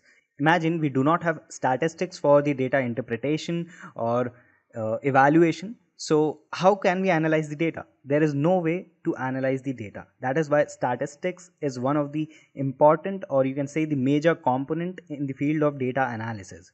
Also, you should have the basic knowledge of mathematics also, including linear algebra or a little bit of calculus, and also the knowledge of probability. So this is the first skill that you must have. Now let me go to the next one, that is programming language. So for any IT field or across various industries, we use various kinds of softwares and applications. So how they are actually built? Using programming language. So they are built using programming language, one or the another. So there are various programming languages such as C, C++, that are the basic ones. So if you are starting with any programming language, you can just go through C and C++ first, because they are the starting point for any programmer who is actually willing to do programming. Then comes Python, Java and R. So talking about data analysis or data analyst, so two of the famous or popular programming language that you can say are Python and R programming. So it provides various types of libraries, packages and tools that actually helps in the data analysis process, data manipulation, data pre-processing, cleansing, and even creating machine learning models, artificial intelligence, to build AI based models. So these two are the programming languages you must go through while starting with your data analysis career path. So this is about the programming language. So also you can use Java. Java is one of the widely used and a popular language.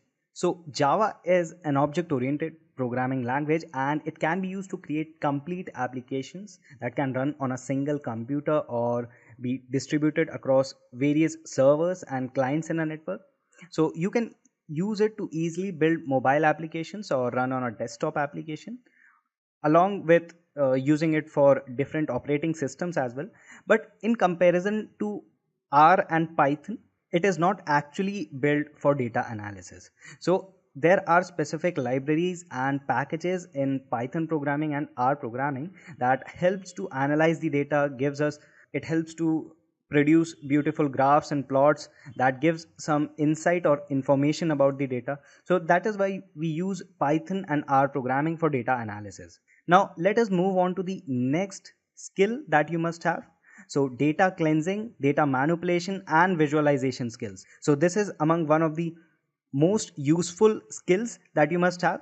So data cleaning, data manipulation, data visualization, and there are different Python libraries such as matplotlib, scikit-learn, pandas, seaborn, scipy that actually helps in performing all these operations.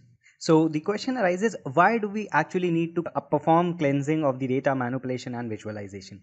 So actually in the real time, the data is always present in the unstructured form that contains null values, some unusual values or errors that may lead to the generation of a model that predicts a wrong output. So we create applications, we create machine learning models, put the data into it and get some results out of it. So when the data is having an error, so it will not be good for us as well as for our business, because the prediction will be wrong.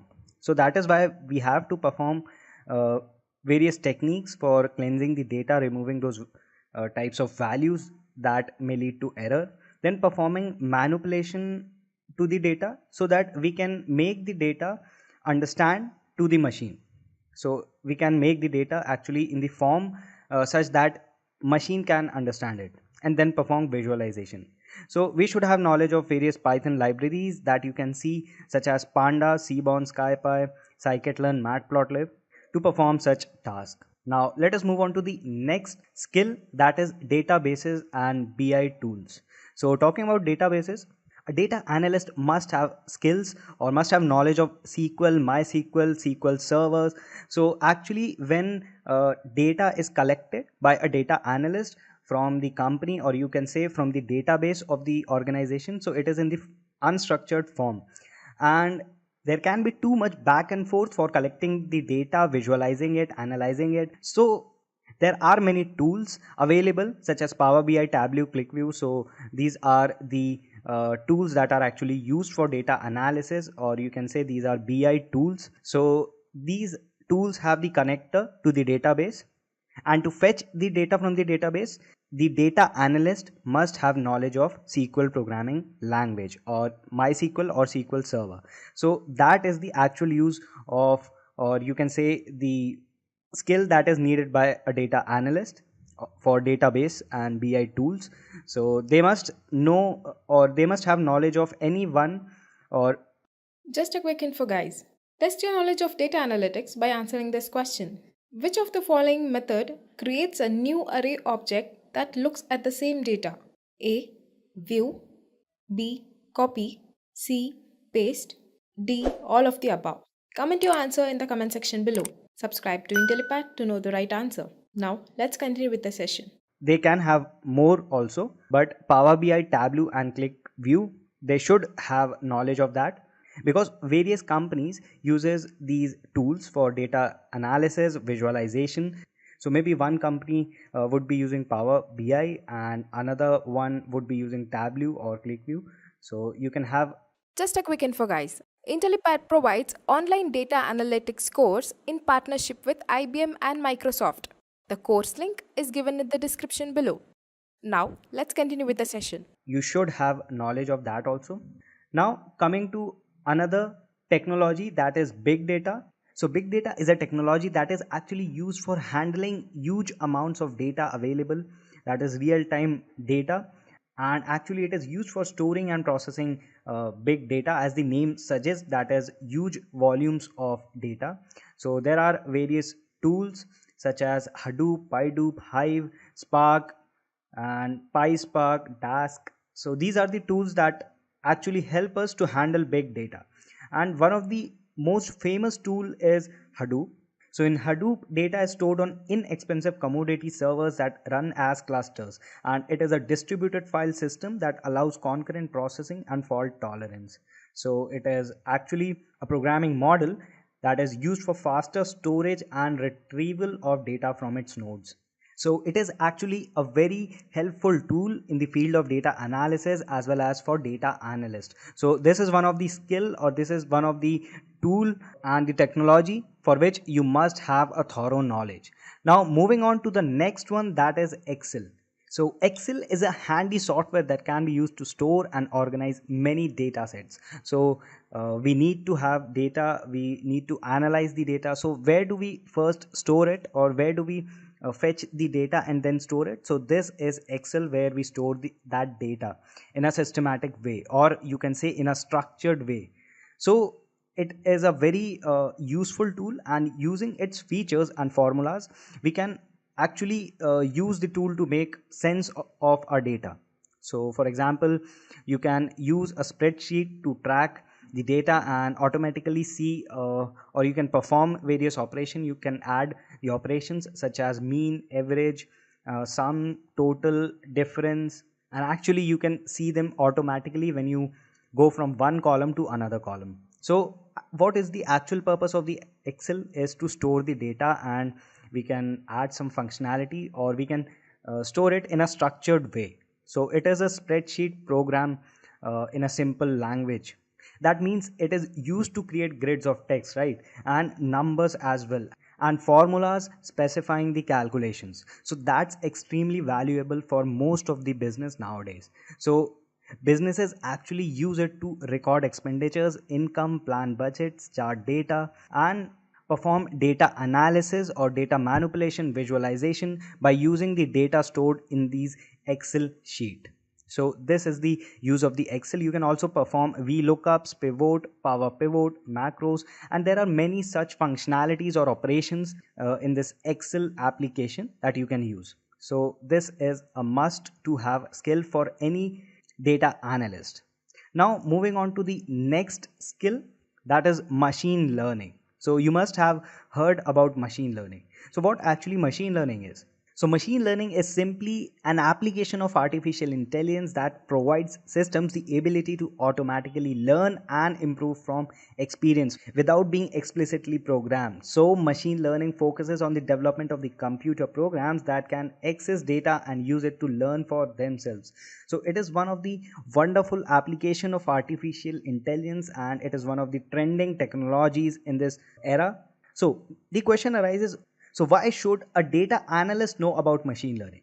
So the answer is, in a company's research team, which actually works on the data interpretation, and business analysts are there, and data analysts, data scientists, machine learning engineers, AI engineers.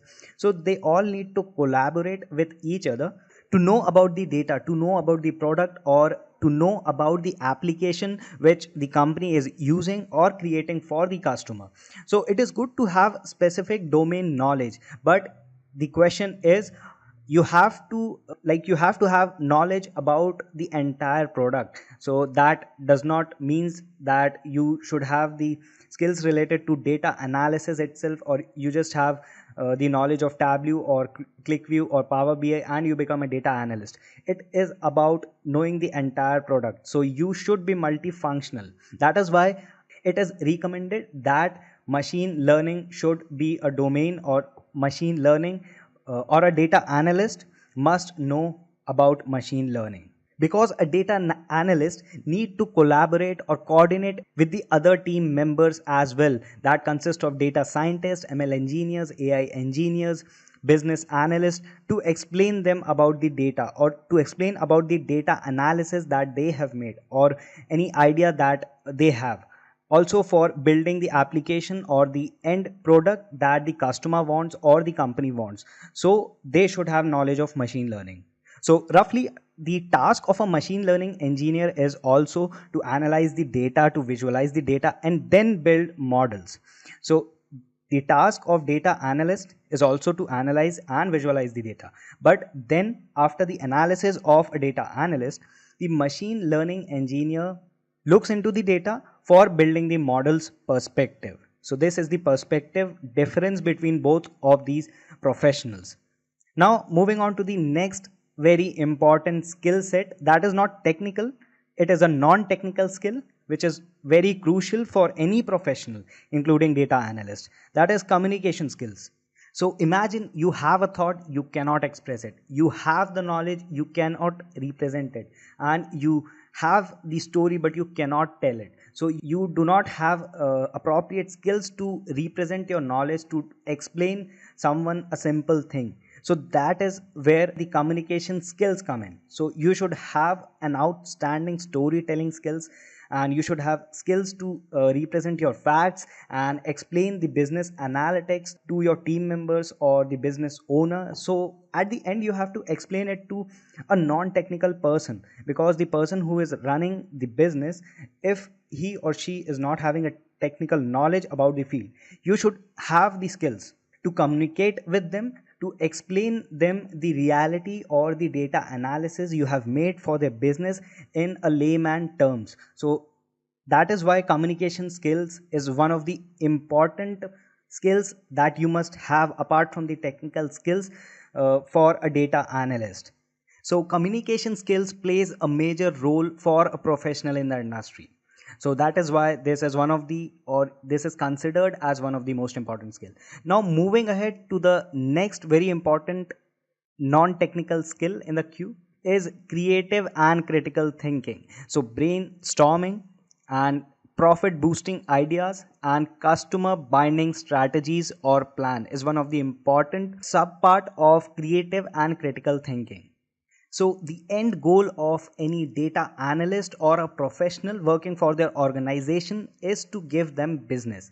So they can do this by solving real life business problem for the business, so that they can boost their profits, they can increase their customer retention, as well as they can bind their customer for using their products. So you can ask a basic question to yourself. The world is complicated. Do you have a creative mind so that you can solve the problem or a critical problem with a simple solution? Do you have a creative mind so that you can solve a simple problem with a very creative or a critical algorithm so that it can work efficiently for the business organization. So this is the skill that you definitely want for existing or for making your existence in the industry. Apart from that, critical thinking enhances language and presentation skills as well. So this thinking clearly and systematically can improve the way we express our ideas. And in the learning process and the process of getting the knowledge, it helps us to know and understand how to analyze the logical structure of text, and critical thinking also improves comprehension abilities. So that is why it is one of the most important skills, and it comes in the top 10 skills for becoming a successful data analyst. Now going to the last skill that you need is business knowledge. So there are thousands of companies in the world. So I'll talk about few of the top companies and I'll be taking example of these companies. So all these companies have different set of customer, they have different vision, they have different objectives. So talking about Amazon and Flipkart, they sell their product. So their target customer is the audience that are willing to buy specific products such as shoes or pen, laptop, mobile, or any other product. Whereas Google, YouTube, Facebook and Twitter has some other set of customers. So talking about Google, it has the entire world as its customer. So we search anything we have to search, we use Google. So it is a search engine. Talking about YouTube, we search videos and we use it for the entertainment as well as gaining knowledge. So its purpose and the objective is different. Then coming to Facebook and Twitter, they are social media platform. So we use them to actually connect with the people.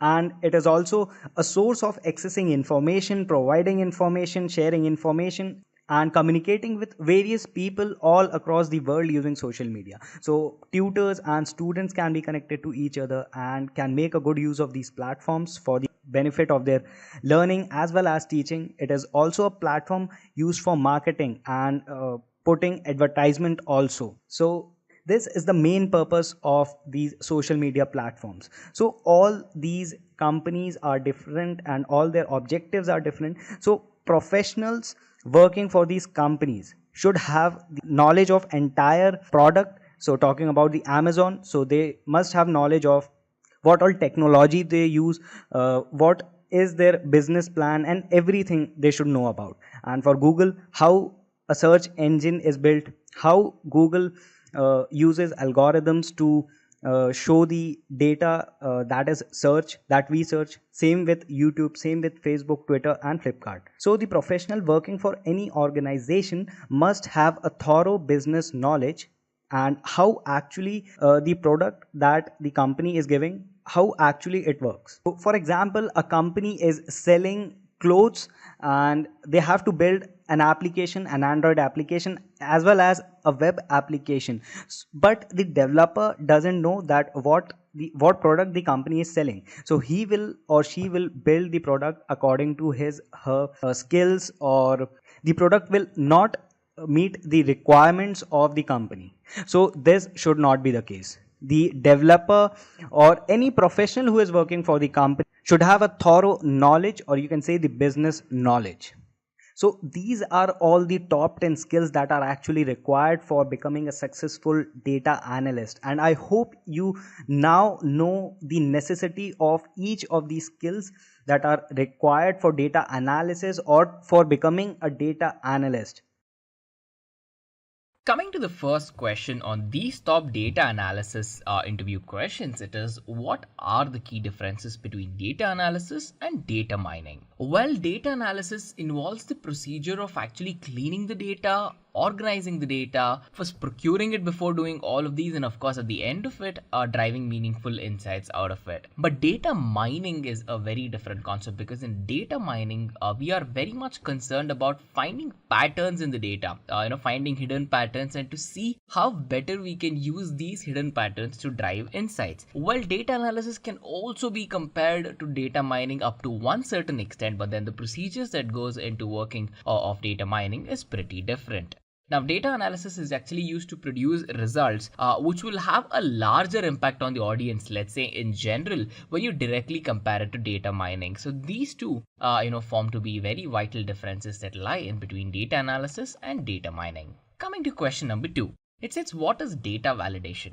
Well, data validation is the actual process where we try to see if the data is valid or not, as simple as that. It's not just that, when we're thinking about data and its accuracy, we want to find out if the data is actually accurate and if the data is actually of a high quality as well. First, see if it's coming from a valid source. Second, see how accurate it is. Third, see what the quality of the data is. So to go on to do these, there are multiple processes where, we use to actually go on to perform data validation. Two of the very important processes are data screening and data verification. Data screening involves making use of a lot of models to make sure that our data can be verified in a way that it is accurate, and to make sure that there are no redundancies, no repeatances, or nothing in the data that will harm the models, let's say. And then we have data verification. What happens in data verification is that, if let's say there is a scenario of redundancy. Now, if there is a redundancy, what we try to do is we try to see if we can evaluate using multiple steps and to see if the presence or the absence of that particular item in the entire data set is required or not. If it's required, we keep it. If it's not required, it gets removed. As simple as that. So first, screening the data and then, performing data validations are a couple of processes that have a huge impact in data validation. Coming to question number 3, it states, what is data analysis in brief? Well, it says in brief, so make sure you do not get carried away with your answer. Data analysis is actually a very structured process where we work with data continuously to perform activities, such as data ingestion, data pre-processing, data cleaning, data transformation, data visualization, and eventually we drive insights out of these analytics result or the visualizations themselves. So why is this done? We do it to make sure we can drive revenue or analyze any of the key performance indications of a business. So to begin with, data is collected from multiple sources, right? It can be an on-site server, it can be an off-premise server, a cloud storage network, or wherever it is. Once the data source is grabbed, we have to make sure that we bring in the data into the company architecture. And once this is done, we'll understand that the data is a raw entity, so it needs to be cleaned, it needs to be processed. If there's any missing values, it has to be filled.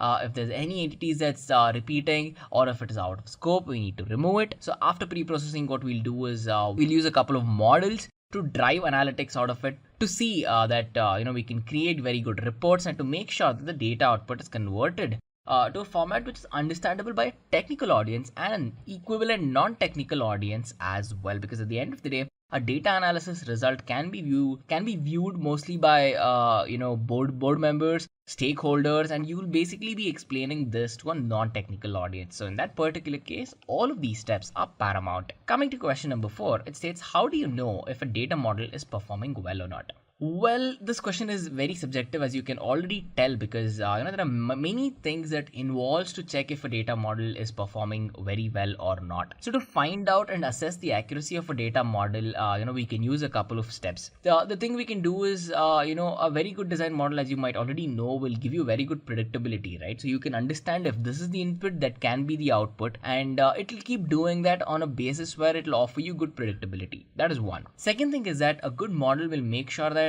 no matter what changes you make to the data or what changes you make to the pipeline, the results can be obtained without having to make major changes in the model itself. That is what defines a good model. And then of course, your model needs to have the ability to scale against data in a way where, with one requirement, you might be working with a small amount of data. You might have another requirement where you're working with a huge amount of data as well. So your model needs to cope up. That's point number 3. Point number 4, when you're talking about this, is to make sure that your model's working itself should be easy, right? If it's complicated for you as a data analyst to use, it literally wouldn't make sense to spend a lot of time and effort into it. So having it easily understood among clients and in fact, data analysts equally will make sure that both the requirement specification from the client and the performance of the data analyst working with the model will be as high as possible to get the results. So these are some of the points that you have to keep in mind to check if a data model is performing well or not. Coming to question number 5, it says, explain data cleaning in brief.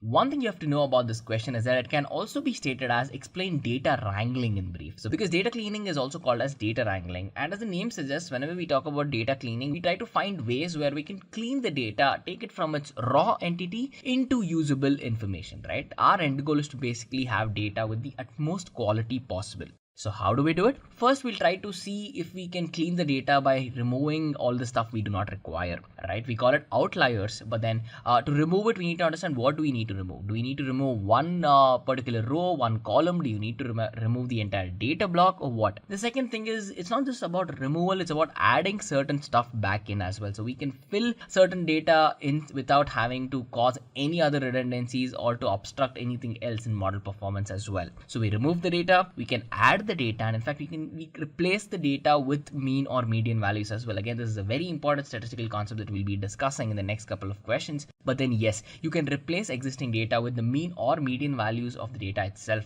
and that in fact makes models very much accurate in a couple of cases. And the last thing is that we'll make use of concepts called as placeholders, which are used for all the empty spaces in the data too. So these are some of the 4 very important steps or procedure that's involved in data cleaning. So after understanding data cleaning, here's question number 6. What are some of the problems that a working data analyst might encounter? Well, there are many issues that a data analyst might face when you're working with data, right? Because data itself is an ocean. So working with the ocean is not easy. So the one very important thing we talk about this is the accuracy of the model, right? If there are any issues that causes the biggest problem is going to be the accuracy in model development, and if it is low, it will cause a lot of errors, a lot of mistakes, where at the end of the day performance will fall. The second thing is that the source of the data, if it is not a verified source, it means that your data will be very raw and very shabby. This means that it will require a lot of cleaning, a lot of pre-processing even before the analysis has begun. This will take a lot of time and effort as well. And the third thing is, whenever you're extracting data from multiple sources, or let's say, you are merging data from multiple sources, right? So this will cause again a lot of redundancies with respect to data, and it is very vital that these redundancies are taken care of. So when you're thinking about all these steps, right, it is very vital they go hand in hand, because if you miss one of these steps with data ingestion or data cleaning, the rest of your model will come tumbling down. So these are some of the major problems that the data analysts face in a production environment. Moving on to question number 7, it states, what is data profiling? Well, data profiling, as the name suggests, is a methodology that we make use of to make sure that we have the right steps in place to analyze all of the entries that are present in our data. So it's not just taking a quick overview of what data is present, but rather taking an in-depth look. So what we're trying to do with data profiling is to make sure that we have the ability to see the data in a very high accuracy way, and to make sure that we understand the data better, right? So what are the data types of the data that is present? What's the frequency of occurrence? And a lot of other things as well. So when you're thinking about all of this, it's very important that we profile the data. So with this, we can check out question number 8. Question number 8 asks, what are the scenarios that could cause a model to be retrained? One very important thing about data that you have to know is that data is never a stagnant entity, right? Data keeps changing as business changes. So whenever there's an expansion in the business, it means that there's a day and night difference in the data that the company starts seeing. So what this does is a huge challenge to data analysts, because here we have to analyze if the model itself needs to be retrained or not to work with the new data. If yes, then yes, the model will be retrained, the new data will be shown, the model will be trained, business protocols will be changing, whatever the model sees will change, and of course the output can change drastically as well. So considering all of this, we have one general rule of thumb that we make sure is that whenever we have the models that are retrained, right, we try to align it as much as possible to the new business protocols and whatever is being offered as well. So this and it is very vital to understand the scenarios that happen to cause a model to be retrained as well. Coming to question number 9, it states, what are the prerequisites to become a data analyst? Well, there are many skills that's actually required to be a data analyst, and I'm sure you guys will know most of these skills if you're here at this video, right? So you'll require programming skills such as JavaScript, ETL, and XML. You need high proficiency with working with databases, especially like MySQL, MongoDB, Oracle SQL, and more.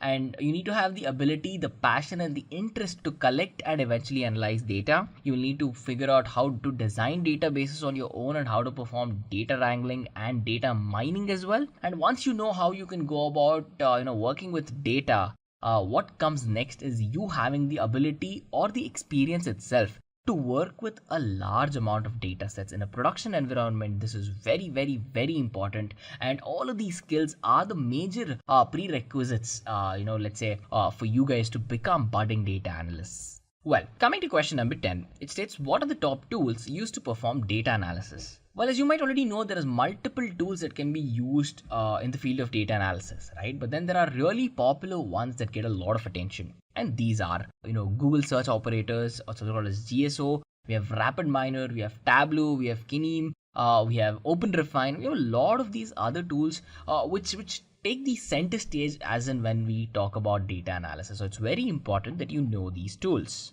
Question number 11. It states, what is an outlier? Well, an outlier is basically a value in a data set that we consider to be very much away from the mean of the data, because in two ways it will hurt the data, because an outlier can cause model accuracy to fall a lot, and of course at the end of the day, if it's outside whatever we call the normal zone or the useful zone in the data or the inliers, right, what it does is it is redundant, right? So when you're thinking about small amounts of data, it's probably okay, but then when you have large data sets, if it can swing the model accuracy around, big no. The second thing is storage as well. Storage is not really cheap, and when you're thinking about all of these, it's very vital to know what outlier is and how to remove them as well. But then there are two types of outliers you have to know about. One is univariate outliers and then multivariate outliers, and they speak, the names speak for themselves as well, right? Well, so moving on to question number 12, it states, how can we deal with problems that arise when the data flows in from a variety of sources? Well, when your data is coming from a variety of sources, it will come with a variety of problems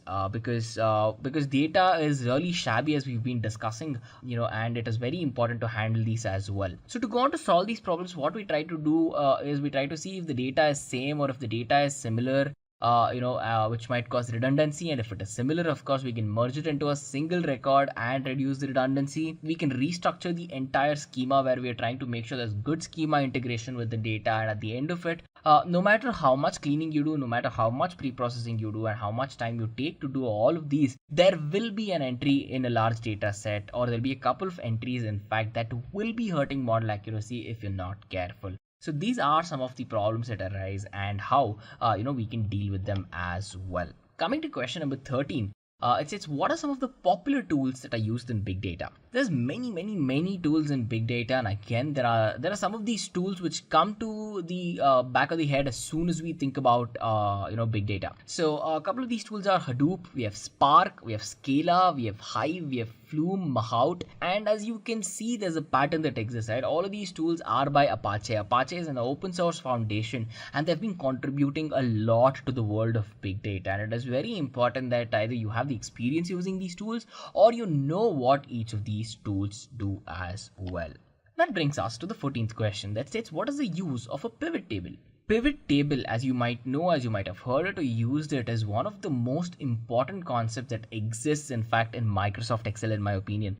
Because they will give you a very easy to use way where you can view and summarize large data sets without having to put much effort into them. So, most of the operations that we do with pivot tables actually are drag and drop operations, and it really does not require any sort of coding or any sort of programming, or really any sort of, let's say a hard amount of effort is not required to create reports and to make them look beautiful itself as well. So in all of these usages, pivot tables are very important, and I'm sure if you're at this video, you guys might have used pivot tables yourselves as well. So coming to question number 15, it states, explain the KNN imputation method in brief. KNN is K nearest neighbors, and one of the most important methods that we use to see how we can pick up the nearest neighbors in a nodal arrangement and to see how we can measure the distance metric between each as well. So what we're trying to do here with a KNN imputation is that we try to predict both discrete and continuous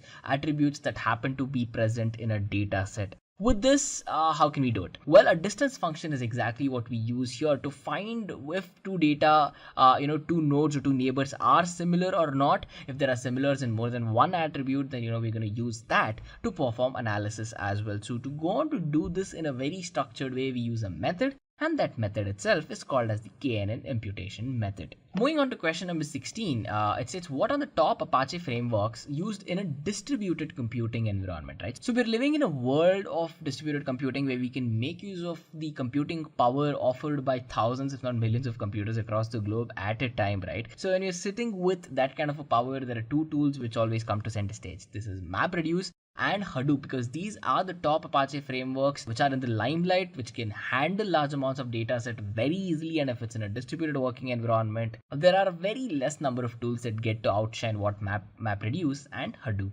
does. So these are the top Apache frameworks. Coming to question number 17, it states what is hierarchical clustering? Hierarchical clustering can be, this question can be asked to you in another way. What is HCA? HCA is basically hierarchical cluster analysis, or it can be called as hierarchical clustering as well. So it's basically an algorithm that we use to make sure we can find the easiest ways where we can group similar objects. So once we group this similar object, each group itself will be called as the cluster, and hence the name. So why do we require hierarchical clustering? Well, we require hierarchical clustering because we need to create a set of clusters to show that this data differs from another cluster itself, be it individually, be it cluster wise, or even if they consist of similar entities as well. So to show the difference that exists in between data, we make use of hierarchical clustering. Moving to question number 18, it says what are the steps that are involved when working with a data analysis project? Well, again, this question can be answered in multiple ways, but then the foundational concept is the same. So, there are many steps that are involved when you're working on an end-to-end project, especially in the world of data analysis. You'll begin by finding out there is a problem existing, or you'll have a client bring you a problem statement. Once you understand the problem, you'll source the data. Once you get the data, you'll clean it, you'll pre-process it, and you'll explore it to see what the data actually is. Once you understand the data, you will start creating data models, and you'll create situations where you use the data on a smaller scale to see if you can solve a problem in a simple way. Once you do that, you'll validate it across a bigger data set to see if it works on the complete data set. If it does, you implement it. But then it's not just done with the implementation aspect of it. Once you implement it, you need to verify if you have solved the problem or not. And that is the last important step. So based on how much the interviewer is asking you to stress on the answer, make sure to expand on it. Keep it concise. Don't get lost in each of these steps, because I can talk about each of these steps for 20 minutes right now, but then it really wouldn't add a lot of value in an interview scenario, right? So read the room, read the interviewer, understand what he or she is expecting, and deliver the answer in that way. So with this, we come to the 19th question that states, can you name some of the statistical methodologies used by data analysts? Well, again, you can name a lot of methodologies used by data analysts, but try to keep your answer concise, right? So name 4 or maximum 5, in my opinion. That should be very useful. See, we have Markov process, we have cluster analysis, we have imputation method, we have imputation technologies, we have the Bayesian methodologies, we have rank statistics, and we have a lot of other statistical techniques that are very useful. In fact, I can say they are foundational in many cases when you're working in the case of data analysis as well. So for all of these techniques that exist, each of these have their own niche purposes, and they're very effective at doing what they state. So when you ask this question, make sure to mention this. Coming to the next question, which is the 20th question, it states, what is time series analysis, or also called as TSA for short? Well, time series analysis is used to perform, trend analytics. We try to see how the data changes with respect to time. And it's not just how the data changes with time. Here, what we're trying to analyze is for a fact that the presence of data at particular intervals of time, and seeing the presence of data and its response and its behavior of how actually it drives the data set. So if you have a data that does this at this point of time, and you want to understand why it does that, or you want to understand what it does because of it changing its state or changing its data at that particular point in time, then TSA is very effective to use. So moving on to the 21st question, it's actually a follow-up to the 20th question. It states, where is TSA used, right? So TSA has a lot of usage when you think about it in a lot of different domains. So make sure to at least mention 3 or 4, but then I have given you more out here so that it'll help you remember, right? So TSA is used in statistics, in the field of signal processing, econometrics, weather forecasting, earthquake prediction, astronomy, and even applied sciences as well. There's a very good chance the interviewer will not ask you how it is used, used, but probably, give you a situation and ask you to think about it and tell if you can, provide a solution there as well. But then these are some of the most important places where time series analysis adds a lot of value. So when you ask this question, make sure to mention this. Moving to question number 22, it states, what are some of the properties of clustering algorithms, right? Well, clustering algorithm, whenever you have it implemented, will have a lot of properties, but then these are the main ones. So you have the flat or the hierarchical property, it can be iterative, it's going to be disjunctive, and a lot more. So when you're thinking about clustering algorithms, do talk about how these foundational concepts of it being flat or hierarchical, it being iterative to make sure that you arrive at the solution, or it being disjunctive, which definitely defines how clustering algorithms work effectively to split out data into clusters and make use of it as well. Coming on to question number 23, it states, what is collaborative filtering? Well, collaborative filtering is a very important concept. It's an algorithm which is widely used in the field of data analytics to create recommendation systems. So recommendation systems is used to understand the behavioral data of a customer, or in fact to understand what the data is doing and why it is doing something the way it is doing as well. So when you can think about it, when you're shopping on an e-commerce site, maybe like Amazon or Flipkart or something, you will be shown recommendations, right? So users who bought this also bought this. So when you think about that, that's a recommendation given to you. And in fact, collaborative filtering is used just for this purpose as well. So it'll be using a lot of data. It'll be using cookies data, browser history, and there are very complex methodologies, there are very complex models and algorithms put into place to recommend the best products out to you. And the working of that is achieved through collaborative filtering. Coming to question number 24, it says, what are the types of hypothesis testing used today? There's three main types of hypothesis testing which gets the center stage again, right? So in fact, there's many types of hypothesis testing, but these are the important ones. The first will always be ANOVA, or what we call as analysis of variance, because here we try to perform analysis in between the mean values of multiple groups to see how data is changing. The second thing we call as the t-test. The t-test is actually used wherever standard deviation is unknown to us, and let's say the sample size is pretty less as well. Again, we'll have another question discussing about t-test. And the next thing is the chi-square test, or also called as the chi-square test.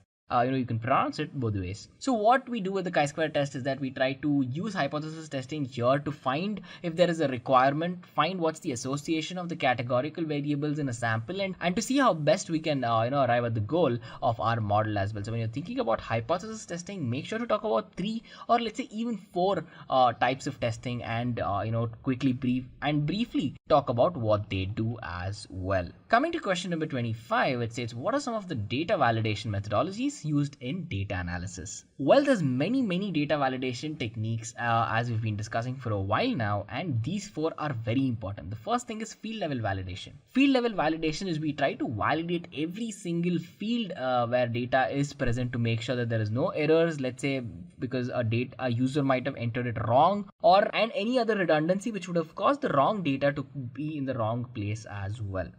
So form level validation is done when the user works with the form, but then before saving the information, if there's any changes that's been made, we need to keep a track of that as well. And then we have data saving validation. Data saving validation will take place when the file, let's say, or even the database record is being saved as well. So whenever it's being saved, there's a change of state. To analyze that, we perform this validation. And then we have the search criteria validation. Here we're trying to see if the valid results can be returned or not whenever the user asks for it, or whenever the user is going through the data set, summarizing it, or even driving results out of it as well. So these are some of the very important data validation methodologies that are widely used by data analysts across the globe.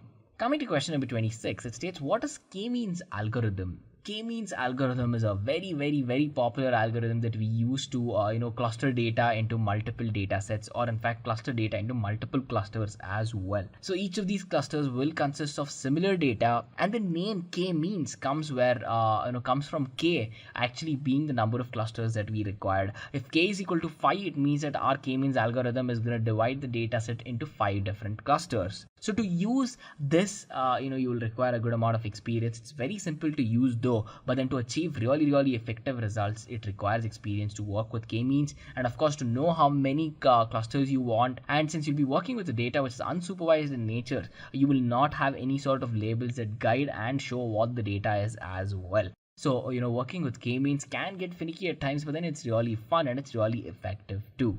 Coming to question number 27, it states, what is the difference between the concepts of recall and true positive rate? Well, this is a very tricky question. I'll tell you why. Because recall and true positive rates are literally the same thing. So recall and true positive rates are exactly the same. And whenever we try to think about the formula of either recall or true positive rate, right, it's basically true positive divided by the true positive value and the probability of the false negative value too. So it's TP divided by TP plus FN. It's the actual formula for recall. And it's a very simple question with a very straightforward answer. Coming to question number 28, it says, what are the ideal situations in which a t-test or a z-test can be used?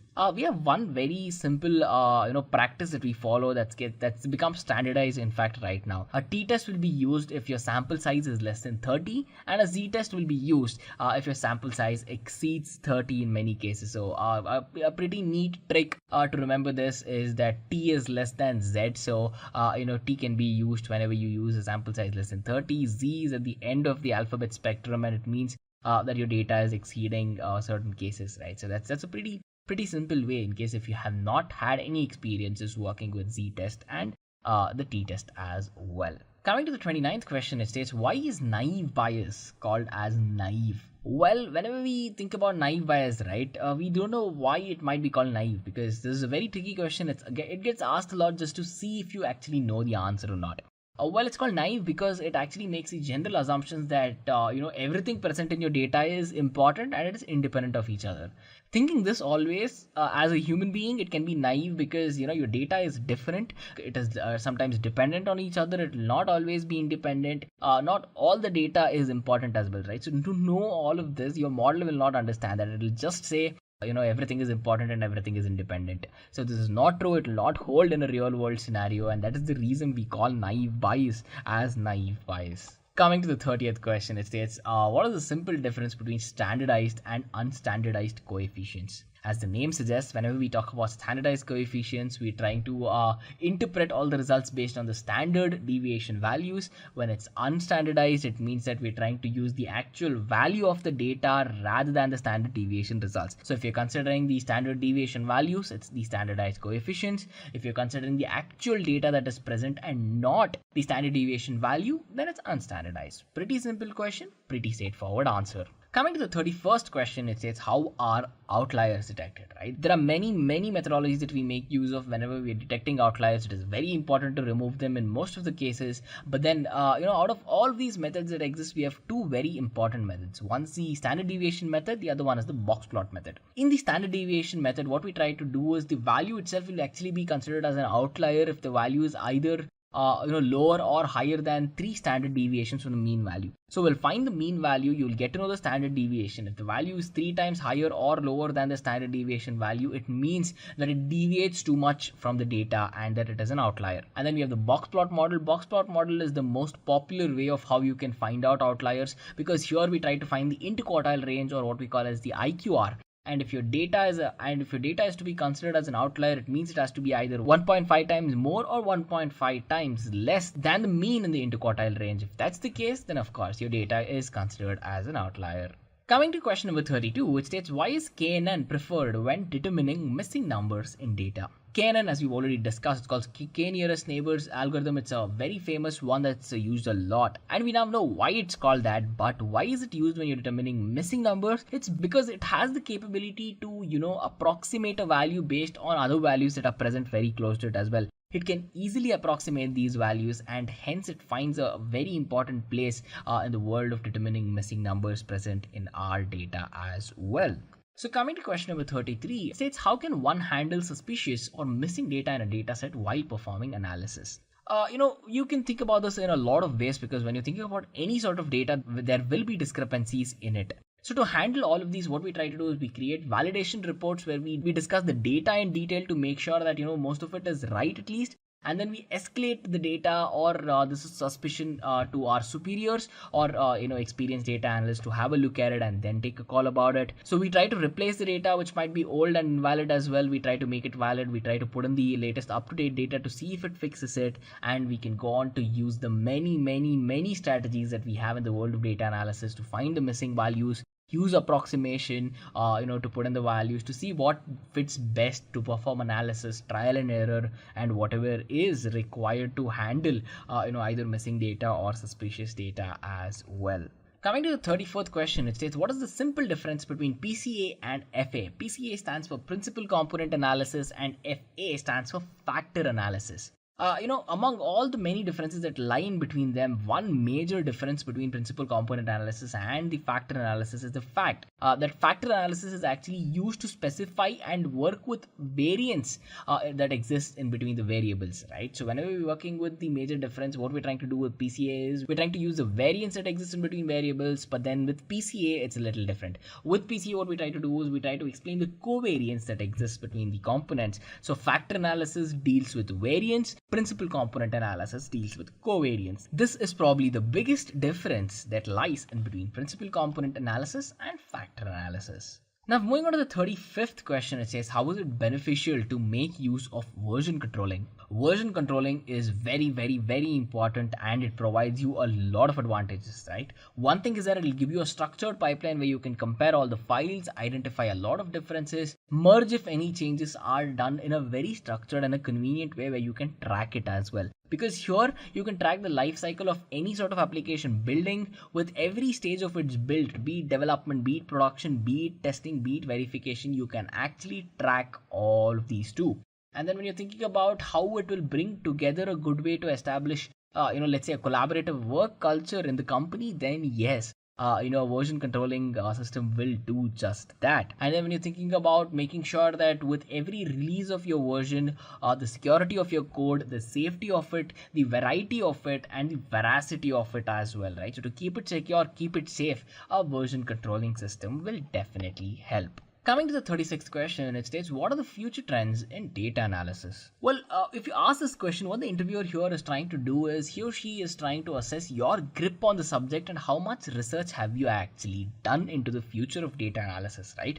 So to answer this, make sure you can state good number of facts and respective validation for those facts, of course, for all the sources that you have used. Just a quick info, guys. Test your knowledge of data analytics by answering this question. Which of the following method creates a new array object that looks at the same data? A. View. B. Copy. C. Paste. D. All of the above. Comment your answer in the comment section below. Subscribe to Intellipaat to know the right answer. Now, let's continue with the session.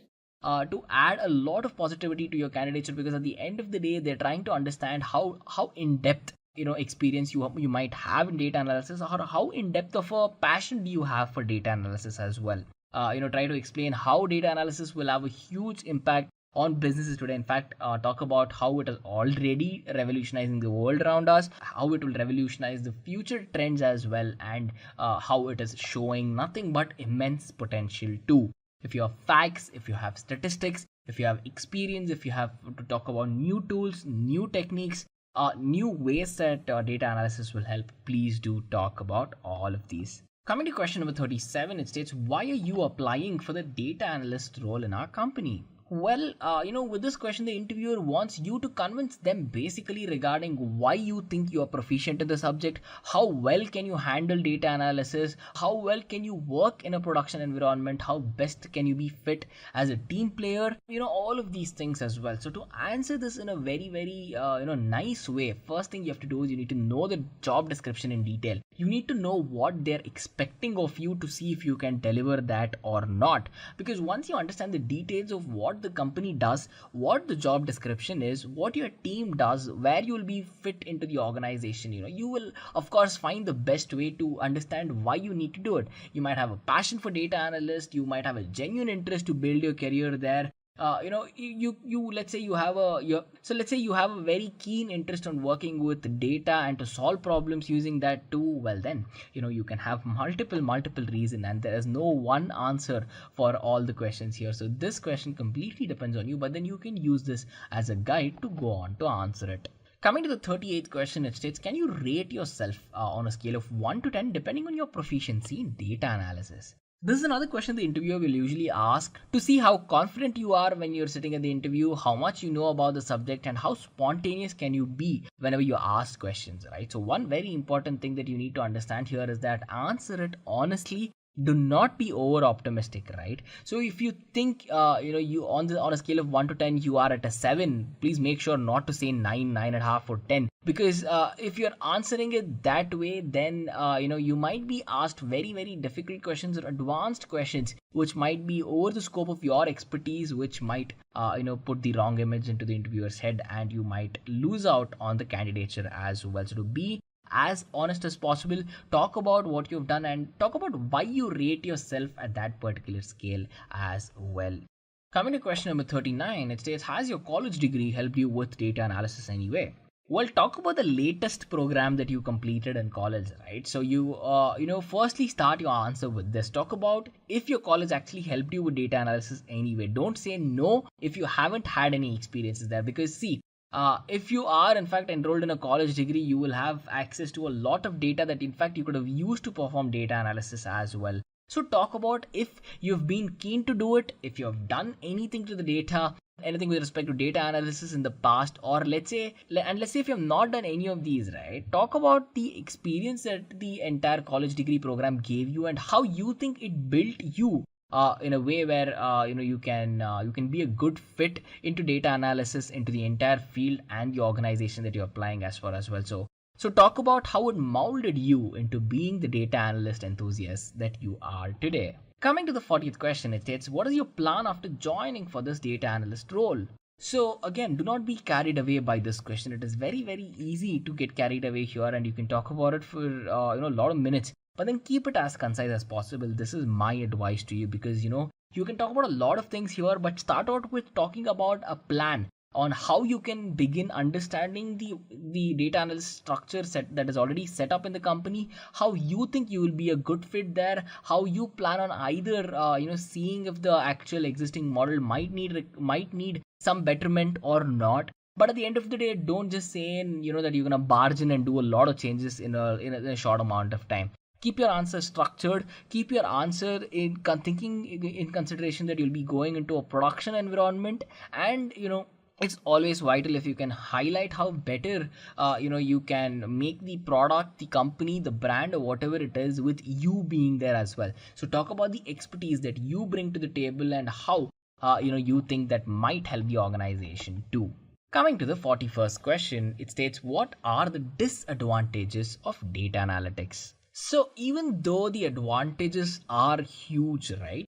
There are one or two disadvantages that you will have to talk about. And if you do not know this, and it is very important that you know this as well, right? See, data analytics can actually cause a breach into the customer privacy and all of their information as well, right? So it's very vital to know where you're getting the data from. You might be thinking about customer transactions, purchases, subscriptions, and you will have a lot of access into what this customer is doing as well. In that particular case, make sure that you do not cause any sort of breaches in customer privacy. And then when you're thinking about another very important disadvantage as a learner, is that some of these tools are really complex to use and you will require training to go on to use it as well. So it's not as easy as you download the tool, install it, and begin working with it. You will require a good amount of structured training and to work with it efficiently as well. And one of the other things is that it'll take a lot of skill, it'll take a lot of expertise, it'll take a lot of hands-on experience to go on to select the right tool itself. First of all, to find the right tool, to use it, and to use it effectively, it's going to take a lot of time, it's going to take some money, and of course it's going to take the biggest asset of the company is the client's time too. So in that particular case, even though these are not huge disadvantages, the privacy thing is definitely one disadvantage to consider. Complexity of the tools are important, and of course the requirement for a lot of skills can get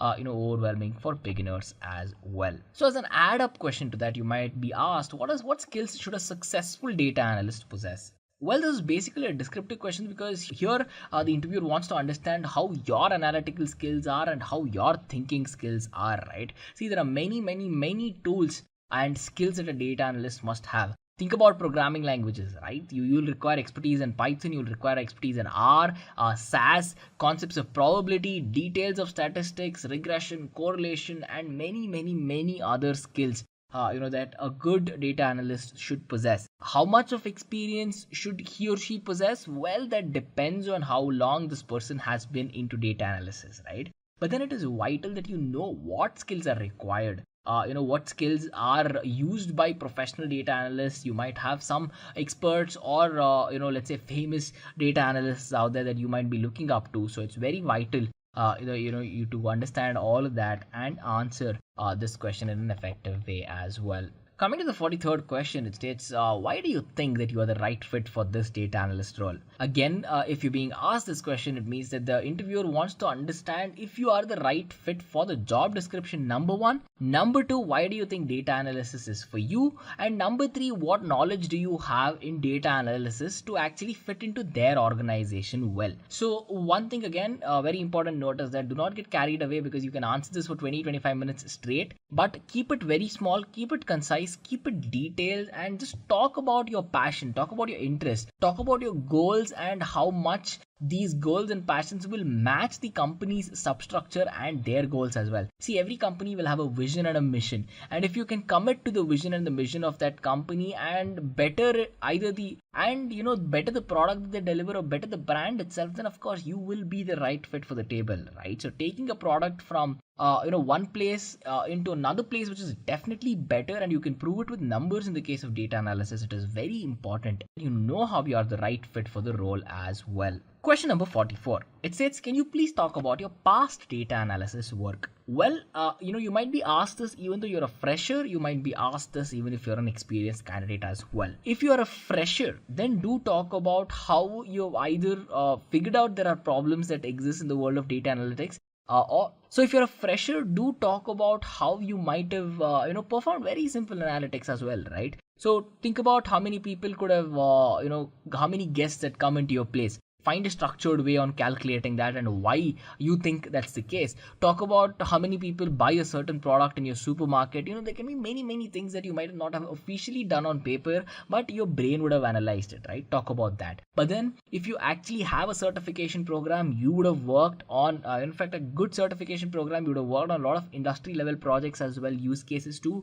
Talk about that. And of course, if you're an experienced person attending a data analysis interview, talk about your previous company, talk about what you did to the company, what value you added, what problems you solved, and how better was the team when you left, compared to when you were joining as well, right? So talk about a lot of these insights, talk about your debating skills, talk about how you can think out of the box, how good you are with your statistical skills, and of course, how much of a team player you were in the past, and how that has continued as well.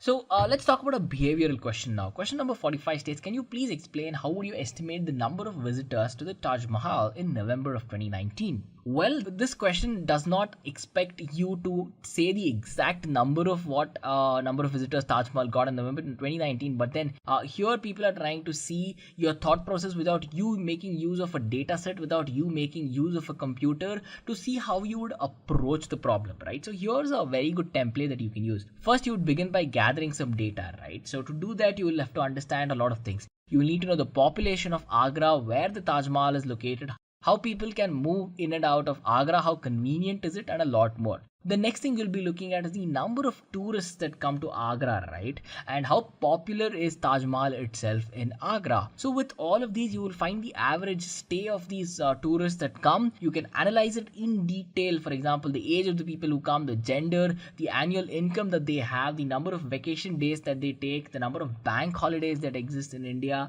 and all of that. The number of days Taj Mahal is closed, the number of days it's open, the number of days it records the highest number of visits, and all of these. Once you have gathered all of these data, you will go on to perform statistical analysis on it to understand how many visitors it has got as well. And if you want to perform even advanced analysis, you can go to the local tourist offices to gather all sorts of data, process it on your own, and eventually use it to verify if your model is right or not as well. So this is a classic behavioral question, and it's not just the Taj Mahal, it's not just the date. This question can be asked in many different ways. For example, how many cars were sold in India in, let's say, the last month or the last year as well. So that's another very common question that's asked. And whenever you ask this, make sure to take this kind of an approach, use the template, and think about it for a second. Take 1 or 2 minutes to think about it. There is no hurry when you're answering this question. Coming to question number 46, it says, do you have any experience working in the same industry as ours before? Well, as you might already know it, a data analyst will fit into a lot of domains, right? Even in the field of medicine,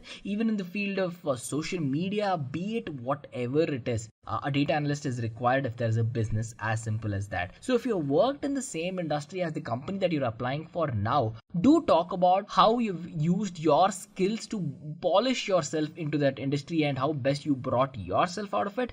If you do not have worked in the same experiences, don't just say no. Talk about what you think are the skills that are needed for this industry and how you're working on yourself to come to that particular spot as well, right? So it's very important that you talk about how you're building yourself towards working in this industry, your interests, your passions, and if you've had experience, of course, do talk about that and thoroughly explain it. And thoroughly explain all of the skills that you might have used, techniques, tools, and how you've benefited the past company that exists in the same industry as well. Coming to question number 47, it says, how good are you in explaining technical content to a non-technical audience with respect to data analysis? See, your ability to explain a technical content to a non-technical audience has to be one of the most important things that you'll do as a data analyst, because your communication skills are very, very, very vital. It's not just delivering technical content, it's your ability to have patience, it's your ability to break complex things into simpler, it is your ability to break up complex things into simpler things where you can explain it to an audience who might be your board members, stakeholders, or some other non-technical audience as well. So if you've had any experiences of situations where you had to explain technical concepts and break it down to a non-technical audience, make sure to talk about that. Talk about how well versed you are, how effective that you have been in delivering content before as well. So this question again is a question where I cannot give you one answer for each and every one of you, but then you yourself give it a thought for 15-20 minutes and you will get the best way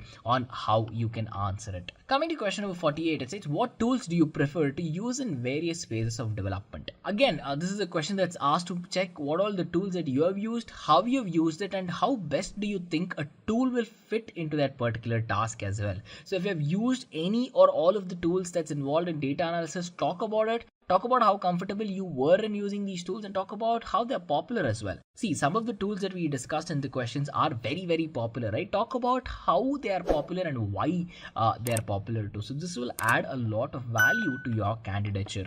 And coming to the 49th question, it says, which step of a data analysis project do you like the most? Well, it's very, very common to have a liking towards one or two tools in the entire process of data analysis, right? See, a data analysis is a vast field. You just cannot have one particular tool where you will do everything with that tool. So you will have multiple tools to do it, and you will have a liking to one particular tool. You might not like the other tools as well, right? So when you're thinking of the entire analytics cycle, it is always vital that you do not talk negatively about any of these tools, because those tools are put into place to do their tasks and they have been doing it well. If you do not like it, well, okay, you do not like it, we understand that, but do talk about what best the tool can do, how it can improve itself to probably, making yourself be inclined towards that, or what are the steps that you think can help make the tools better, in fact, as well. But understand this, when you're answering this question, know that it is okay to have a favorite tool,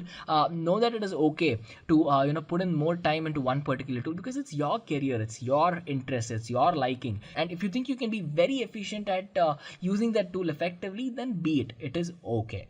And then coming to the last question on these top data analyst interview questions and answers set, it states, have you earned any sort of certification to improve your learning and implementation process, right?